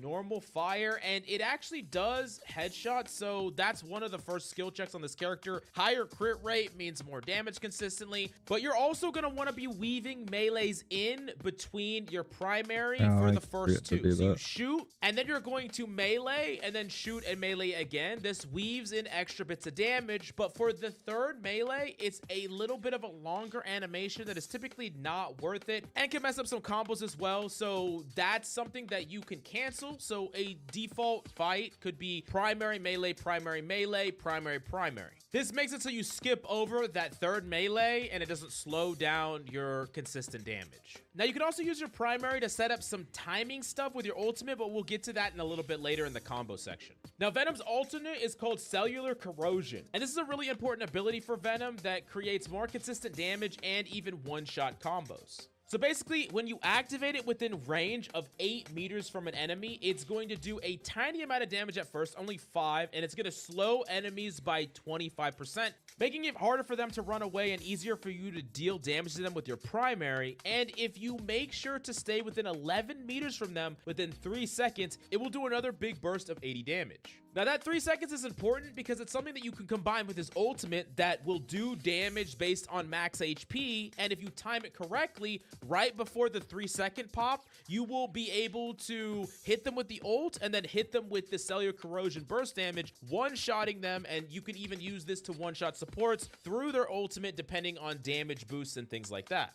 We'll revisit it later, but basically, if you pop this right when you slam onto an enemy and then pop your ultimate immediately, you need to pop your ult right around the midway mark of holding it in order to get the timing right, or you can count 3 seconds in your head, or you can do double primary with no melee weave, pop your ultimate, and it's going to be perfectly timed. So you can slam on somebody, pop your corrosion, melee ult, and that's a perfect combo that you can kill a lot of characters with, and even without doing damage, it can kill 250 HP characters, but if you do damage with your primary and your slam, you can actually hit some 275, 300, depending on how much damage you do. Now, there's a lot of different ways to variate this. Like, you could technically do one primary and then wait till about 25% through the ultimate to get the combo instead of doing it immediately. It's just different depending on how you set it up, but 3 seconds and the corrosion popping with that burst damage the millisecond after your ultimate pops is the way to execute the combo, but I'll explain this in more detail later on, so don't worry if you don't quite grasp it yet.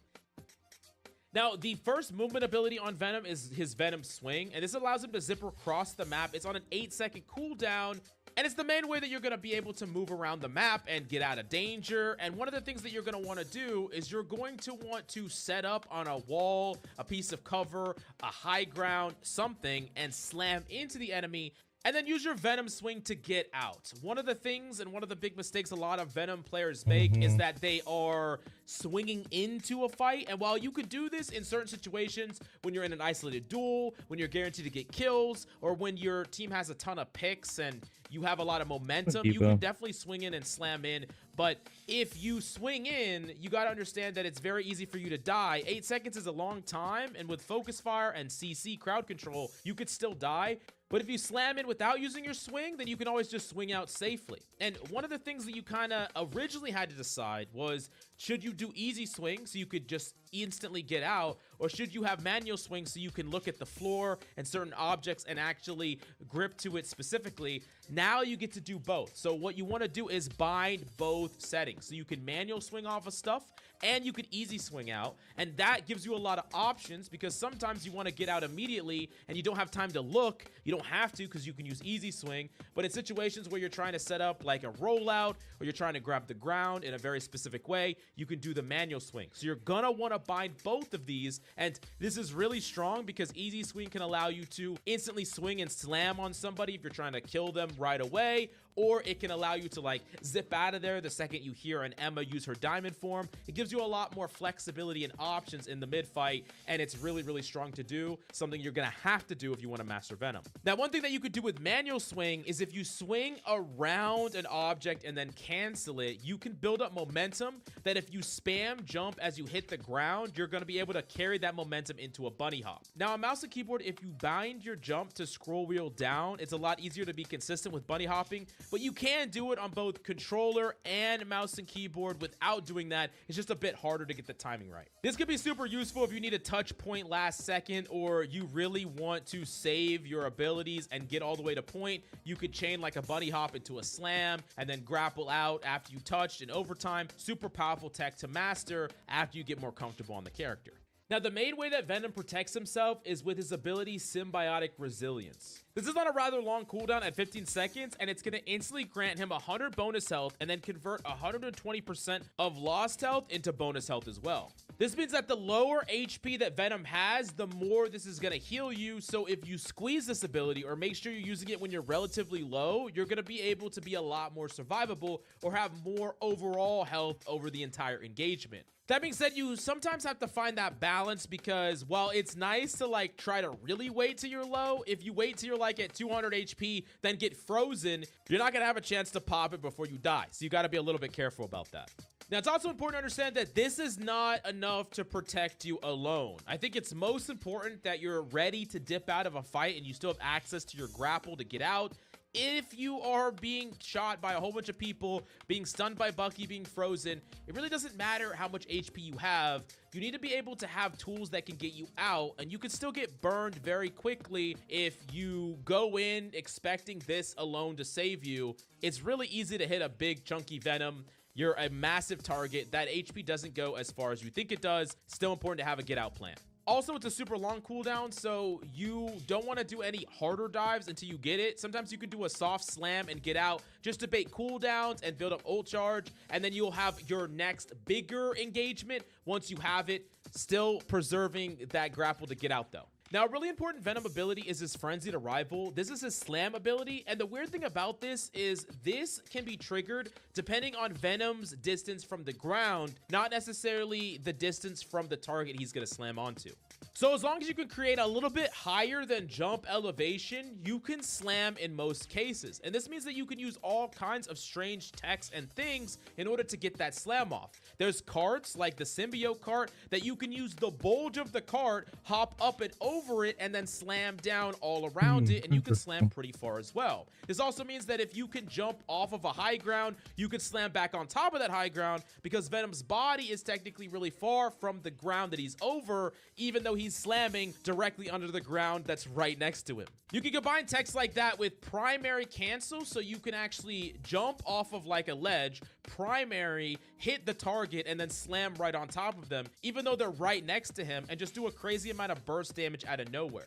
There are even some carts where you want to literally grapple onto them and then jump off them backwards so that you can slam. I know, it gets a little complicated, but you'll get used to this with time. Now, this slam is actually going to knock enemies upwards, and you can actually combine this slam with your easy swing to have some instant slam interactions that can mess up enemy ultimates. For instance, if you're close enough to a Strange and he starts an Eye of Agamotto, you can actually easy swing slam and you can make it so that he misses his ultimate. This is because you get anti-CC frames when you're slamming, so doing this out of nowhere means you won't get hit by random crowd control ults. Definitely really hard to do, but it is possible on this character. Now, I did want to mention his wall climb, alien biology. Definitely a important ability because it's how you set up a lot. You're going to be crawling up walls, typically sitting on top of chokes or around chokes, setting up on some high ground with your wall climb, and then using that as a vantage point to slam into the enemy so that you can save your grapple to get out. This is really, really important. And one of the things that some players have problems with is they have a problem sticking to the wall. I would say just hold your space or your jump button, and once you make contact with the wall, it will just stick to it as long as you're holding the button. That's the easy way for me, but everyone's gonna get used to it in their own way. Now, last but certainly not least, we have his ultimate, Feast of the Abyss. That ult name definitely has the most aura, I think so. And this is a single cast ultimate where he goes underground. He has an 80% movement boost, and then he's going to jump up and do damage in a 7-meter spherical radius. focus. It's going to do 50% damage of target's health, followed by an additional 50 damage, and it's going to convert 100% of the damage dealt into bonus health, and it's going to prevent 30% of healing for 4 seconds with the new buff. Now, I know that this is a lot to take in, but basically it's an ultimate that does a giant chunk of damage based on HP, and then it has some follow-up damage plus an anti that is going to make him easier to focus fire. Now, I already did talk about some of the combos, but the simple ones are you latch onto enemies, you press Q, and at the 50-meter mark, you pop up, or 3 seconds, and your ultimate is gonna pop right before your tendril burst pops, and it's gonna do both amounts of damage at the same time and then insta-kill 250 HP heroes. And on a true 250 HP hero, this might actually be the play, where you're going to alternate fire and then pop your ult, wait 3 seconds, and go underground. And the reason that you would do that is because you can't get hit by CC, so it's not gonna mess up your ultimate combo. But oftentimes, if they have any amount of healing, that's gonna not work out because they're gonna be able to survive it. So sometimes you want to do double primary before you pop your ult to do more damage, but it creates more opportunity for you to get crowd controlled. Or you could do one primary and then wait to the 25-second mark and pop your ultimate, which is what Snake Case recommends because it's less likely to get CC'd and you do add a little bit more damage, but it's gonna be situational, of course, depending on how much CC is there, if they even have CC available, and the general amount of focus that is on you as Venom. Now, the combo is really one of the best things that you could be doing, just killing people outright, but you can get a lot of value with this ultimate in other ways. You can get a lot of HP just by hitting tanks, and because you're doing a flat 50% of their base health, you can take a Groot down to half and then even less very quickly, giving you a ton of heals and allowing you to stall and just brawl out a fight. Can be bad in the face of defensive ults because you would have rather just killed something, but it can be good in like a low resource fight where you just really need a way to burst through this giant health total.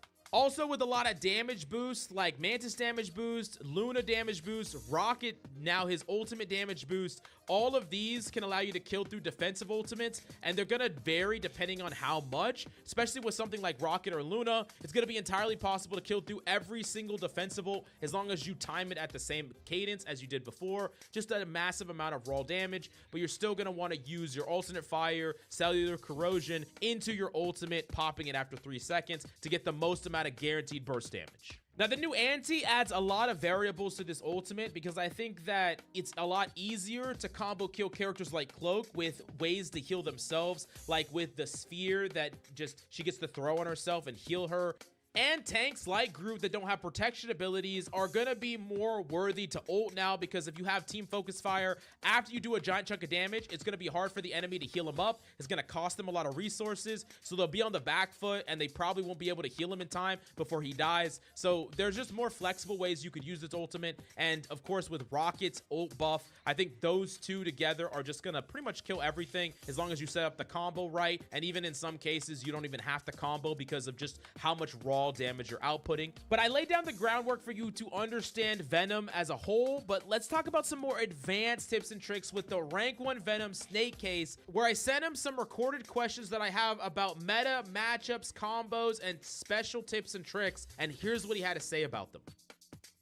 So first, what are the important meta implications / changes that the new ultimate buff on Venom does in this new patch?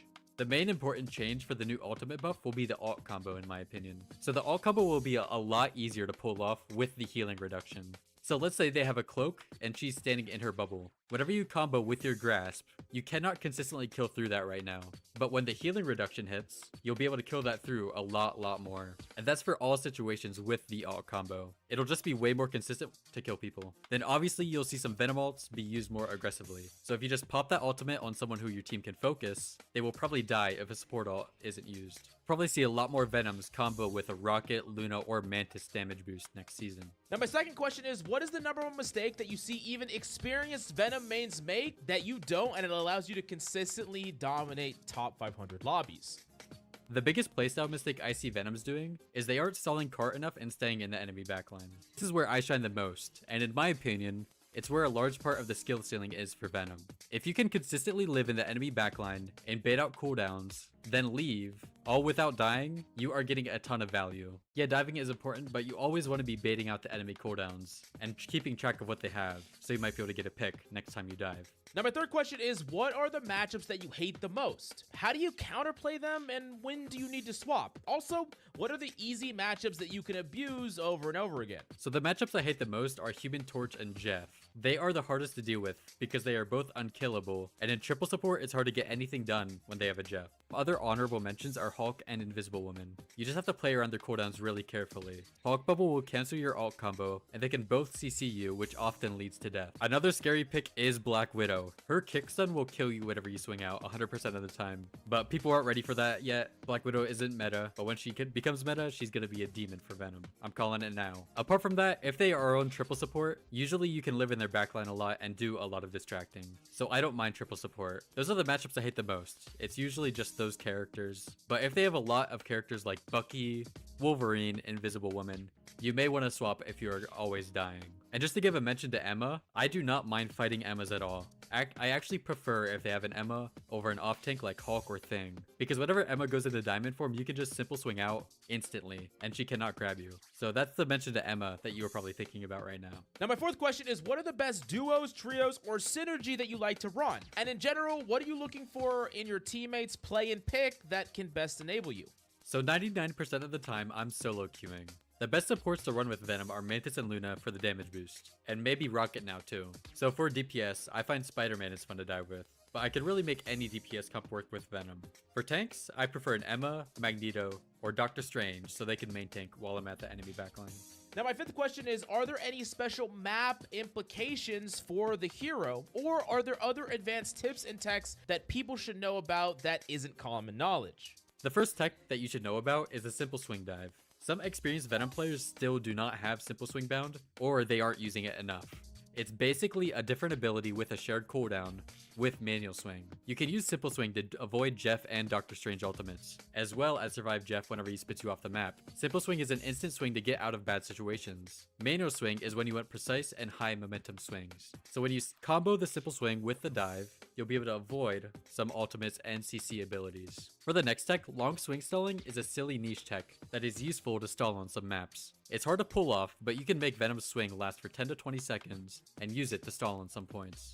And then lastly, the most important tech is Venom's ult combo. For the ult combo, you want to practice the timing with the grasp in the practice range. My go-to timing is grasp, one primary, go into the ultimate, and then ult at 25% of the circle. Whether you are damage boosted or not, you'll want to combo your ult with the grasp for maximum damage. Now, for my last question, where can people find you? And is there anything that you're cooking on behind the scenes that can help people even get insanely better at Venom? People can find me on Twitch just about every single day. Snakecase2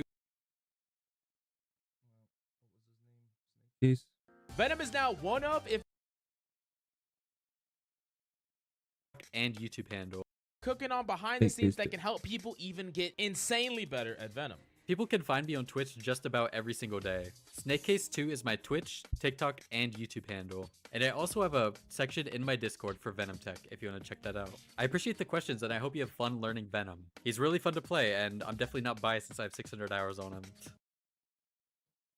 So he's playing 4. I was gonna give Fire. All right, chat. I've got. But we'll see.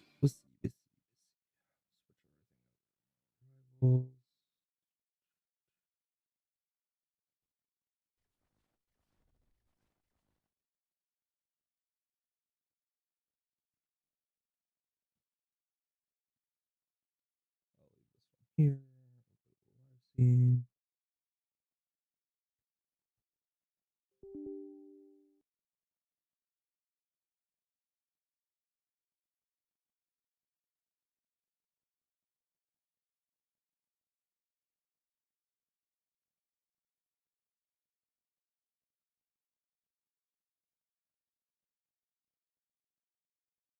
I do like the new game mode though. It's kind of fun.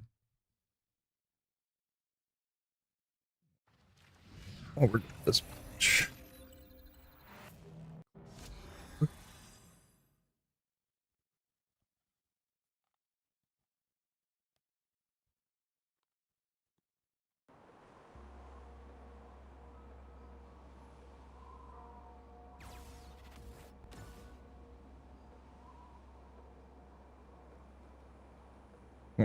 gonna take my medicine, we're gonna do a quick play, and then we'll get right in the comp. That sound like a plan? Sounds like a plan to me.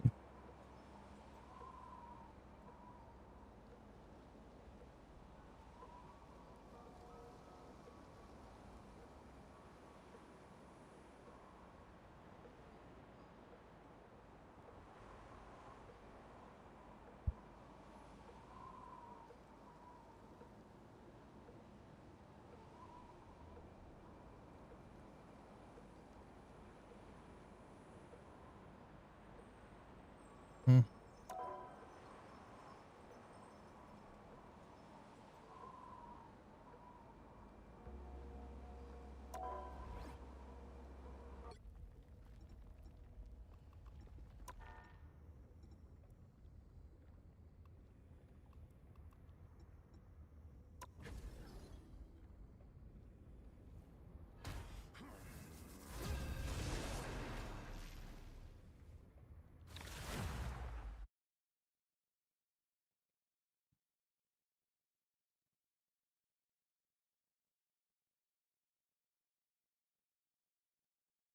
Pick your hero. Insignificant.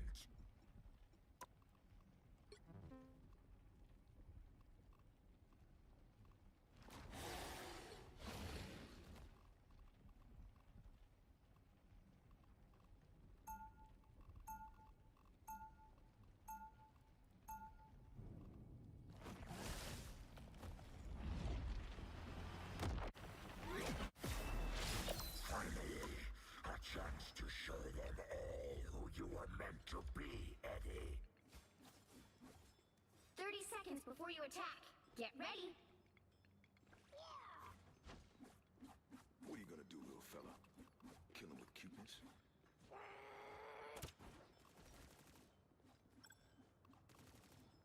Doom is nothing. Now is the true threat to this universe and all others. The battle starts in 5, 4, 3, 2, 1. All you need to do is capture the mission area. Got it? We can pull it off. I've been in worse gangs.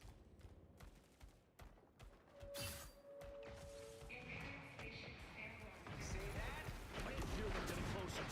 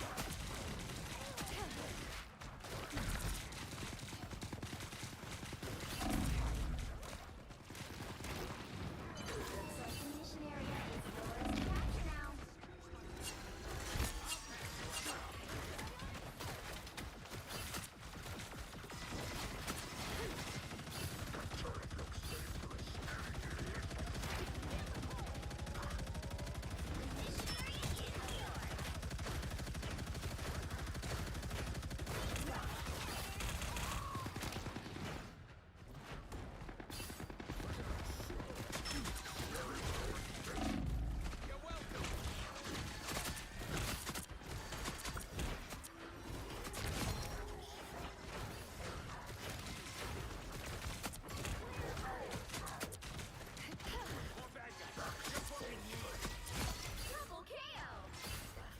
Patch you up.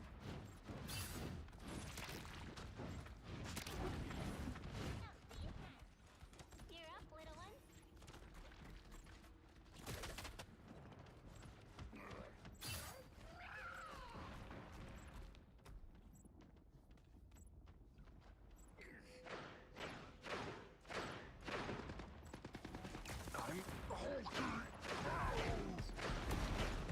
Captured more than half of the mission area. Keep going.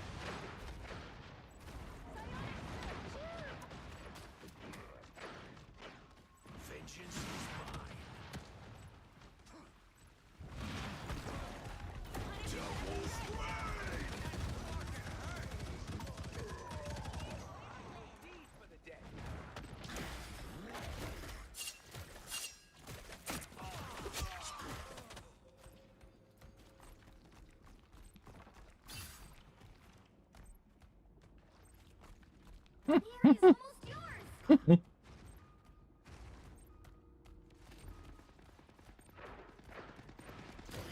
Ahead, I found them.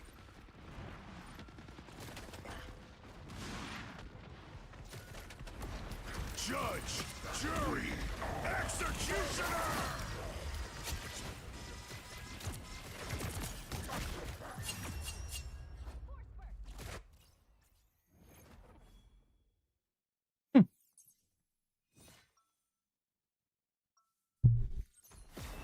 Unlike other so-called heroes, we are not afraid to get our hands dirty.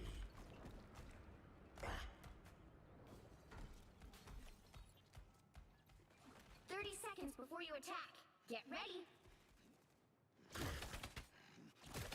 You ready to go bust some skulls? Anything? Annoying the hell out of me. That's more than enough. Wouldn't stand up in court, but in this case, I'll allow it.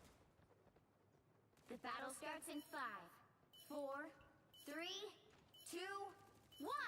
All you need to do is capture the mission area. Got it? is not going to be thrilled with me for jumping around realities.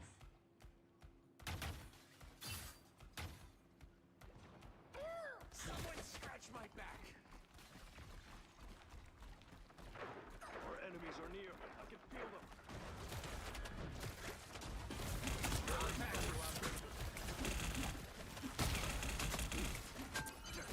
The mission area is yours to capture now.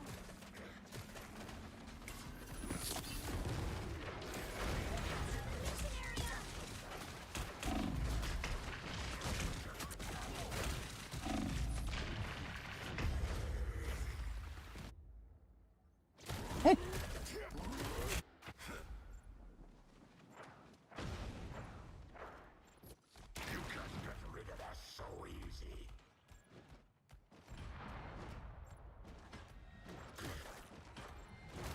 It's clobbering time!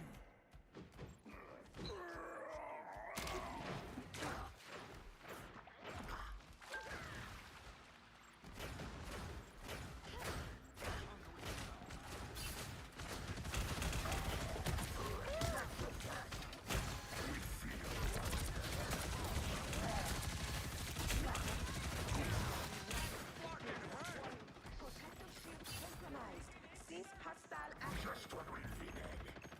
Your team's capture bonus is passing. Feel the wrath of the goddess!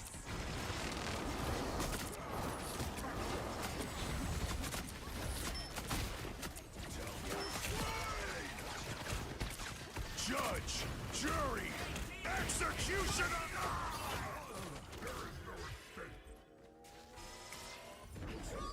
No escaping our forces. Public humiliation. Another one bites.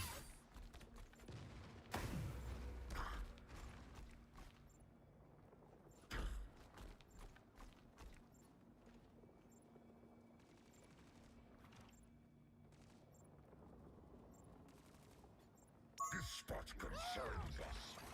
Let the devil out!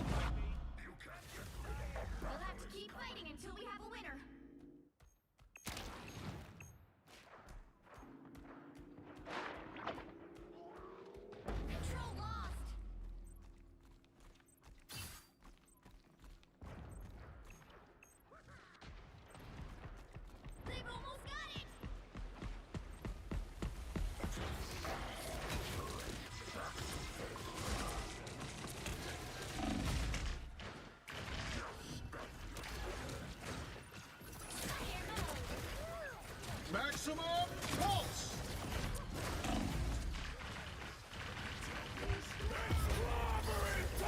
You'll have to keep fighting until we have a winner. I've always been a heavy hitter. Let the devil out! We have returned.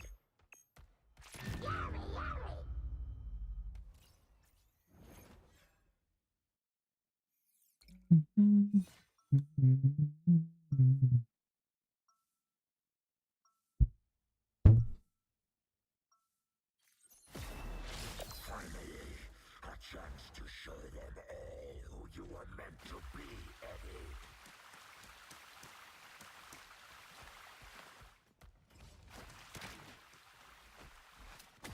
Seconds before you attack. Get ready. Okay, Jeff, I got a plan, but it's gonna take expert timing and perfect precision. Oh, I'm just messing with you. All you gotta do is swallow everybody whole. Got it?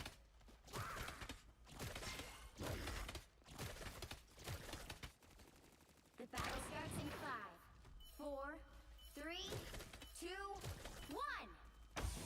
All you need to do is capture the mission area. Got it? Colosus seems to be enjoying the end of all that is a bit too much.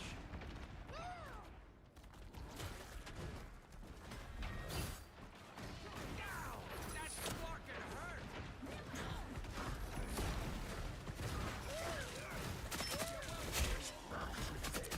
Feel the wrath of the goddess!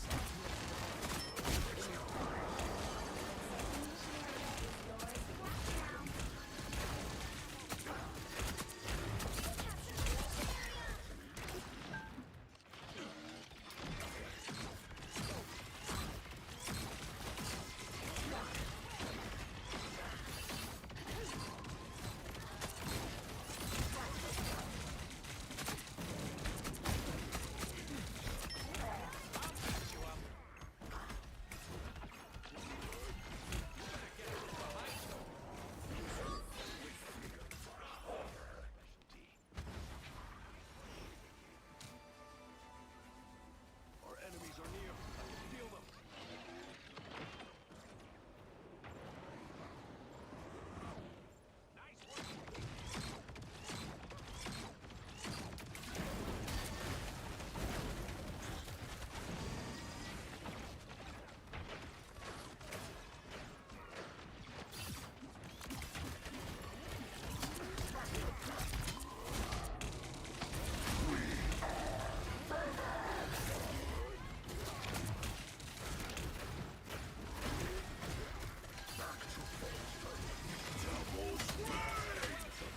It's clobbering time!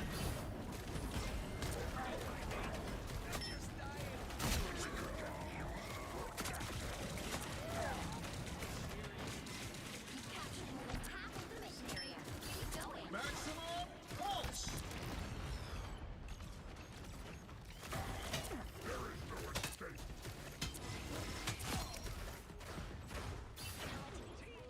That's me.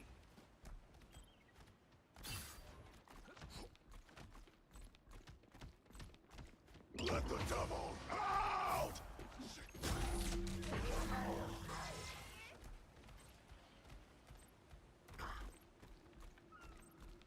Spider-Net updated. The area's almost yours.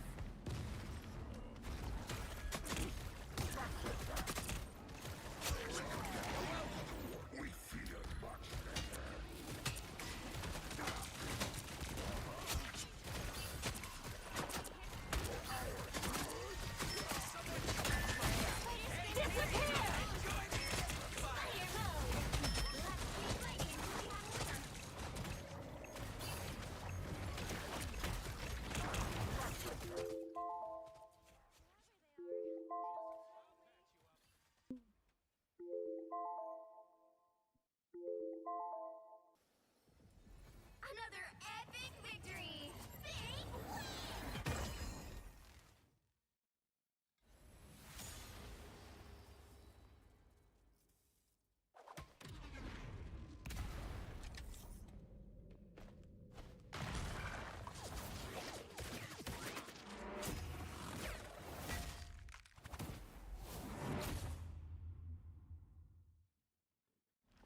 wonder if they're gonna add bullseye.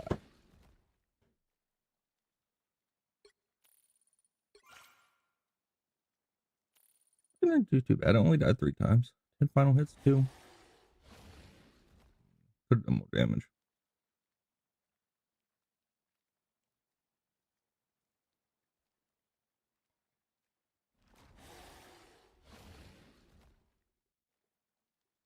Kind of hard to see the crosshair with him though.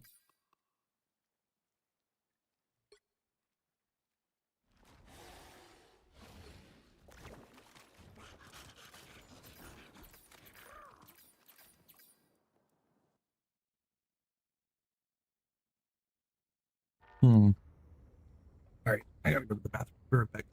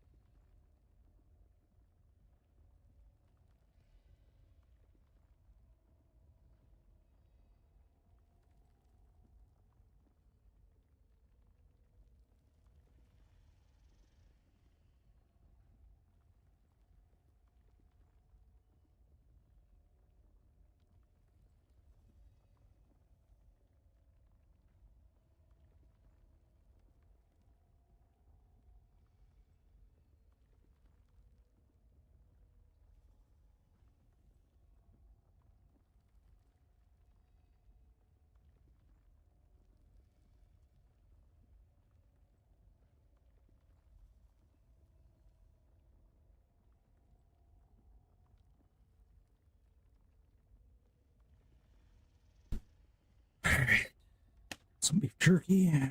Go and get back on.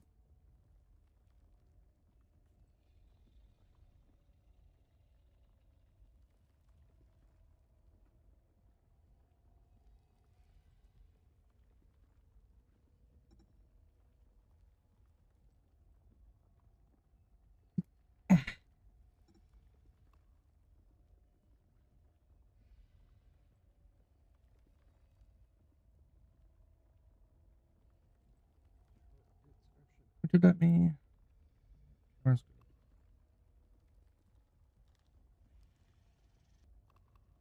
Complete.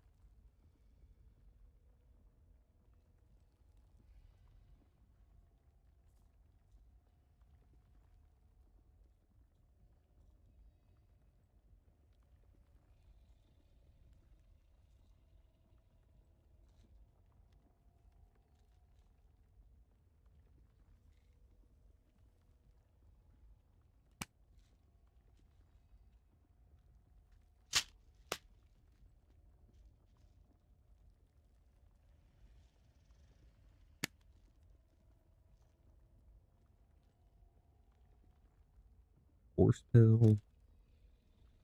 It's a huge pill. I can't believe how huge it is.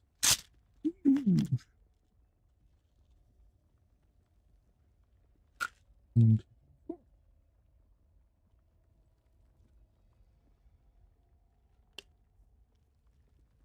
already started.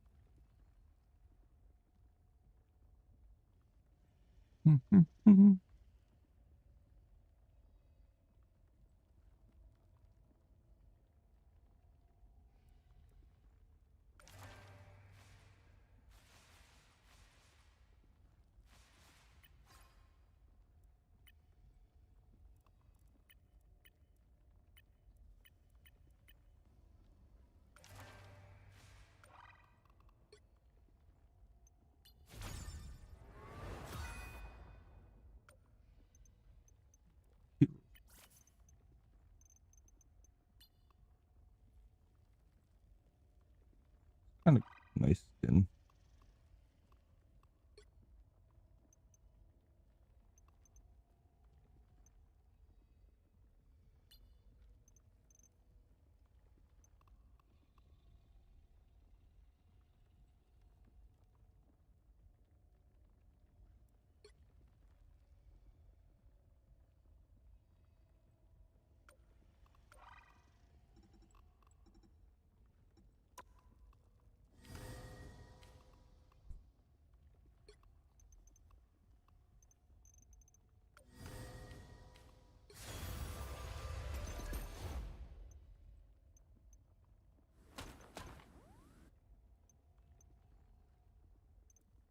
Two on more to unlock that.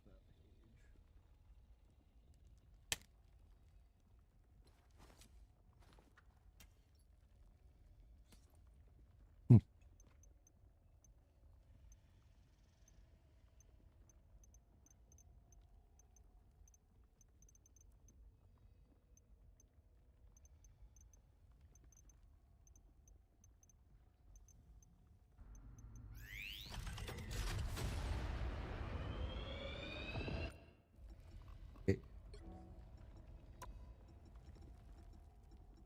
Well, window and this.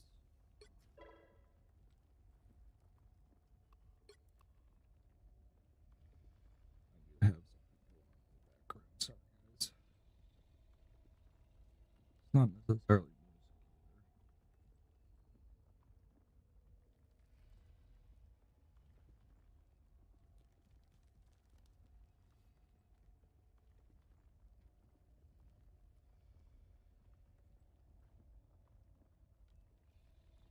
music.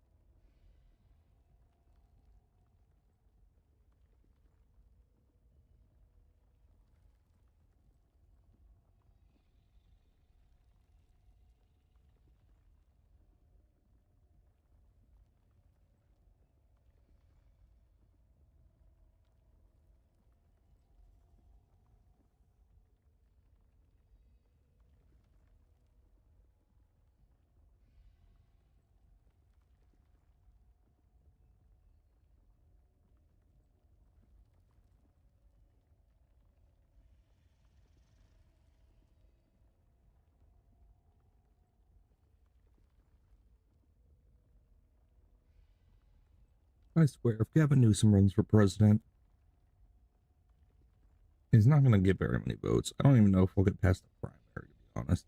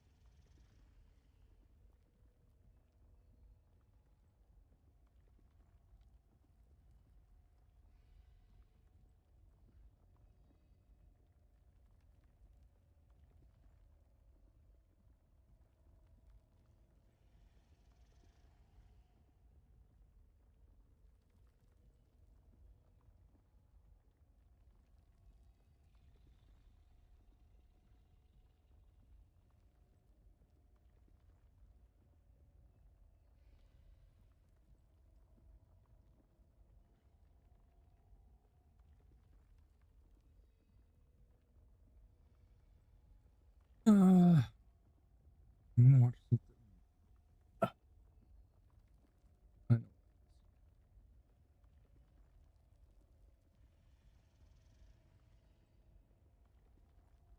Joe Rogan, Joe Rogan. Can't watch it on stream, but I'll talk about it.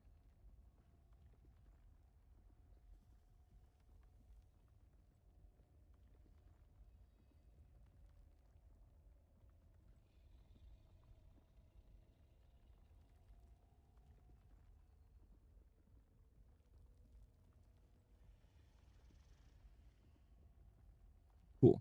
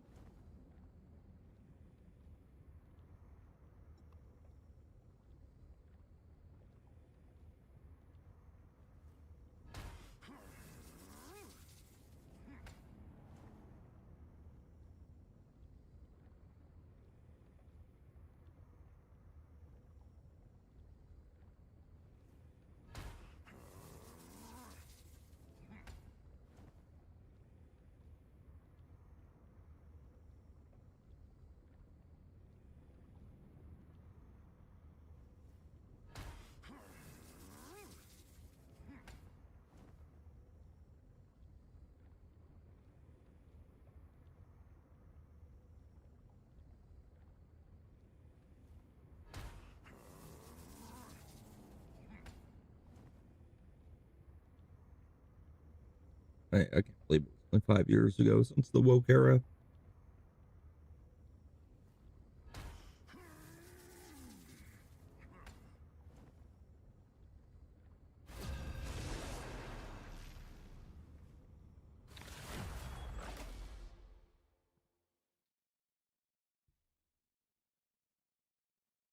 Got a lot of Lunas. Pick your hero or villain. I'm not judging. The higher the pressure, the more dazzling the diamond.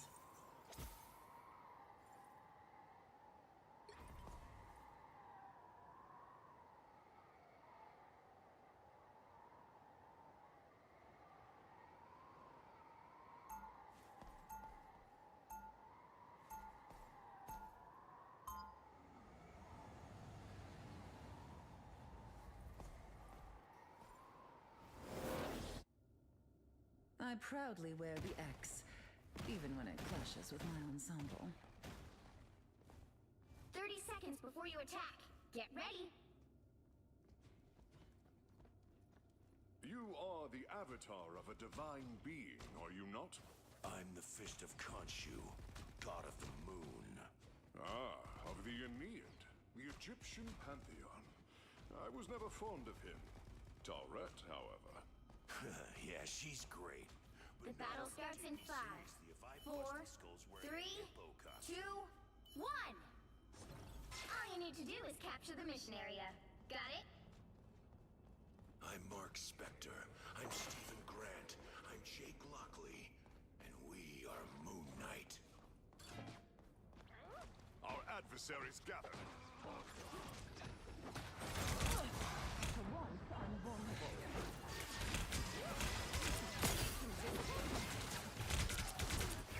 Mental domination! Looks like the mission area is blurring faster now.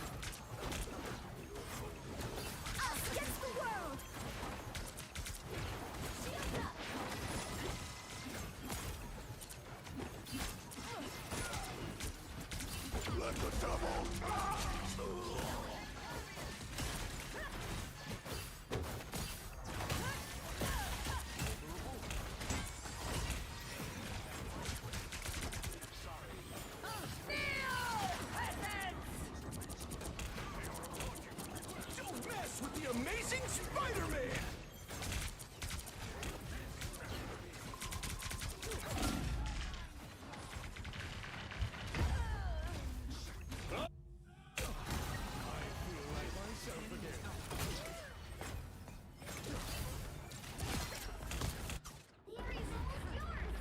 Not doing much.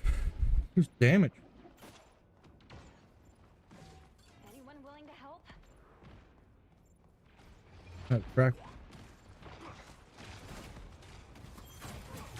I was fine, but thank you.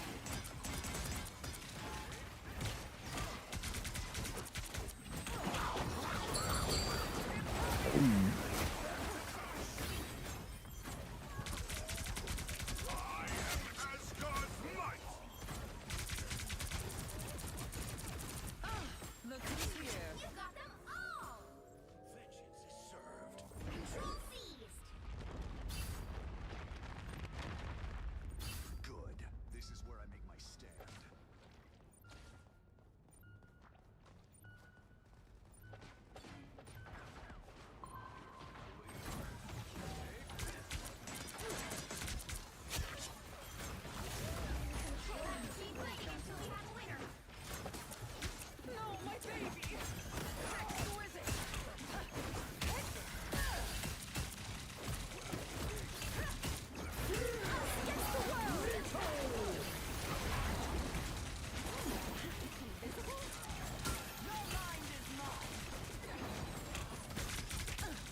the devil out!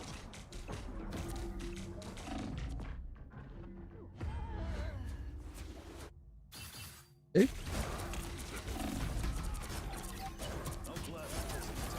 Back out. You can't be rid of me so easily, I'm afraid.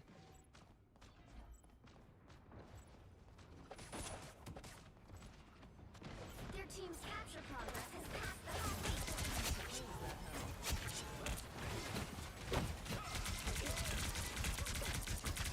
I am Asgard's might!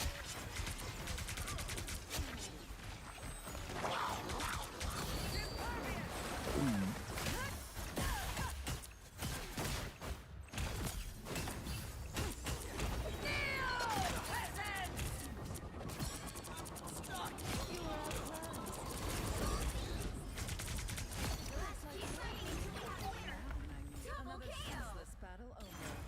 Hooray!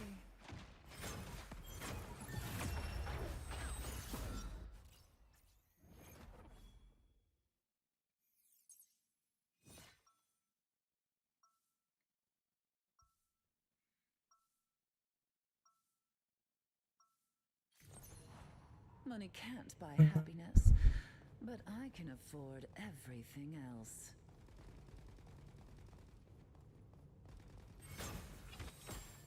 I get better at tracking. Sorry, baby. 30 seconds before you attack. Get ready. People think they can see right through me. I bet you've heard that before too, Emma. Men have said as much.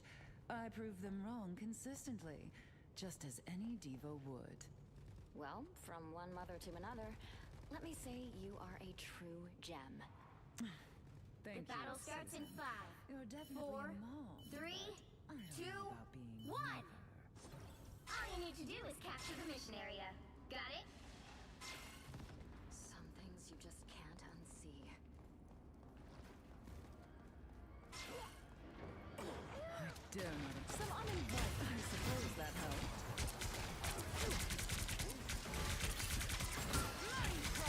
This with the amazing Spider-Man!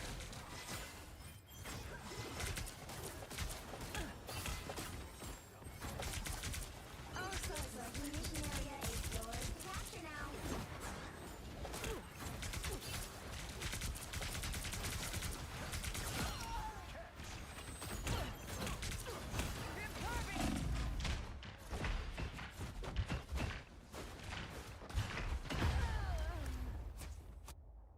Only one there.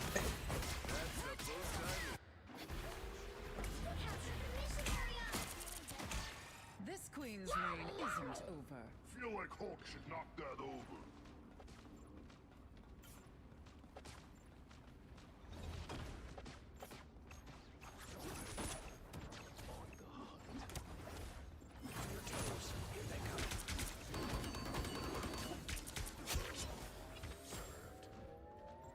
Control seized.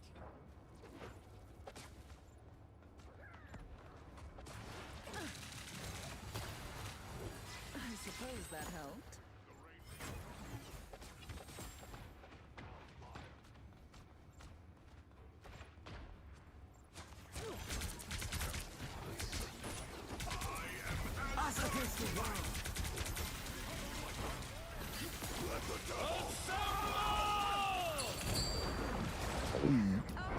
They got booped, but whatever.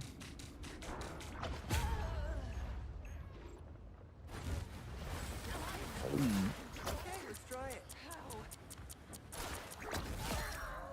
Control lost. Emma Frost never surrenders.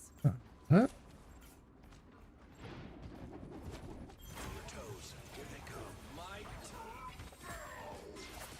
I was fine, but thank you.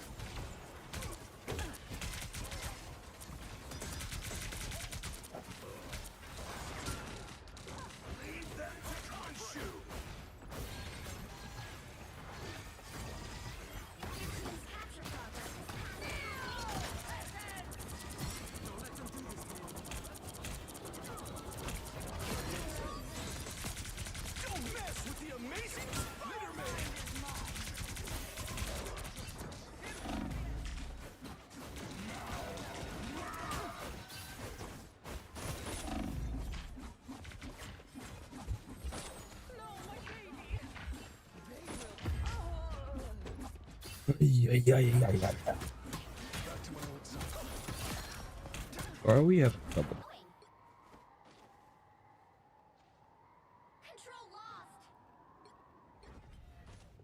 Magneto raised me to never stop fighting for what I believe is right.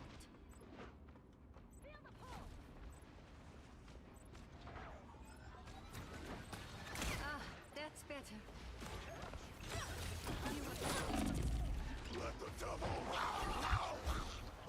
Us against the world. They've almost got it.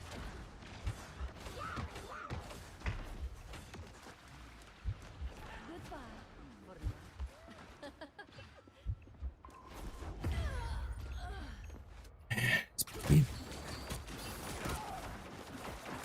Dad would have been proud of that head. Double KO. My work here is not done. Like, why did he switch that off?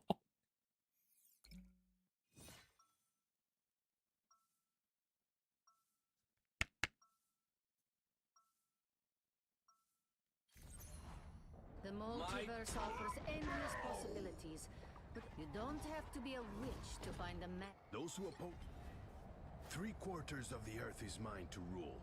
I have come to claim the rest. 30 seconds before you attack. Get ready. What manner of creature are you? Strange allies this war has brought together. Doom must answer for what he has done to Asgard and all other worlds. The battle starts in 5, 4, 3, 2, 1. All you need to do is capture the mission area. Got it? Intruders detected. I've met pods of dolphins more capable of saving the world.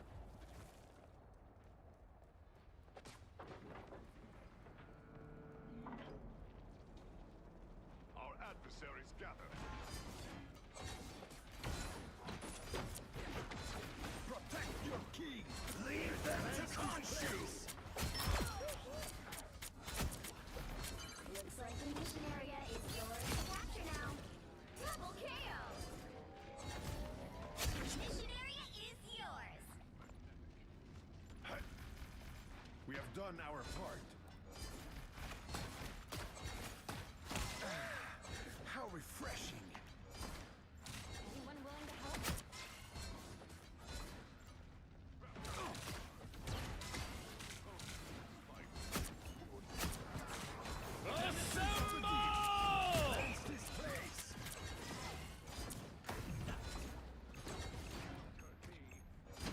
I am Asgard's might! I'd compliment you, Hulk, but Ben would get jealous.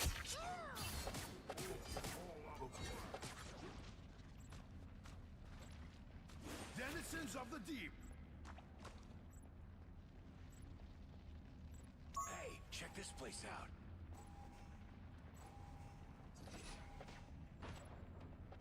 You've captured more than half of the mission area.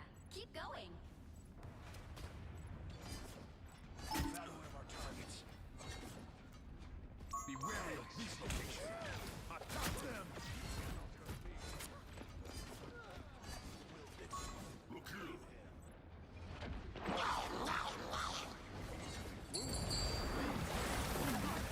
Controlling me. Leave them to consume! Let the devil out! That's much better. Us against the world. Don't mess with the amazing Spider-Man!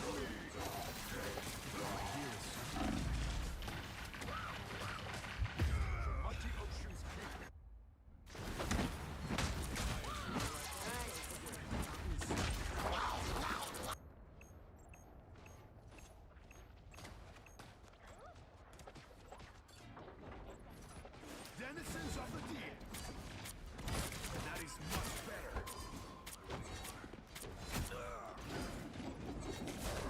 I summon the seas. Your team's Like, really? Where is she? Invisible woman, come on! Where'd she go? You cannot wash your hands of Namor.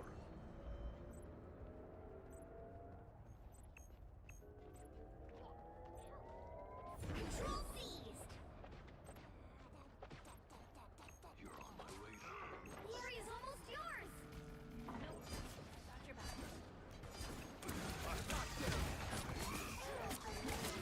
Shields up.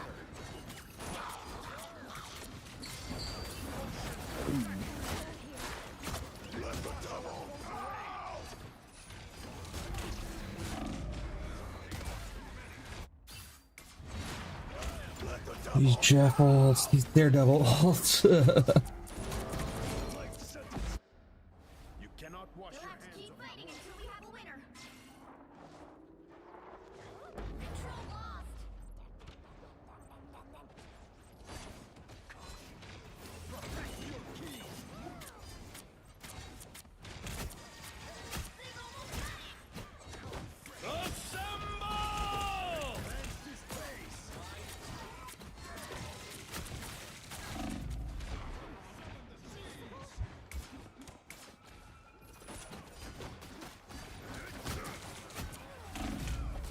Like, seriously, healers.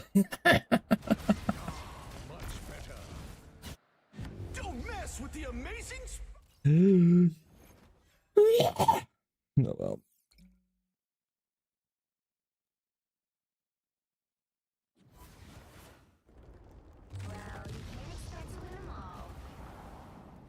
First.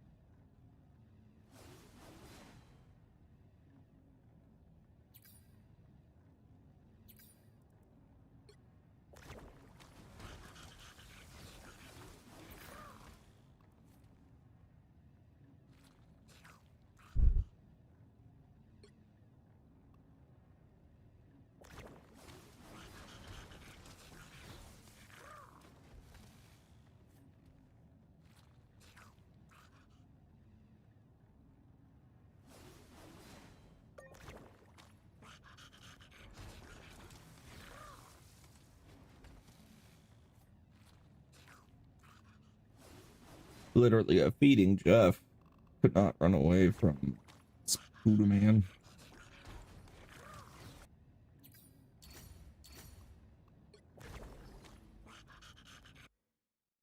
Should have tried Iron Fist out.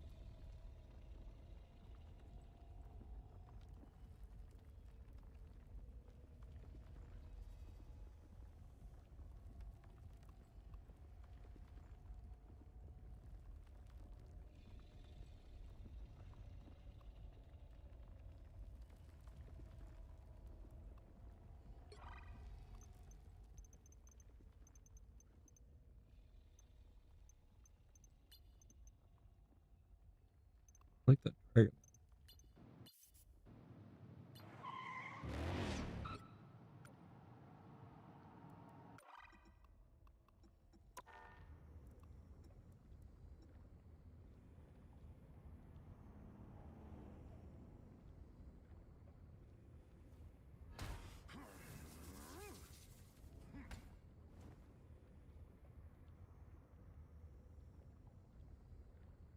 Old people at New King's old group. Waste of time over protest, actually.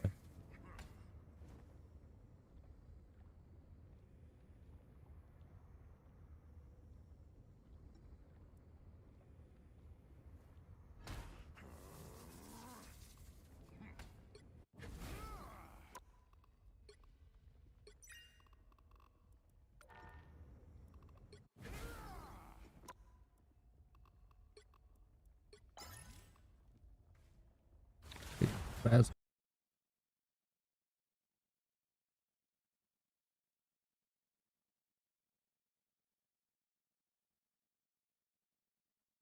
The right heroes could make all the difference.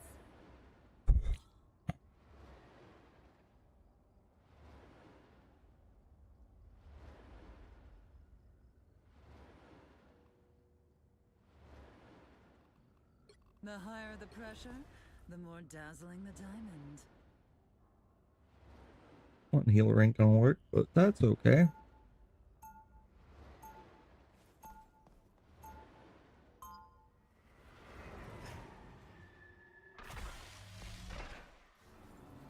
Round one. I proudly wear the X, even when it clashes with my ensemble.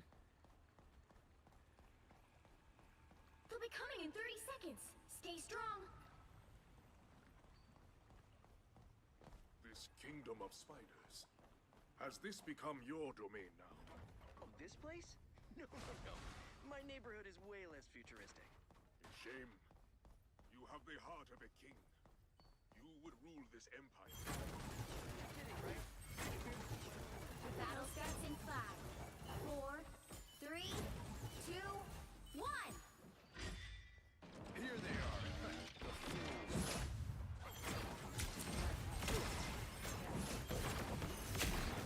Slightly less so. You need to stop that vehicle in its tracks.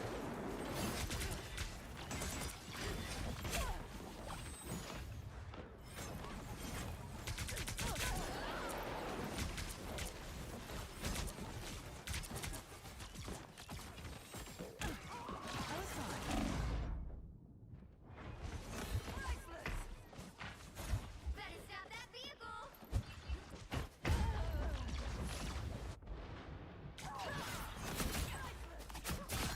Halfway!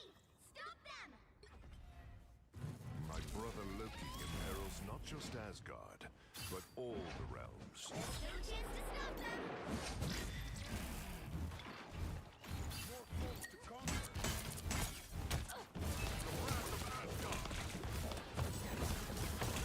Oh, they got it great.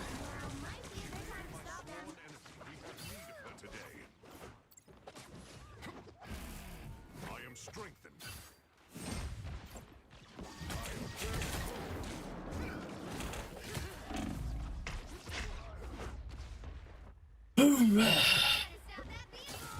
Put some pep in my step. What battle can continue without Thor?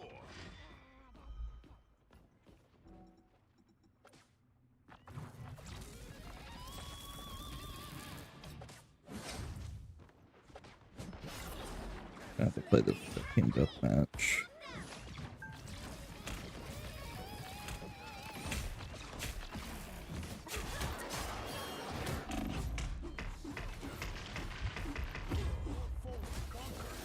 These people.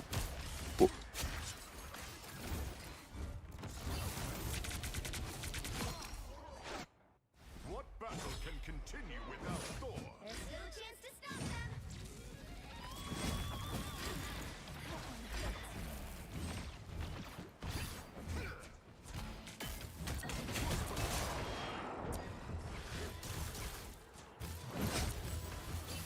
They hit a checkpoint. Now might be a good time to stop them.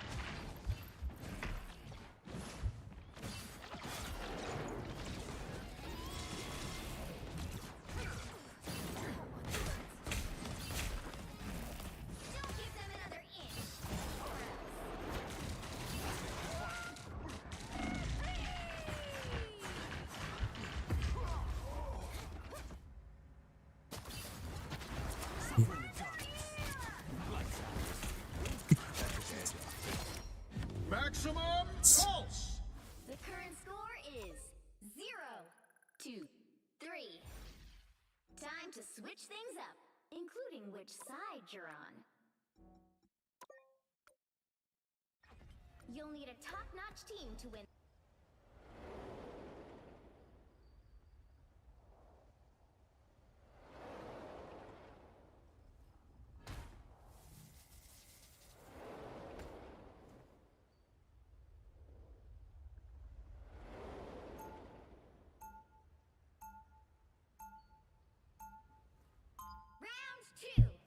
Though I be a god, I would rather inspire mortals than be worshipped.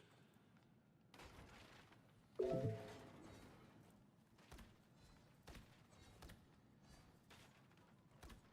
seconds before you attack. Get ready.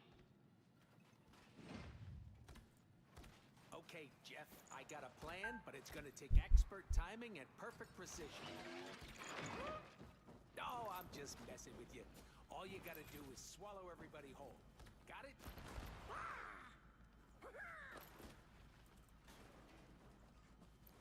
The battle starts in 5, 4, 3, 2, 1.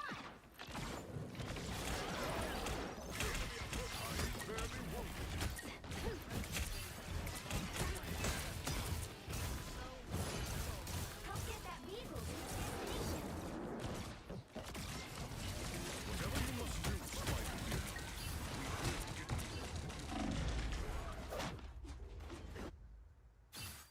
Yo.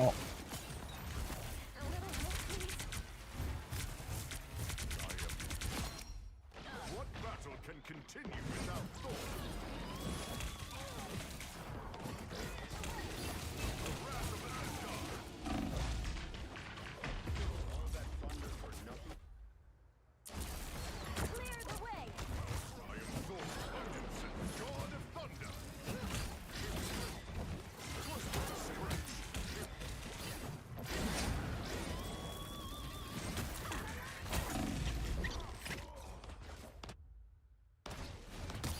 Check out this big acorn.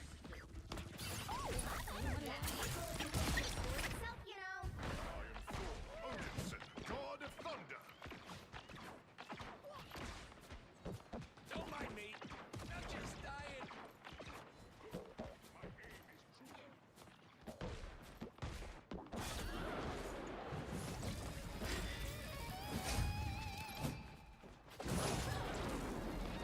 Maximum pulse!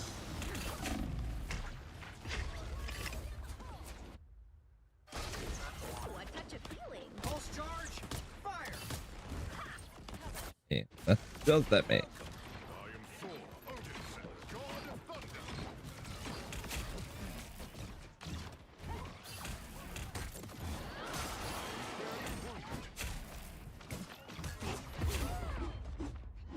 I hate this game. I seriously hate it. Oh.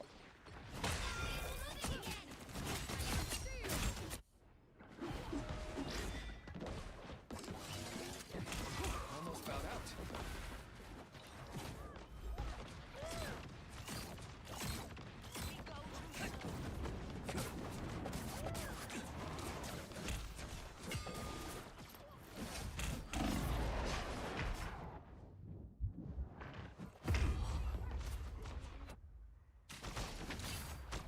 Appreciate the boost.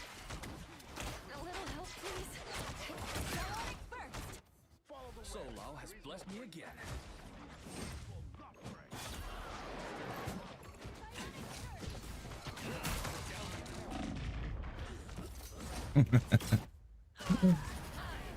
Only 60 seconds left.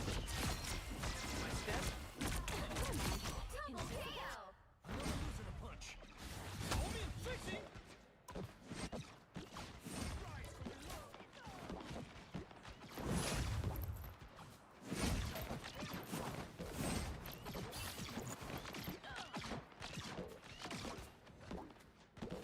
Maximum pulse! Down to 30 seconds. That vehicle isn't going to restore itself, you know.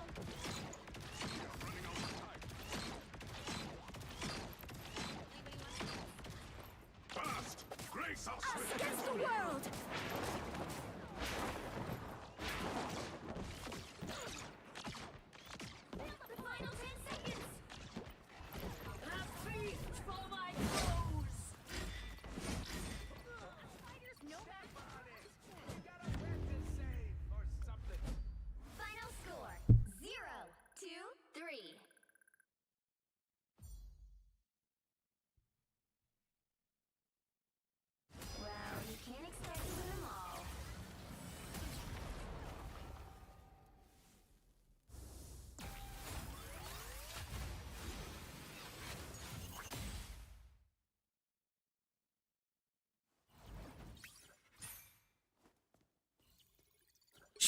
That was a waste of time.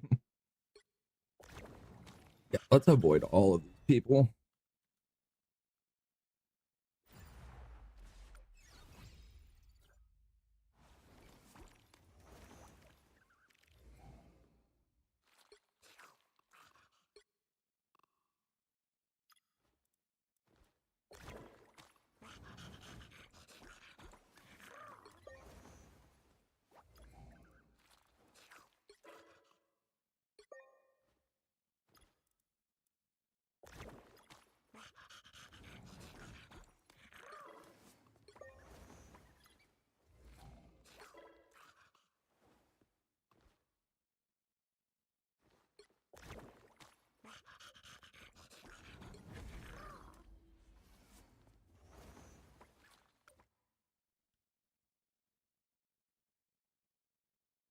That miserable, most miserable game I have ever had. They were all throwing.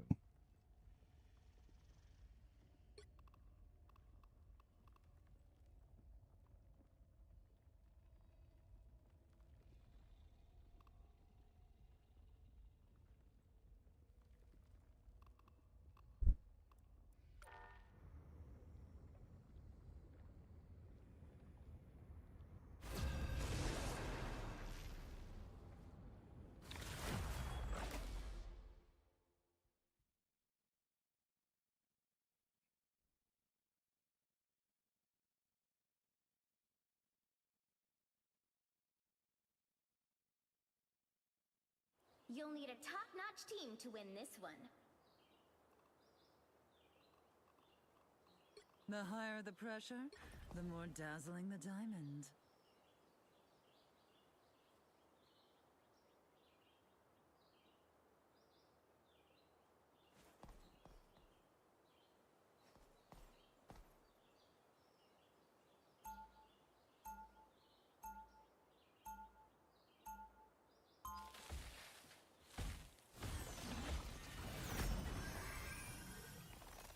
Round one, When mutants are in danger, the White Queen answers. Usually. I suck. 30 seconds before you attack. Get ready. Everyone is looking at me as if they know me. It's a strange feeling. You may have just been unthawed in your timeline, but to us, you were a trusted friend for ages. I haven't led a fighting force of this magnitude since the war. What if I don't live up to your expectations? The battle starts in 5, 4, 3, 2, 1. I suppose that helped.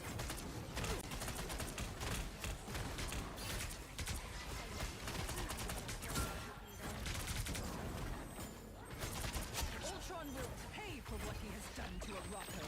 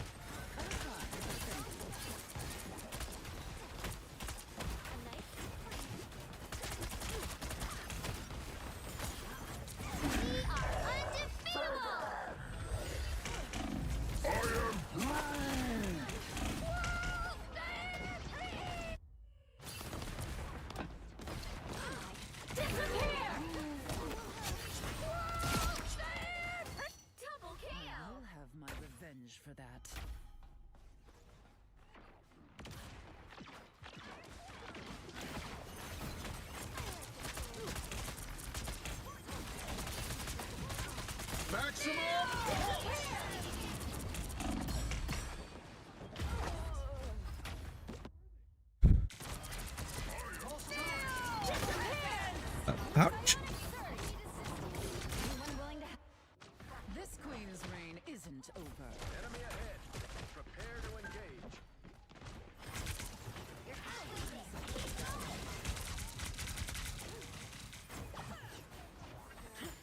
Enemy target located. Mental domination. You did your watch your back, I suppose.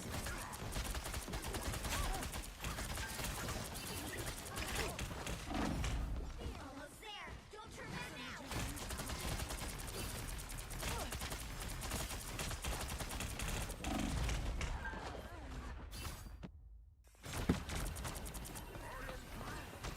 No worries. I've got your back. Anybody on it? Priceless.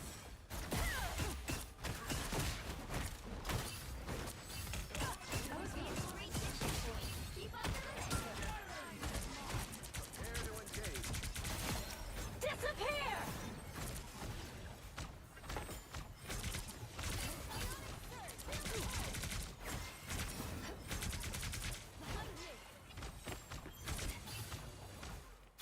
We're in this together.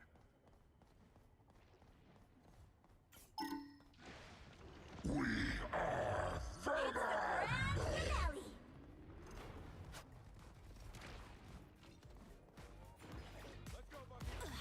I'm hurt. It's okay. Admit it. This core should solve Arako's problem. Mind crush! A nice deep freeze.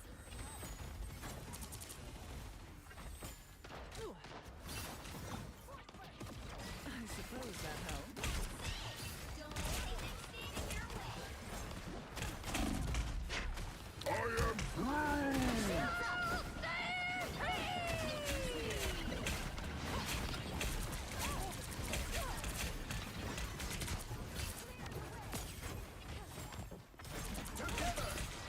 We are undefeatable.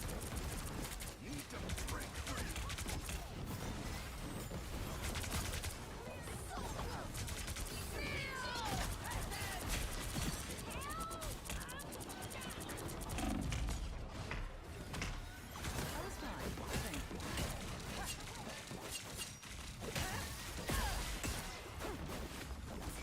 Not the ball where you thank me. A thousand gods!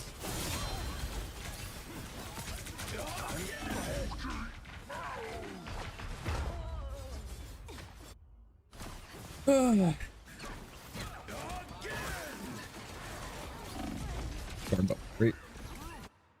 You can't be rid of me so easily, I'm afraid. Moving again. Harako is in grave danger. We have to push harder.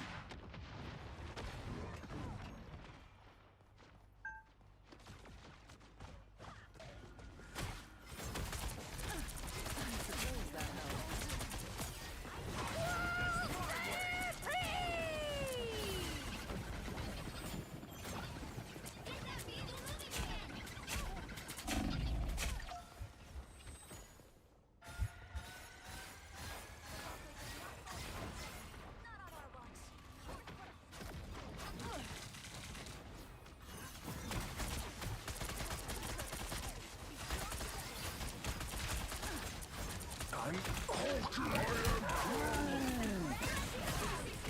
We are undefeatable. Little extra power never hurts. Your mind is mine. They're too busy with the Hulk in the back. Need to get back to the Hulk in the back. You can't be rid of me so easily, I'm afraid. Down to 30 seconds. There's no time left. Attack!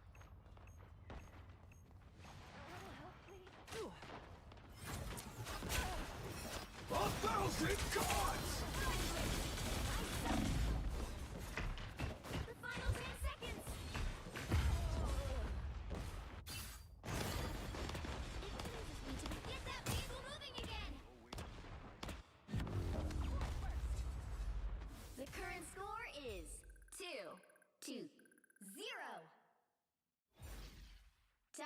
switch things up, including which side you're on. The higher the pressure, the more dazzling the diamond. The right heroes could make all the difference.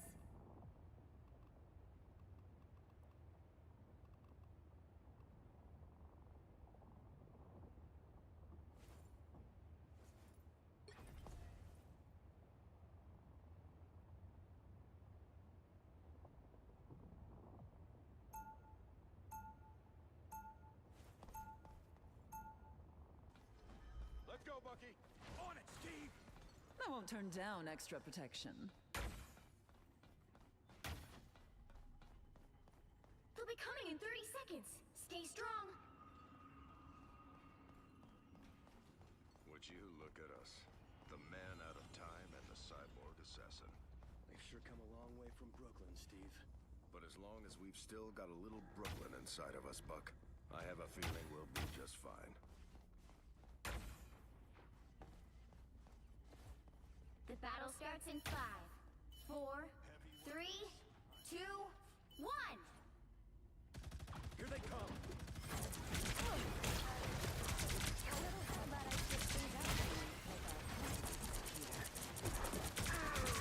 I was fine, so thank you. Guard your rear. Some help. I put you on ice.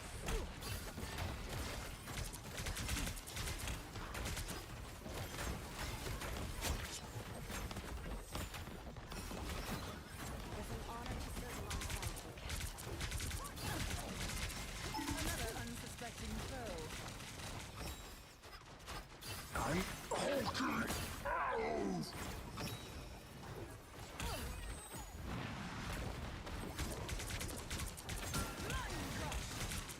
I was fine, so thank you.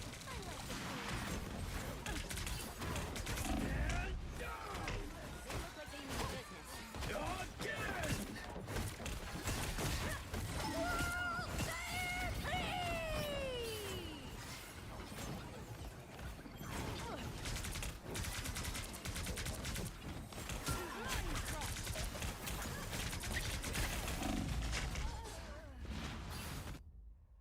You'll go.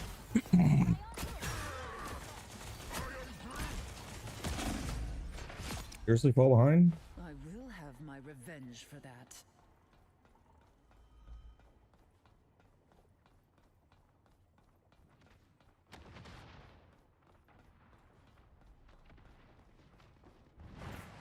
Better stop that vehicle. I Disappear! I suppose that helped. We are undefeatable!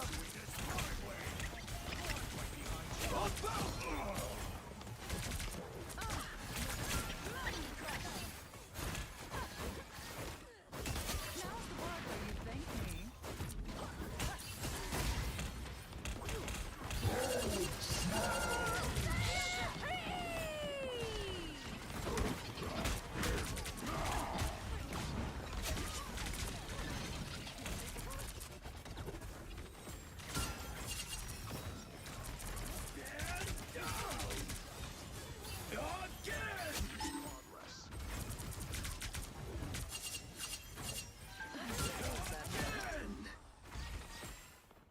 I don't have to be center stage. I've tagged a potential hotspot. All eyes on these coordinates. I'm okay. Stop them in their tracks! Only 60 seconds left. See them? A nice deep freeze. Feel presence!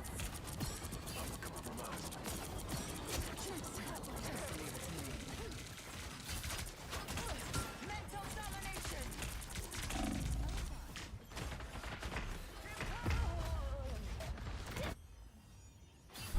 Did they die? Did my whole team die? No, I'm the only one that's dead. Why aren't they there killed? Like, Down to 30 seconds. All they did was make me angrier.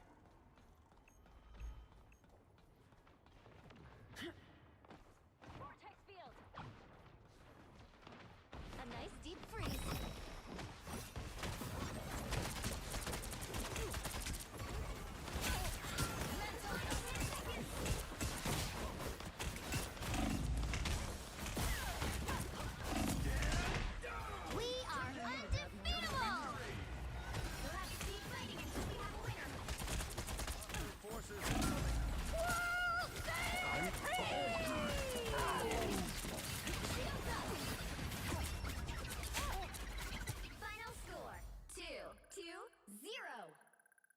kind.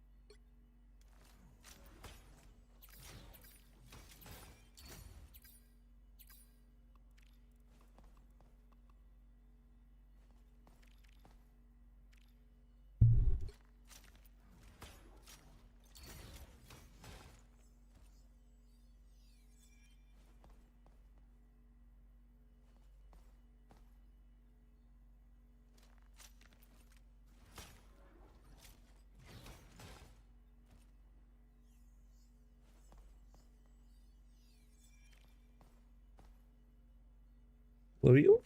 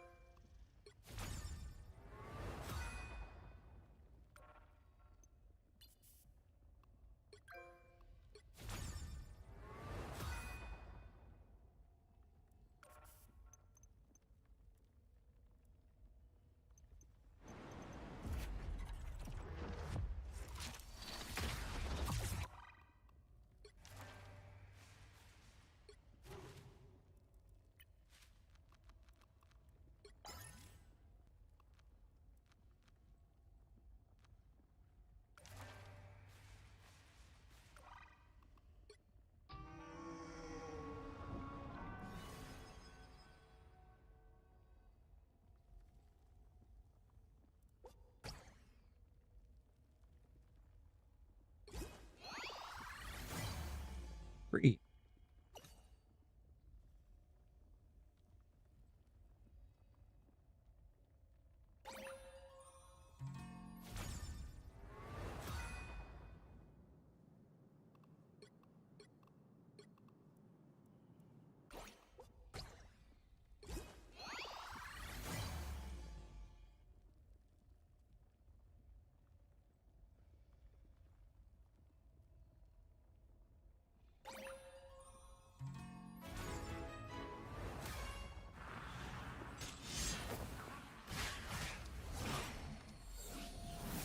Her skin.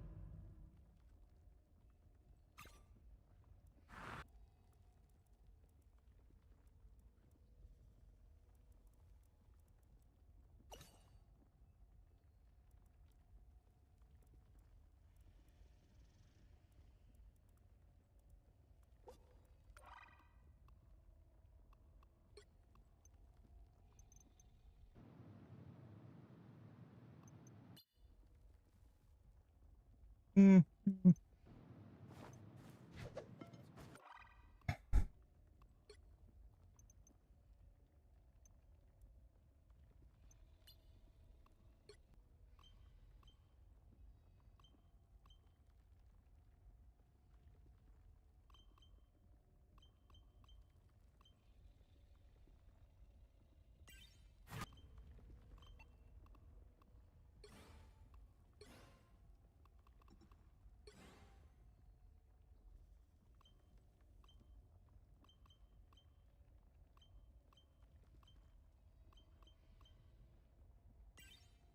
Like,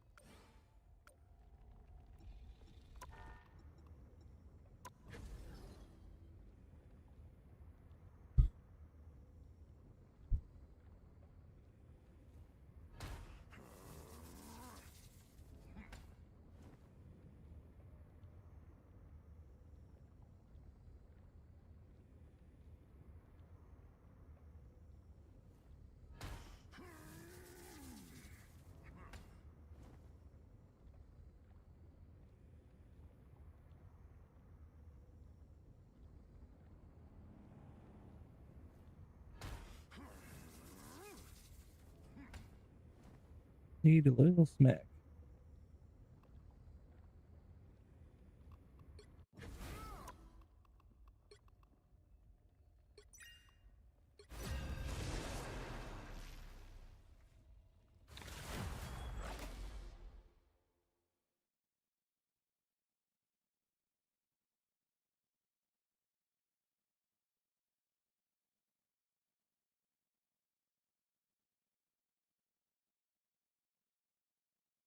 The right heroes could make all the difference.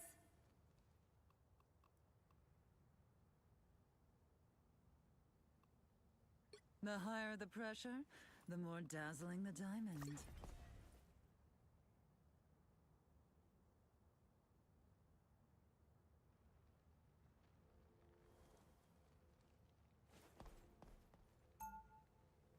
Round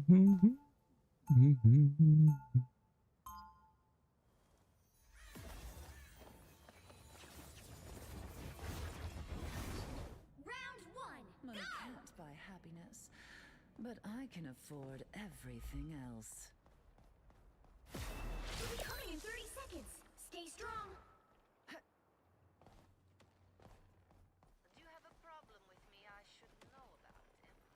Only the years of unnecessary pain and strife you caused my people. Whatever your Wanda Maximoff did, that blood is not on my hands. And yet there you are, bathed in red. The from battle head starts in to toe. 5, 4, Befitting. 3, 2, 1. You need to stop that vehicle in its tracks.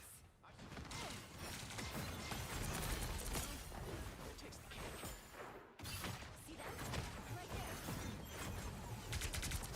I was fine, thank you. Gotta stop that vehicle.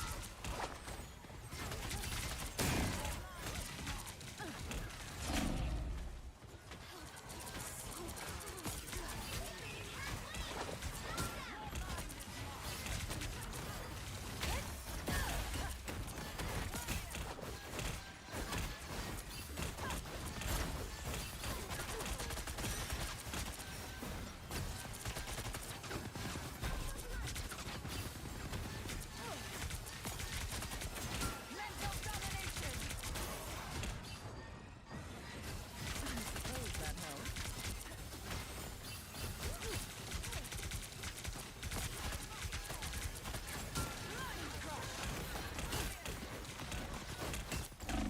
Us against the world. The rest of them too. Any of them? I will have my revenge. Still a chance to stop them. Better stop that vehicle. They hit a checkpoint. Now might be a good time to stop them. For mutant kind!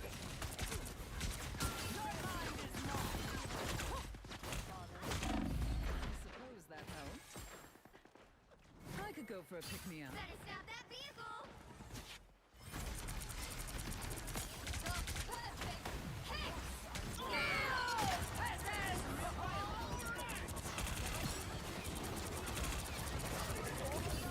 You did your part, I suppose.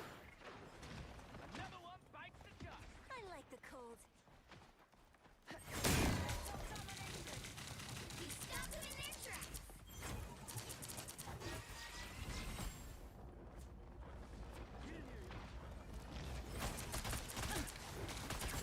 Lethal domination! I was fine.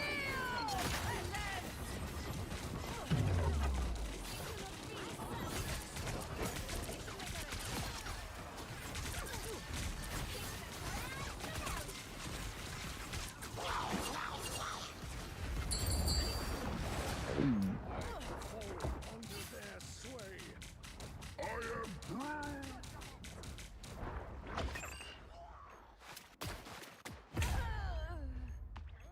Just me.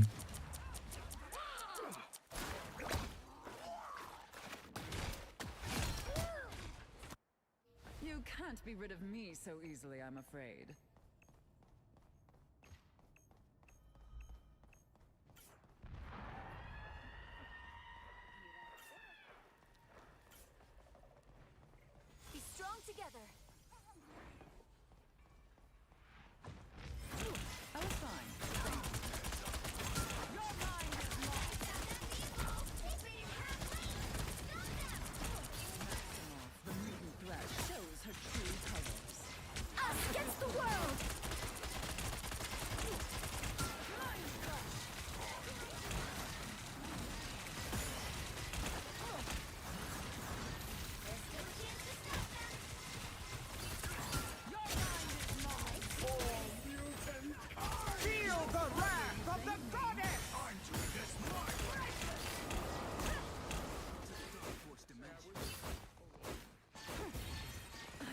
suppose that helped.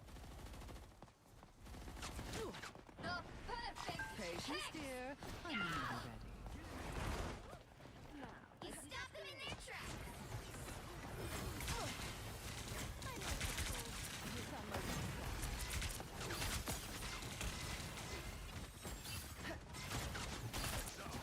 Jury! Executioner!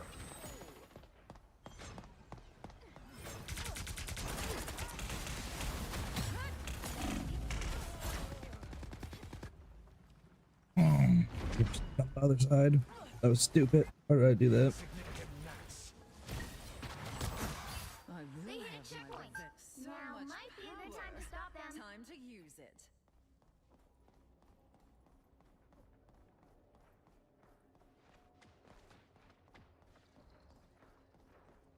Now it's showtime. I suppose that helped. Better stop that vehicle.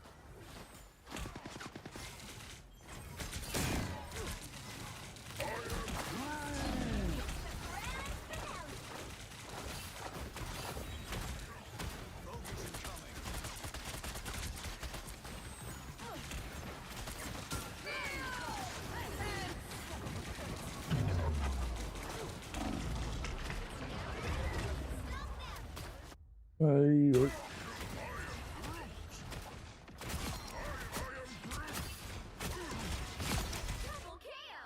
This queen's reign isn't over. Better stop that vehicle. Don't give them another inch. Or else. Us against the world.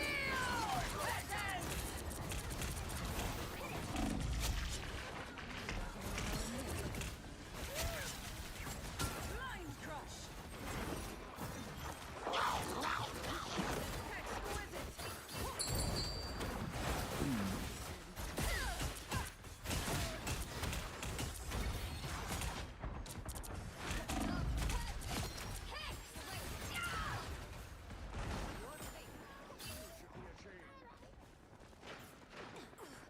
That one hurts. To be you.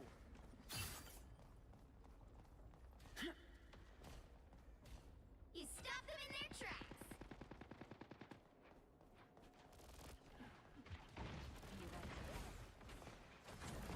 Only 60 seconds left.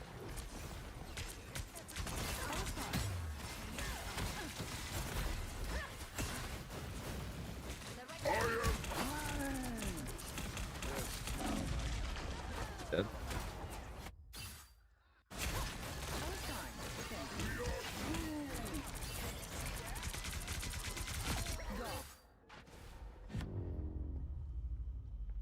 The current score is 0-3. Time to switch things up, including which side you're on. The higher the pressure, the more dazzling the diamond. You'll need a top-notch team to win this one. I am the god of thunder and the mightiest avenger. Why is he doing team ups?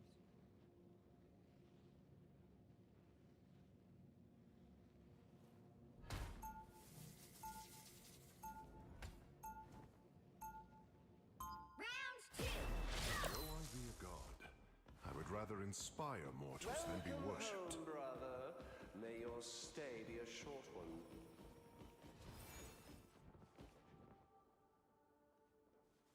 30 seconds before you attack. Get ready. Be strong together. Ah, dear When I brother. see someone with How powers like have yours, you fared I think, since your wow. banishment? I mean, how can I compare? Don't compare. You just spread your light.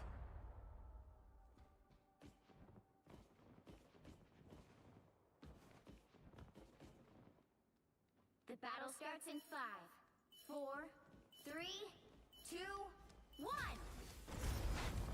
Our adversaries gather. Help get that vehicle to its destination. Heaven and hell hear thy sword. Twas but a scratch.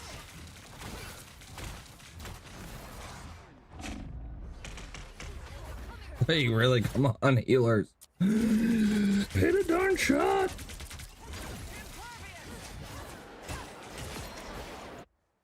What battle can continue without Thor? A nice deep freeze. Tandy needs help. I cause a panic.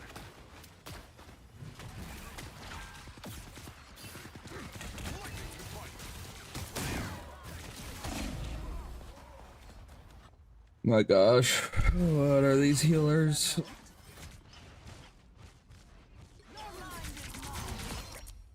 What battle can continue without Thor? Can we switch places, Ty? A nice deep freeze. I am very wounded.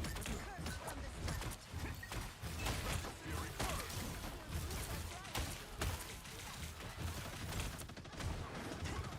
Us against the world.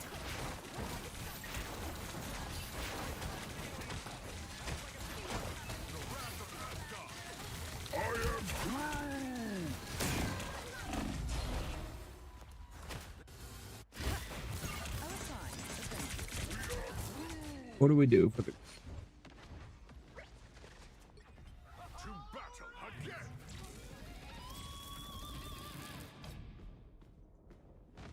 You were a fine captain, Peter Quill.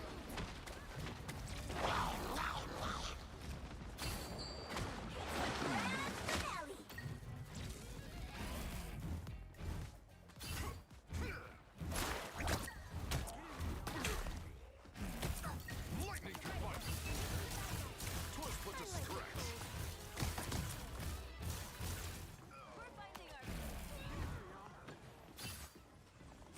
I really didn't want to go.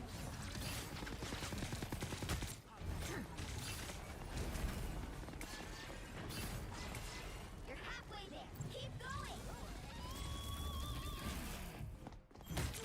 Lightning can fight.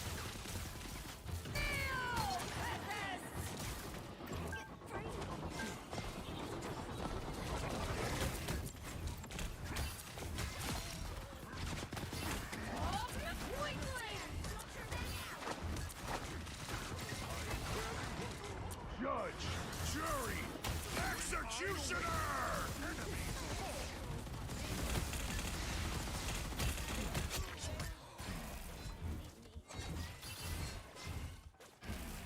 Only 60 seconds left.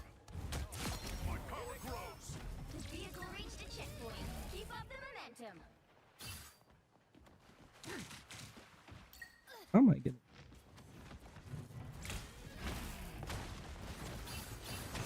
Get up there, okay. On your six. All right. Slow down. The wrath of Asgard. Asgard, 'twas but a scratch.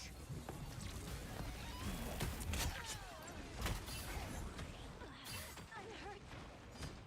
Shield oozing about anyone. I You're still worthy, Thor.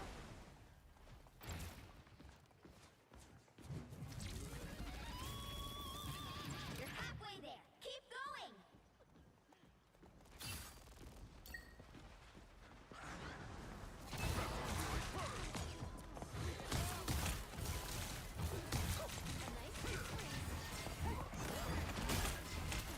Us against the world.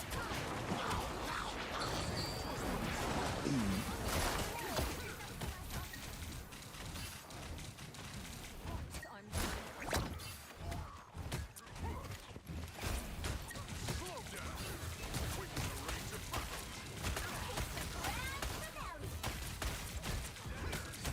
I bring the hammer down.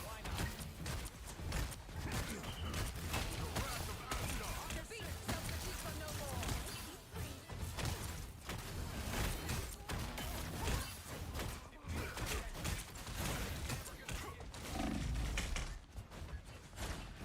Almost there.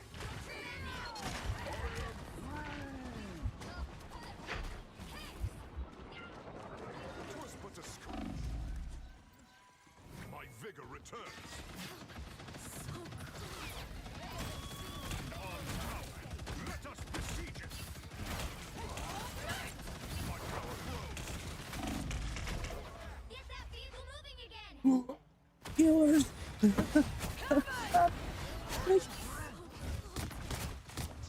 Me. Lightning of Asgard returns. Only 60 seconds left. Our time goes short. Hurry.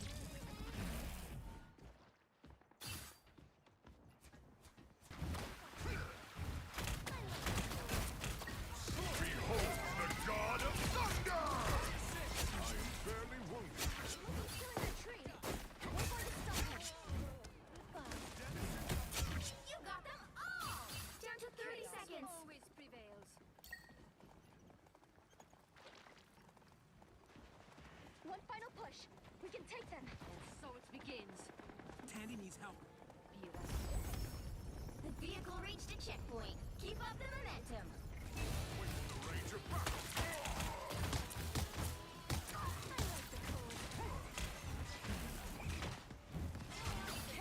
From the dead. I'm hurt.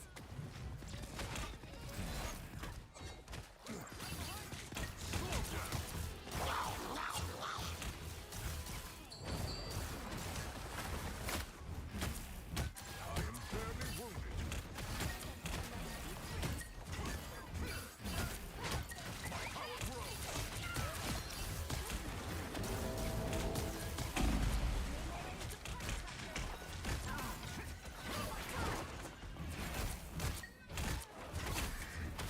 Only 60 seconds left.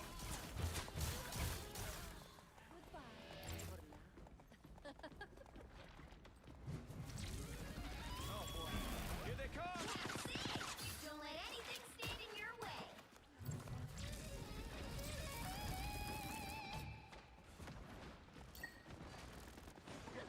My thunder is still distant. Us against the Watch this world. place closely.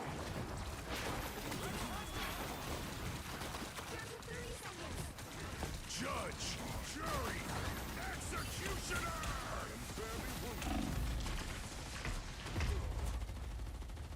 Hell, that's good.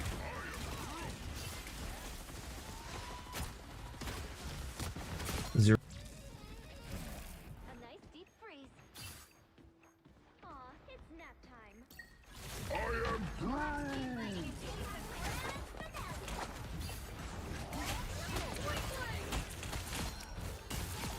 Double KO. And smites the foe! That's 3. That's one up. Nice deep freeze. So close. It's your big chance. Enjoyed that.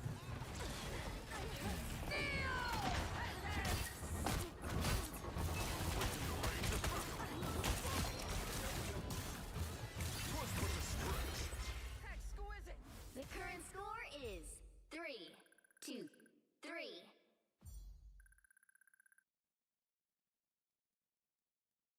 Now we're getting there. I am the god of thunder and the mightiest avenger. You'll need a top-notch team to win this one.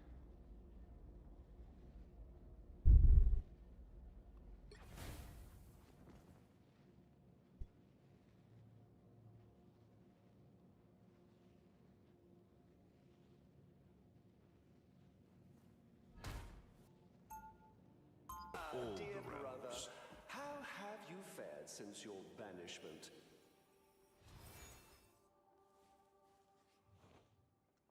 30 seconds before you attack. Get ready. You know my element guns shoot lightning. You know, just like that hammer of yours. Mjolnir does not shoot lightning. It channels the unfettered power of the great cosmic mother storm. So I'm guessing you don't want to trade them. Not even in your wildest of dreams, Lord of Stars. Battle starts in 5, 4, 3, 2, 1. Only 60 seconds left.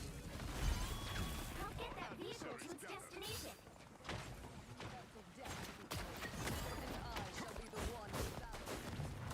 Long has Yggdrasil protected Asgard. Now we must save Battle Fury first. 'Twas but a stretch. Lightning could fight. Battle Fury first. When I awaken, once, the Thunder Oak does something useful. Breakthrough now.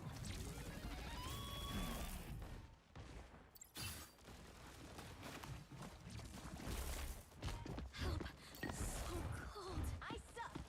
Helping from the shadows. The final 10 seconds.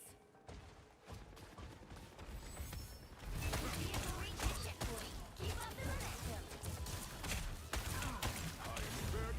We'll have to keep fighting until we have a winner. My friends are here!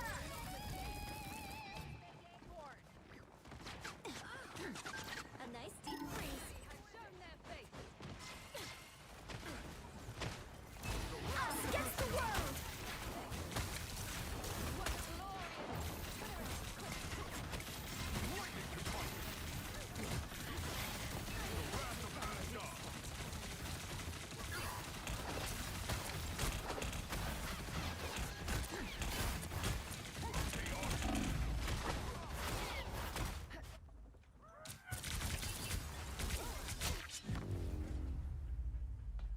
The current score is 4-2-3. Time to switch things up, including which side you're on. The right heroes could make all the difference. I am the god of thunder and the mightiest avenger.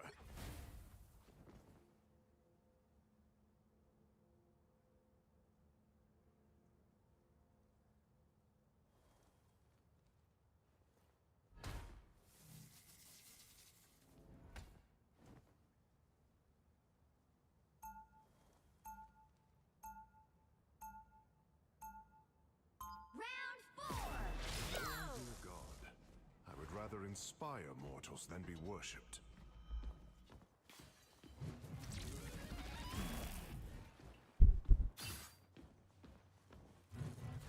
We'll be coming in 30 seconds. Stay strong. Diana, that outfit is amazing. You have to hook me up with your stylist, Angela. This armor was forged in heaven and weathered on the field of battle for centuries. Then it should hold up fine for a few hours on stage, right? I am a warrior goddess, not The battle starts in 5, 4, 3, 2, 1. You need to stop that vehicle in its tracks. Sorry, whose butt exactly are we kicking? 'Cause I got this villain's trivia deck from Deadpool, but I think 'Twas but a scratch.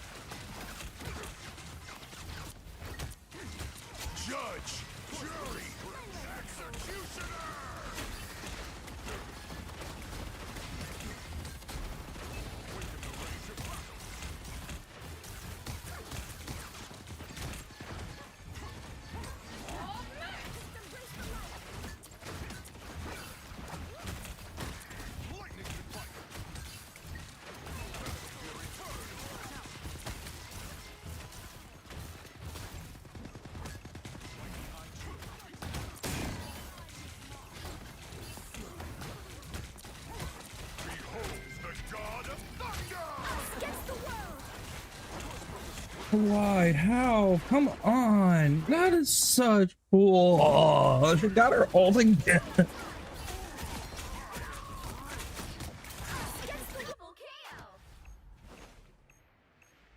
I am Thor Odinson, god of thunder.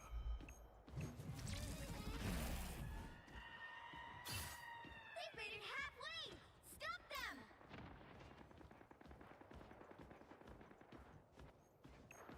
I'm doing this my battle fury first. Lightning to fight.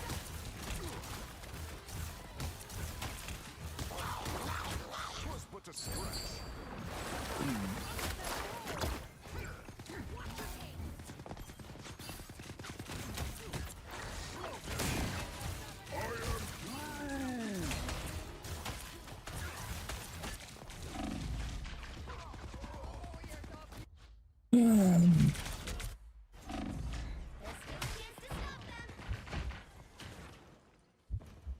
All patched up. I am Thor Odinson, god of thunder.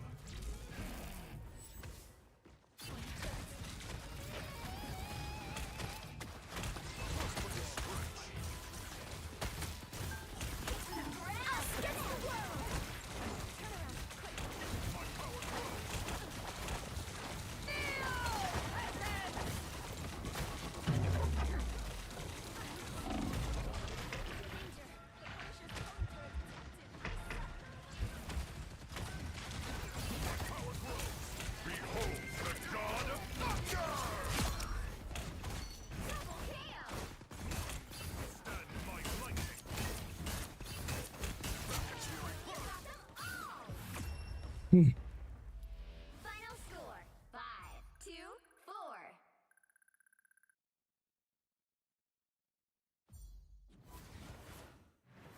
Another epic victory! Big win!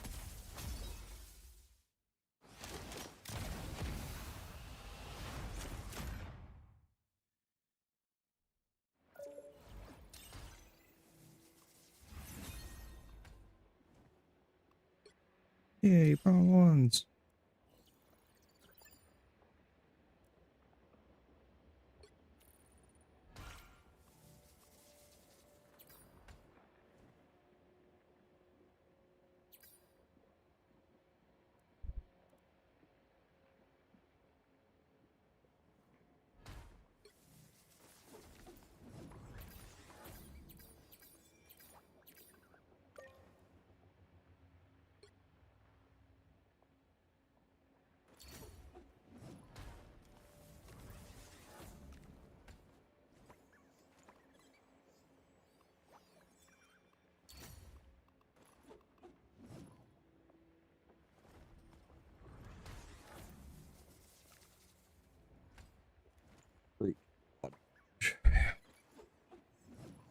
He's 30% accuracy.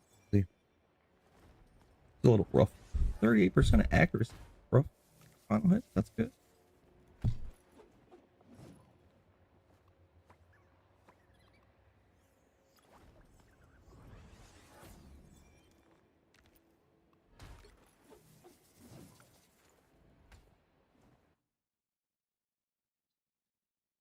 Hmm.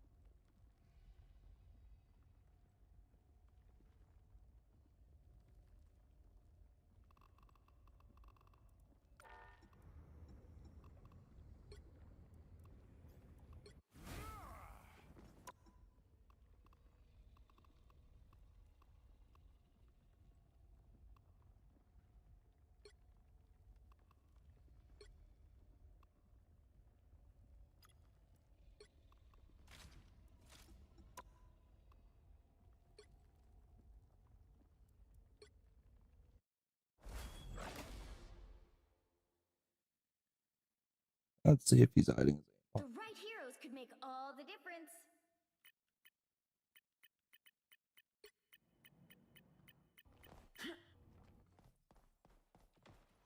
I don't want to.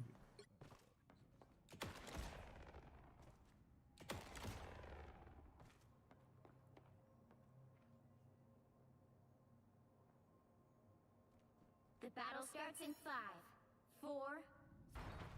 I like the cold.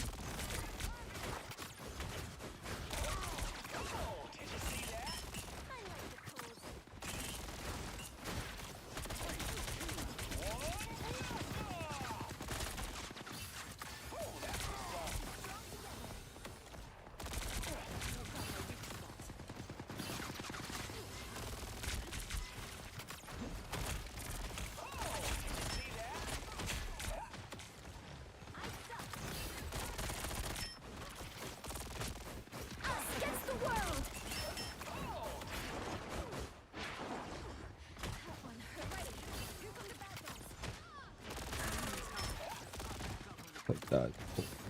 Oh.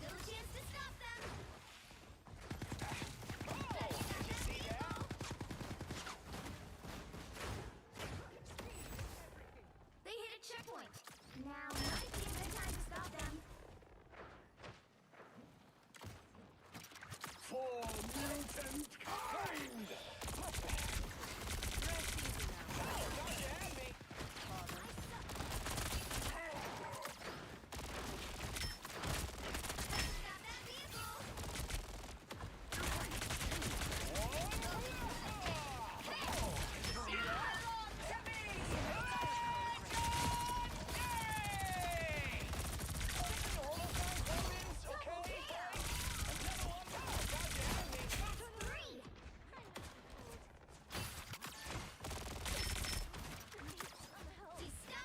Nah, he misses.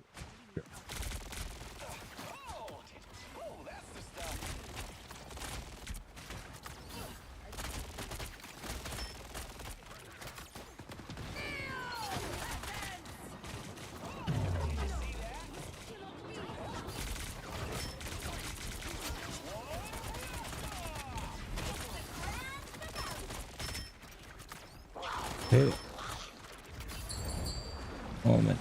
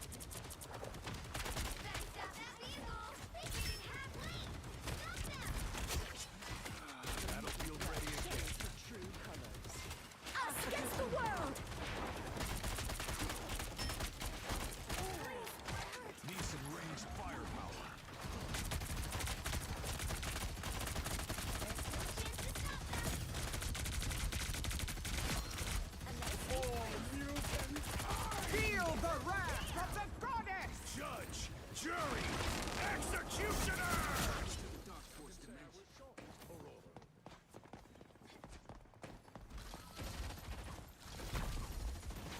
The perfect hex! He stopped them in their tracks. Heavy weapons. I'm rough.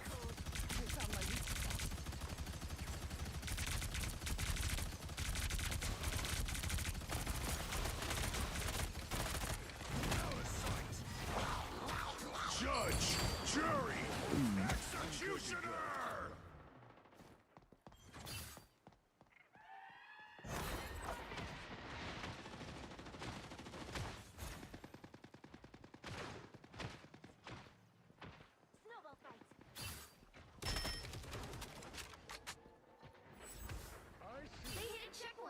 Now might be a good time to stop them. Help. So cold. Disappearing.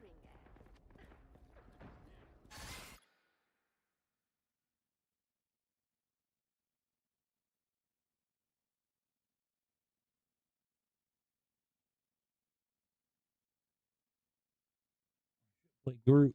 I don't want to play group.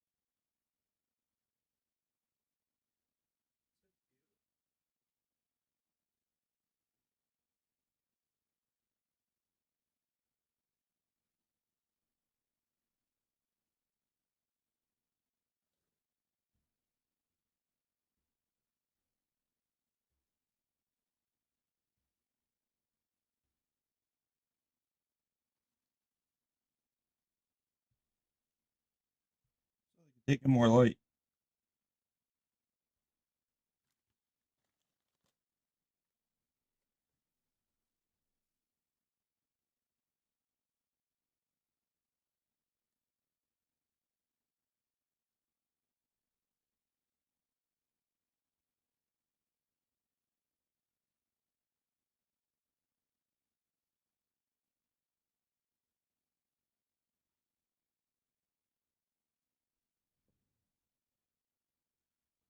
It would be cool to see in. You ultraviolet. Ultraviolet would be really cool to see in. See everybody's body temperature, who's hot, cold, or lying, telling the truth. This isn't your blood pressure rise under all those circumstances, hence pumping warmer blood through your body. So you'd be able to do a lot with infrared.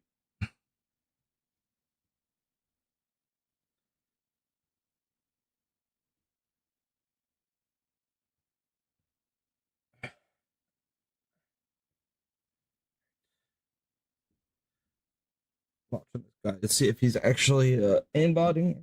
I kind of doubt it, but let's see. Is he aimbotting?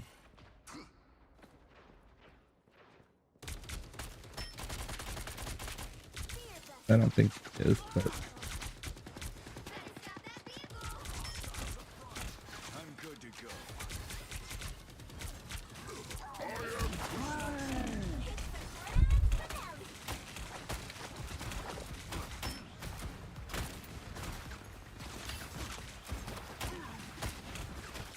I need to watch some more Emma gameplay. I don't really understand her too much.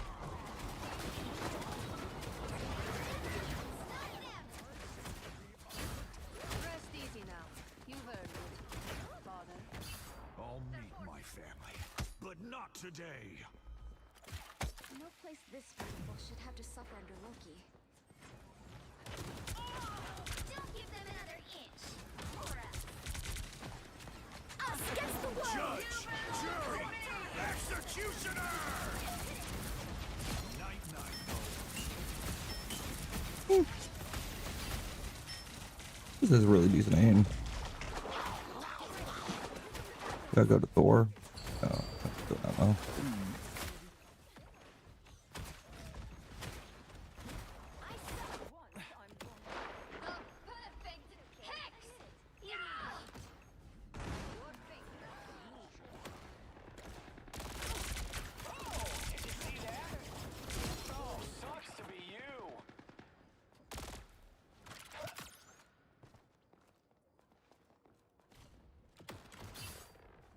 You stop them in their tracks! Oh, sweet! Strong together! For mutant kind!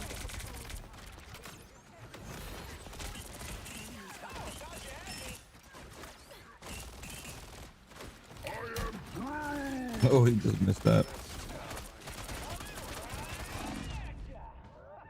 Oh, sweet moves, right? Oh, poor. The current score is 0-3. Time to switch things up, including which side you're on.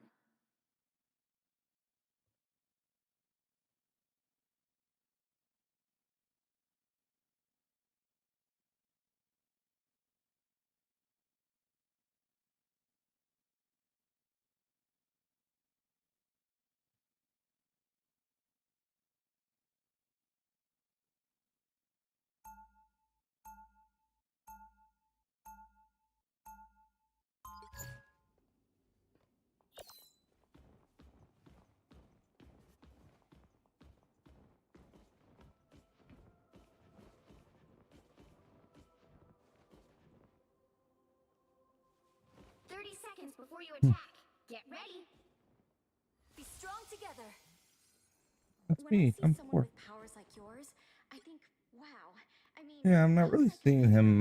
Don't compare. You just spread your light. The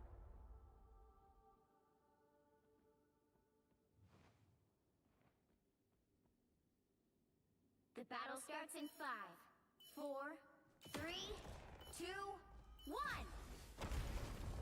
Our adversaries gather. Help get that vehicle to its destination.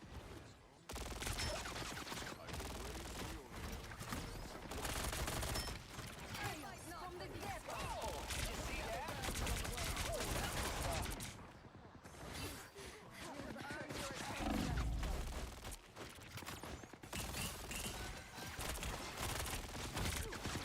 Squid monsters. Okay, why not? Oh, did you see that? Just what the doctor ordered. You have earned my weakness. It's gone. Oh, did you see that? died again.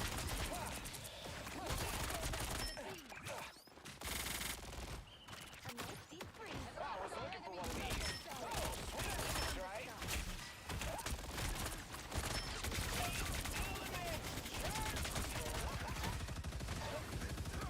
Us against the world. Oh, did you see that? Looks like an alien, but smells like a fish. I am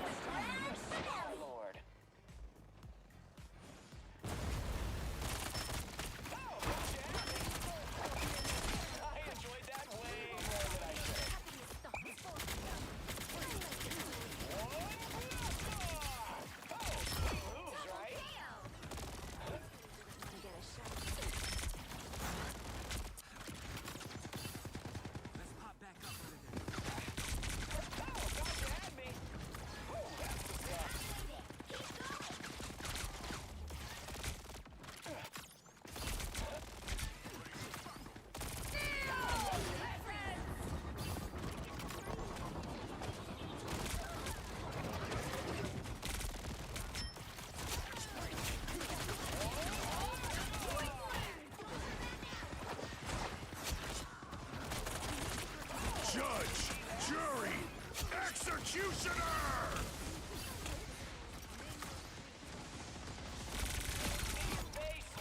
Double KO! Vehicle reached the checkpoint. Keep up the momentum.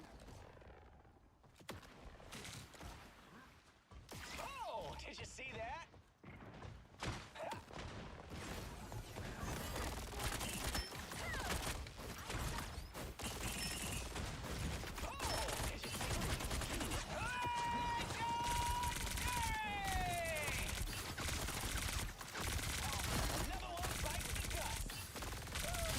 Double KO!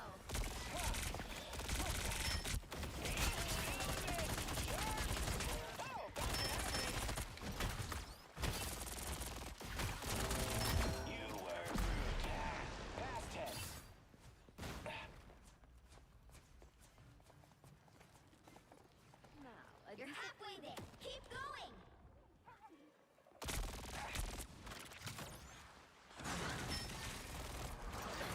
Oh boy, here they come! Oh, sweet moves, right? Us against the world!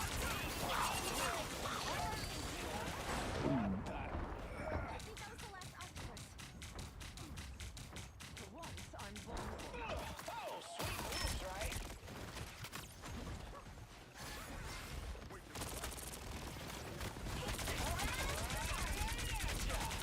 Oh, sweet moves, right?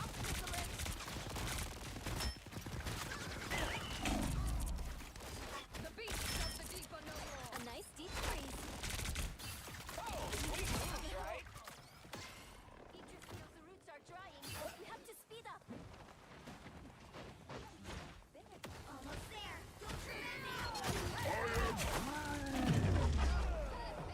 She was very far away and got pulled in with it. That was weird.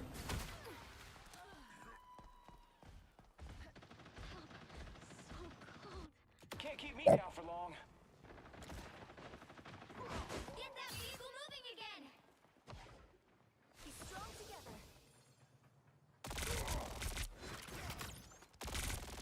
Oh, thought you had me. Turn around. What's that guy doing?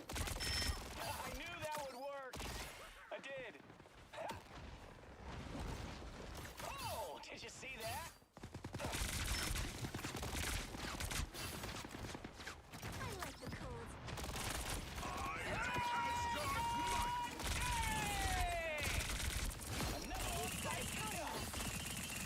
Seconds.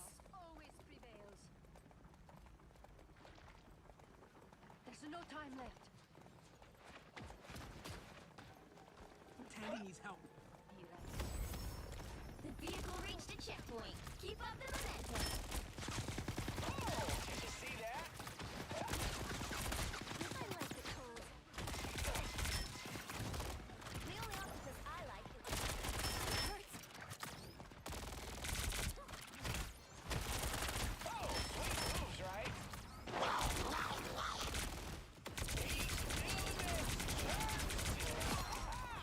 That's the stuff.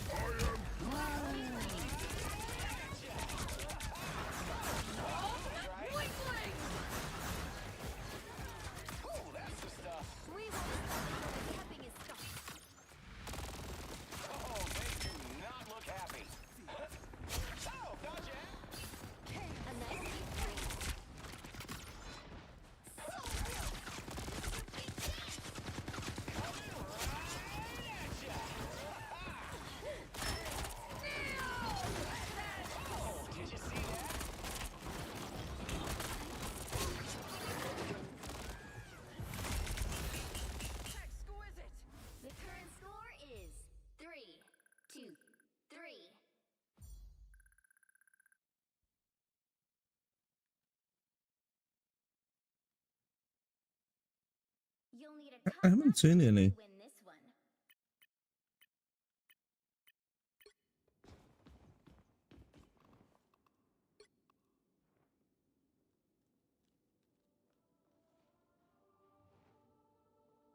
Seconds before you attack. Get ready. It does not shoot lightning. It channels the unfettered power of the great cosmic mother storm. So, I'm guessing you don't want to trade then. Not even in your wildest of dreams, Lord of The battle starts in 5, 4, 3, 2, 1. Only 60 seconds left. Help get that vehicle to its destination.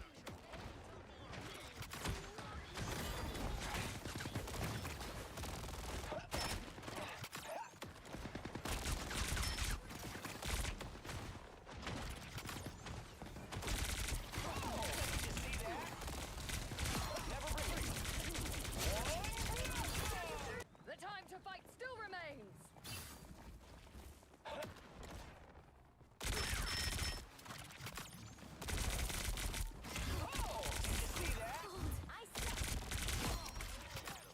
Final 10 seconds. The vehicle reached the checkpoint, keeping until we have a Moves, right? Oh boy.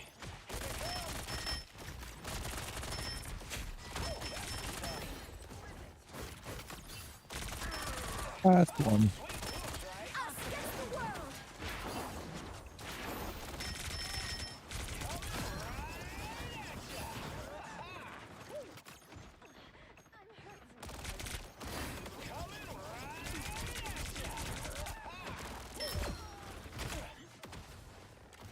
Who's the man? Oh, gotcha, had me. The current score is 4-2-3. Time to switch things up, including which side you're on. The right heroes could make all the difference.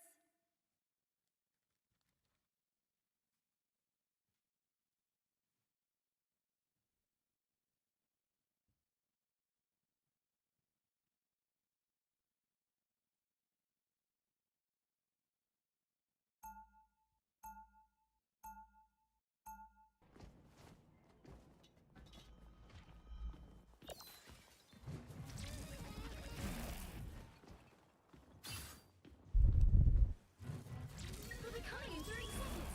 Stay strong. Hook me up with your stylus, Angela.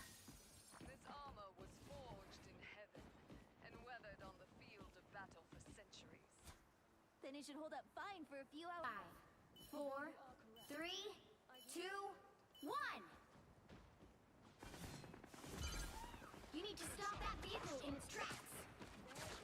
That's a debt to be paid, and I shall be the one to balance it. Hey, behind us! 'Twas but a scratch. Lightning and fire!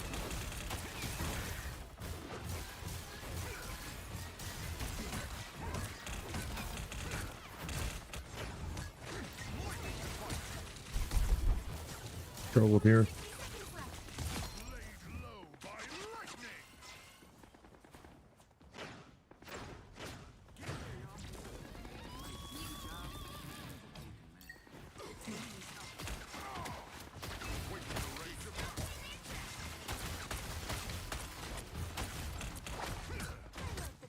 Twas but a scratch. My power grows.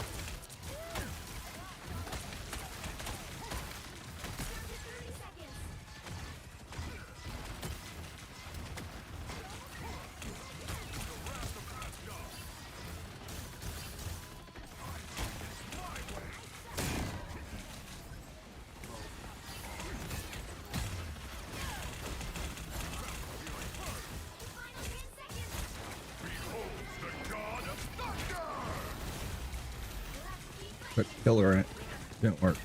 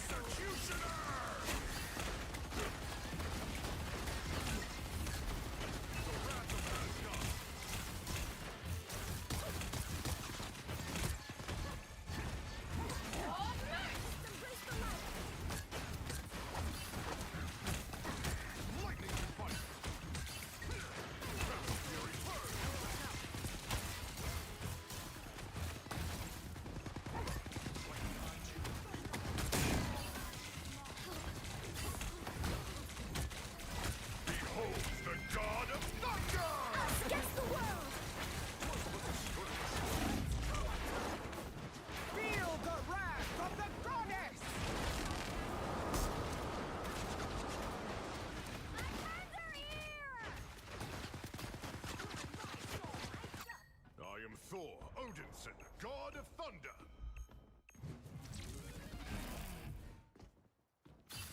They've made it halfway! Stop them!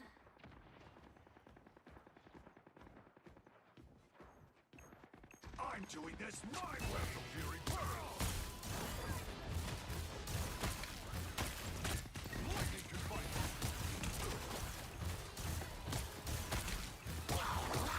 Just put a scratch!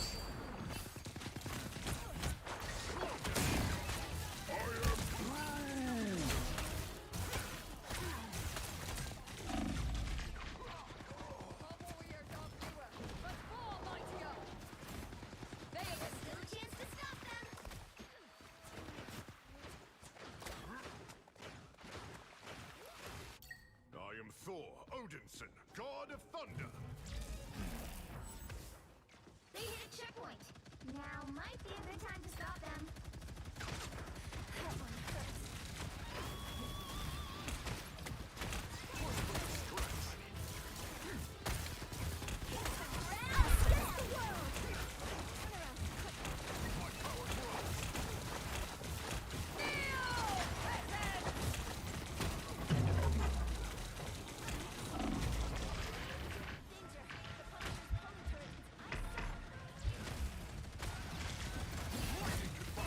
Behold the god of thunder! Kill a storm.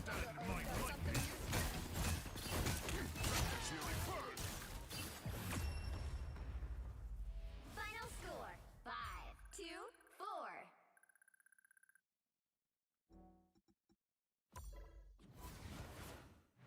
Another epic victory.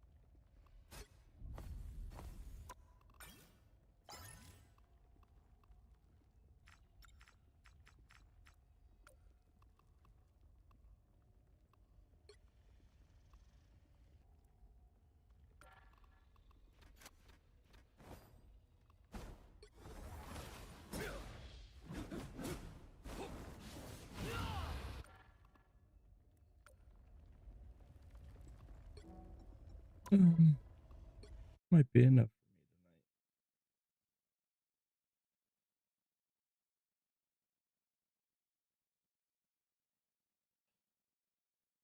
for me tonight.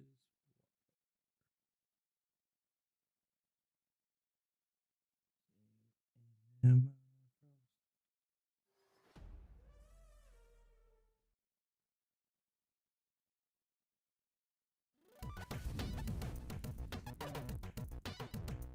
I've really been looking forward to making this guide. Emma Frost is incredible. Like, they knew what they were doing with her. She's a bit of a dominatrix to the core. Her kit reflects that. Her character design reflects that. And I know I'm like kind of late to getting a guide up. You know, hundreds of Emma guides went up the day that she dropped. But if you've been around my channel, you know that's not me. If you know anything about my guides, you know that I don't make a guide for a character until I have at least 20 hours of actual gameplay on that kit she dropped. So I have some things in this video that those other guides won't tell you because there was no way they could have known since they rushed those out. You know, one thing many people immediately fixated on with Emma Frost was her anti-dive capabilities. And that's, you know, definitely something that we'll hit in this video because let's be honest, this moment right here is so dang satisfying. Don't mess with the amazing Spider-Man! With the amazing Spider-Man! Don't mess with the amazing Spider-Man! Don't mess with the amazing... It's that moment when the reality of their situation sinks in and they know what's about to happen to them. And don't feel bad for them, by the way, you know, knowing Spidey mains, they actually enjoy this. So we'll definitely cover anti-dive in this video.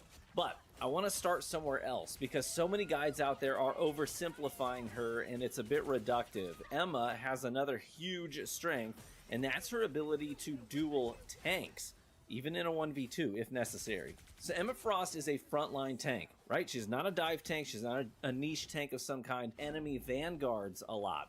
So since that's where you're going to be spending most of your time, I want to start with a key combo that you're going to want to ingrain into your brain right now. Learn it, perform it, repeat it. This is one of the things that will immediately separate a bad Emma Frost from a scary Emma Frost. This combo is E-Shift-E. It's the E-Shift-E combo, or rather the Psychic Spear, Diamond Form, Carbon Crush. Abilities are, so just do the same thing, whatever your inputs are. Let me break this down for you. We'll go over every ability and how and when to use them in just a minute. But I wanted to start the video with what I believe is the most important thing that you could learn today. So let me break it down.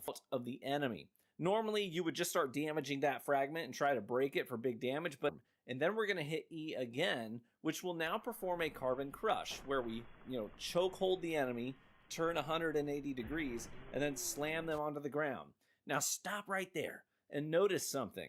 The enemy is now right on top of the soul fragment that we ripped out of them, or they're right next to it, right? So now we perform 2 punches and then a right click crystal kick. And look at how much damage we've done. But they're also doing damage to the soul fragment and then breaking it, dealing huge damage. So we're basically getting double damage sources, one input, twice as many damage sources. That makes sense. They stack on each other to do insane damage. It's like a realistic combos. They'll show it in practice range and they'll be like, all you gotta do is A, B, C, D, E, F, G, and then look, boom, you've destroyed the enemy team. That's not practical. But this combo right here is extremely practical. You won't be able to use it in every encounter. You'll have to read the room, see when it's right. But I do this a lot, and you'll see a ton of it in the gameplay, in the actual background gameplay against real players, not bots. So learn this combo, ingrain it into your head, use it. You'll do insane burst damage to big targets. This is your primary means of deleting enemy tanks right here. It's great against Groot, great against Captain America. It's even great against other Emma Frost. So there's more you can do with it. Like, you know, you could have modifications you can do, but that's only if you have the time to set it up. But at the very base level, just remember E-Shift-E. All right, let's move on and start breaking down the nuance of her, starting with her mind's Aegis, or rather her shield that she can project. This shield is so versatile. It's got 500 hit points, and you can really place it anywhere you can see. So just hold the input, it'll start moving away from you. Let go of the input, it'll stop wherever it is when you let go of the input. So let's talk about application. We'll start simple and we'll get more complex. So obviously you can put it in front of you or in front of a teammate to provide protection from incoming fire. You can shoot through it. They cannot shoot. F to recall the shield if you don't like where you put it, or maybe it takes too much damage, you want to recharge it, you can just recall it and start the cooldown.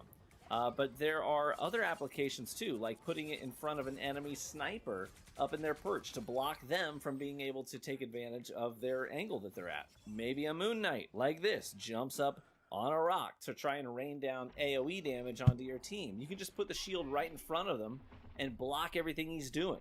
You can block Hawkeyes, block Widows very easily by just putting it in front of them. They fire so slowly that it'll take them some time to deal with your shield, so they're probably better off just repositioning. But let's talk about some more complex applications to the shield.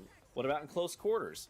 Okay, so I'll show you a clip here where I probably should have died, but I made good use of the shield to keep myself alive. I'm overextended and I need to backpedal to my team. Instead of just, trying to dish out as much damage as I can before going down, I actually keep redeploying my shield to block their fire. So I put the shield up in front to separate us. I do damage, I backpedal, I redeploy the shield when they move forward, redeploy it again so it's in front of them and in front of me, separates us again. I use my primary fire to damage them. So I do that a few times. I'm able to backpedal enough to get the health pack that I know is behind me. I end up surviving the encounter and getting some kills out of it. So redeploying it in the middle of combat, you can even sort of, if you're right up close on like a Venom or something, you can kind of strafe back and forth from side to side through your shield to minimize the incoming damage too. Stuff like that. You can get pretty creative with it. Like I said though, there's lots of applications of this shield, including blocking enemy ults, like Iron Man's, like you'll see right here.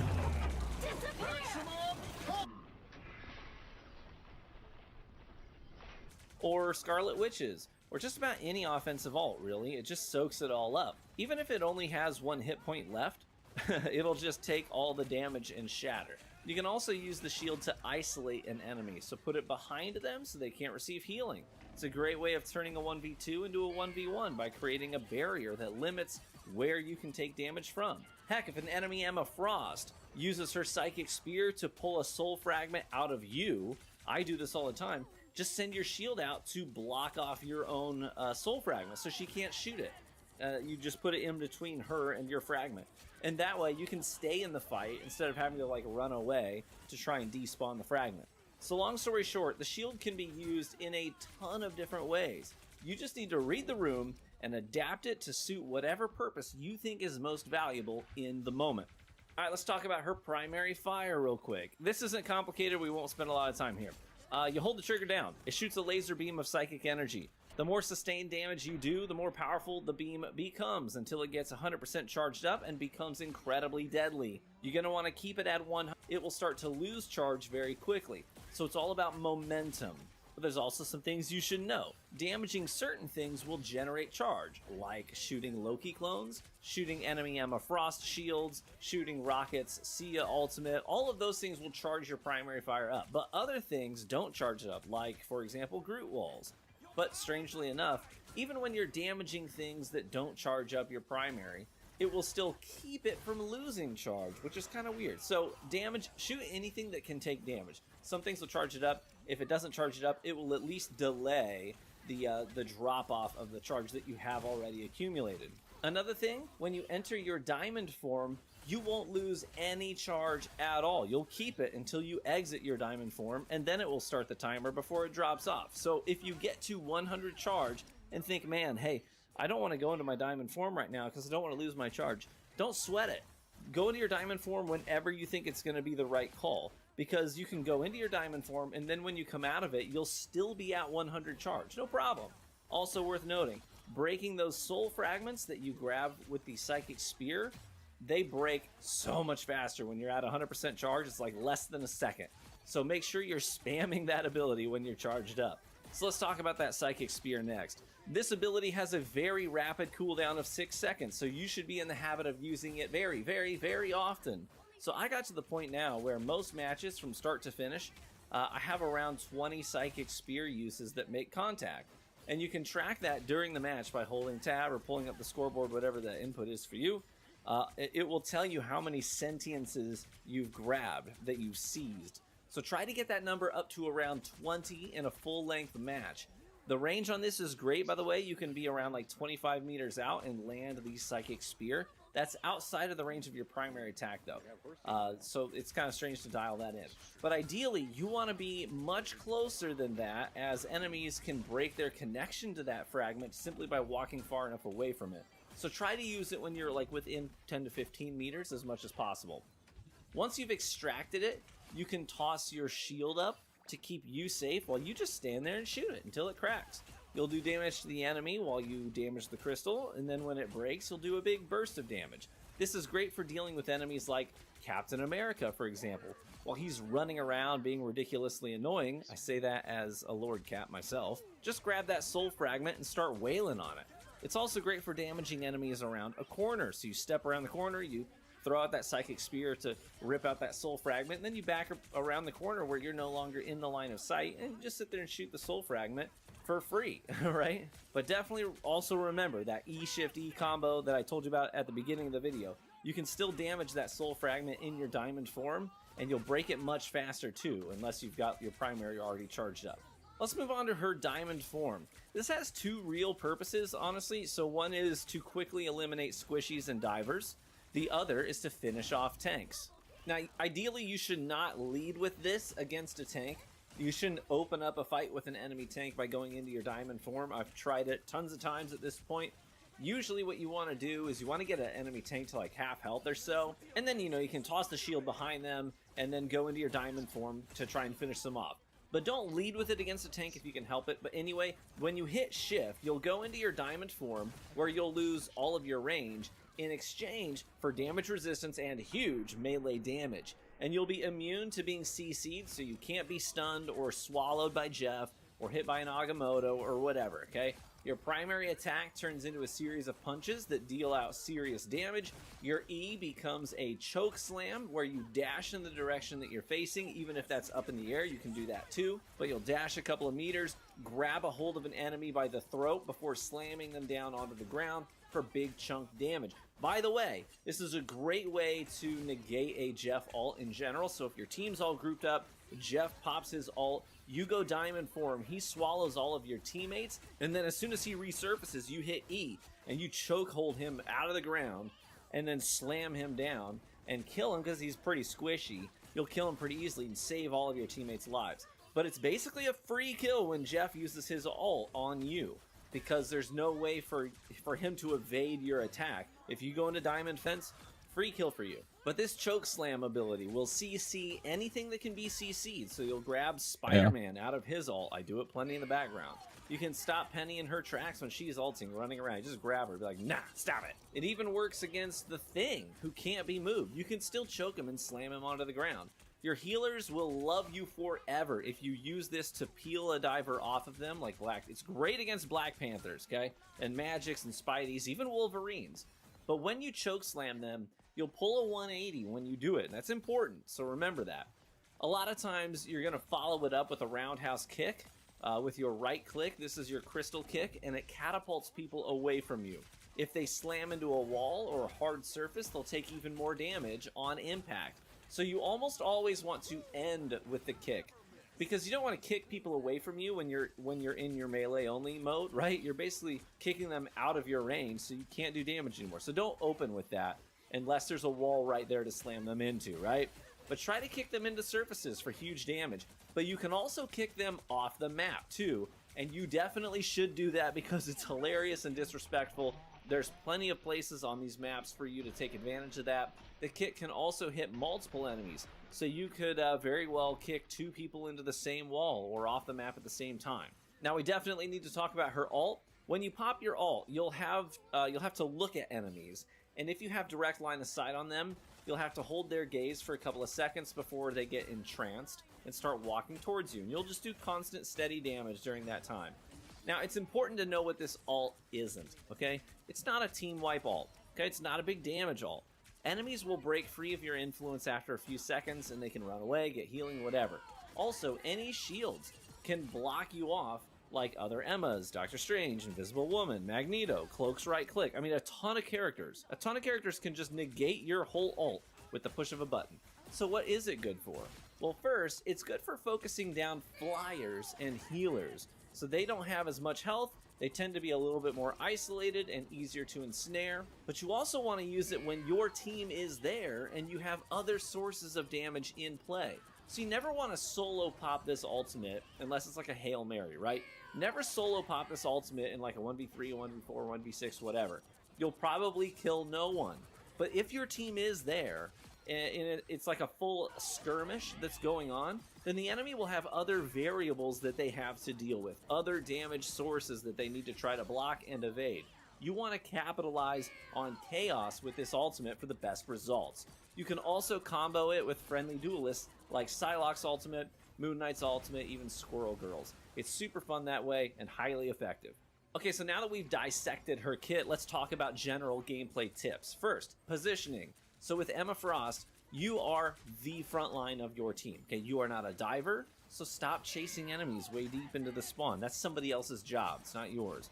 You might even go forward like that and get a kill, but in doing so, you left your front line weak and vulnerable, and maybe a Spider-Man dies or Black Panther dies and kills one or both of your healers, and so it's not a fair trade. So even though you feel like you did something useful, you actually were a detriment to your team by overextending. So don't do that. Don't get too greedy. Try not to extend into their back line unless you know it's a safe play. But otherwise, that's not your job. Think of yourself as the front bumper of your team's car. You want the healers right behind you, at least one of them, and you're going to hold the line, or you're going to draw a new line in the sand for your team to advance to. So take the enemy vanguards on head-to-head, but also turn around and peel for your healers. If the enemy team is running like double dive, hold off on pushing the objective and bait the dive first. Peel, go into diamond form, kill a diver first like Spidey or Black Panther, and then group up and push the 6v5 on the point. I'm to the point now where if I go a whole match without getting a thank you prompt from one of the healers at some point in the match, I just assume that I played poorly. Now let's talk about ideal matchups and bad matchups. So first let's chat about Wolverine. You know, there's a lot of them right now with the event mission forcing people to play him. He's a tank buster, but Emma can deal with him, but you need to know how. So I kill a lot of Wolverines in the background gameplay. So remember, he can't actually kidnap you with his dive if you're in your diamond form. So focus him with your laser beam first, chip off some damage, whittle him down, and when he closes the gap and gets, close up to you, that's when you know he's gonna try and carry you away. That's when you go into diamond form. And when he impacts you, hit E to choke grab him, slam him down for big damage, and then bash him into a wall with your roundhouse kick, and he's cooked. Like, not even his second chance hit points can offset all that burst damage. But if you go into diamond form too early, he's just going to wait it out. He's going to wait for it to expire, and then he'll take you and carry you away, and you'll have no real way to defend yourself. Another quick tip, by the way, your diamond form has a fairly long cooldown, so if you're in your diamond form, hit shift again to exit it as soon as possible. Don't let that timer run all the way out unless you're actually in combat. But if you're not in combat, cancel it as soon as you can. If you get a kill, no one else is in melee range, cancel the diamond form ASAP so you can start cooling it down for when you'll need it next. I do this plenty where I hear the zip zip of a Spider-Man, I turn around, it looks like he's about to dive on a healer, so I go into diamond form and then he flies away. Well, I immediately just cancel my diamond form, because if I just, walk in my diamond form, I can't do any damage in melee because nothing's close enough to me. I may as well just cancel it immediately now that I know it's not going to be useful and restart that cooldown, okay? And similarly, cancel your Aegis shield often too to recall it and start recharging it whenever possible. So some of the gameplay in the background was during my early hours with her. You'll actually see me forget to recall it sometimes in those clips, which is embarrassing, but you live and you learn. Continuing talking about matchups, if you get in a fight with the Thing, just remember that your diamond form kick loses its value against him because you can't knock him into walls or off the map. I don't recommend that you use the diamond kick unless other guys are close to him and you might hit them too, but otherwise your primary attack and your E will do more damage. So I recommend actually using your standard primary form fire against him. He's huge, and so it's really easy to charge up your beam on him. Use your psychic spear on him a lot, break the soul fragment, that charges your beam too.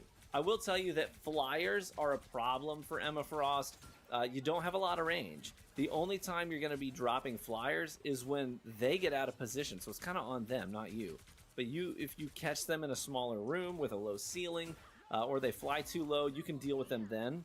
But a good flyer knows how to stay out of your reach, and they probably will. I've been playing a lot of Human Torch as well after the buffs. He was my favorite duelist before the changes. He's even better now, and I'm going to go over that in another video, hopefully this week. But I absolutely cook Emma Frost with Human Torch right now, and there's really nothing they can do about it. If there are good flyers on the enemy team, just use your Aegis shield to block their sight lines and minimize their potential damage. That's the best you can hope for. The last matchup I want to mention is the Punisher. A really good Punisher with a solid healer can be a problem for you.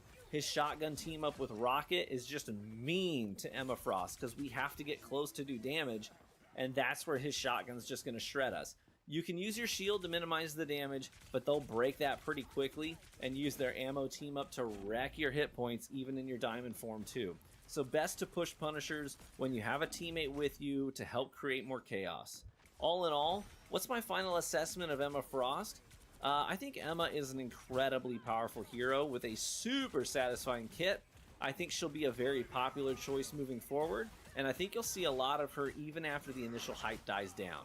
She has clear strengths where she shines, but she also has hard counters to help keep her in check in a competitive environment. But I know that I'll personally be adding her to my list of mains moving forward, as I love playing her, and getting kills in her diamond form is like way too fun. Side note, if your healers are bad, Emma's gonna get decimated. Fair warning. But she's now my 6th tank to get to the Lord status, and I'm not stopping there.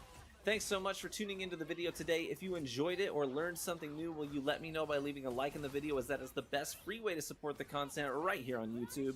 And drop your Emma tips in the comments section below for other viewers. And consider subscribing for even more Marvel Rivals content, as I remain committed to only bringing you the best guides I possibly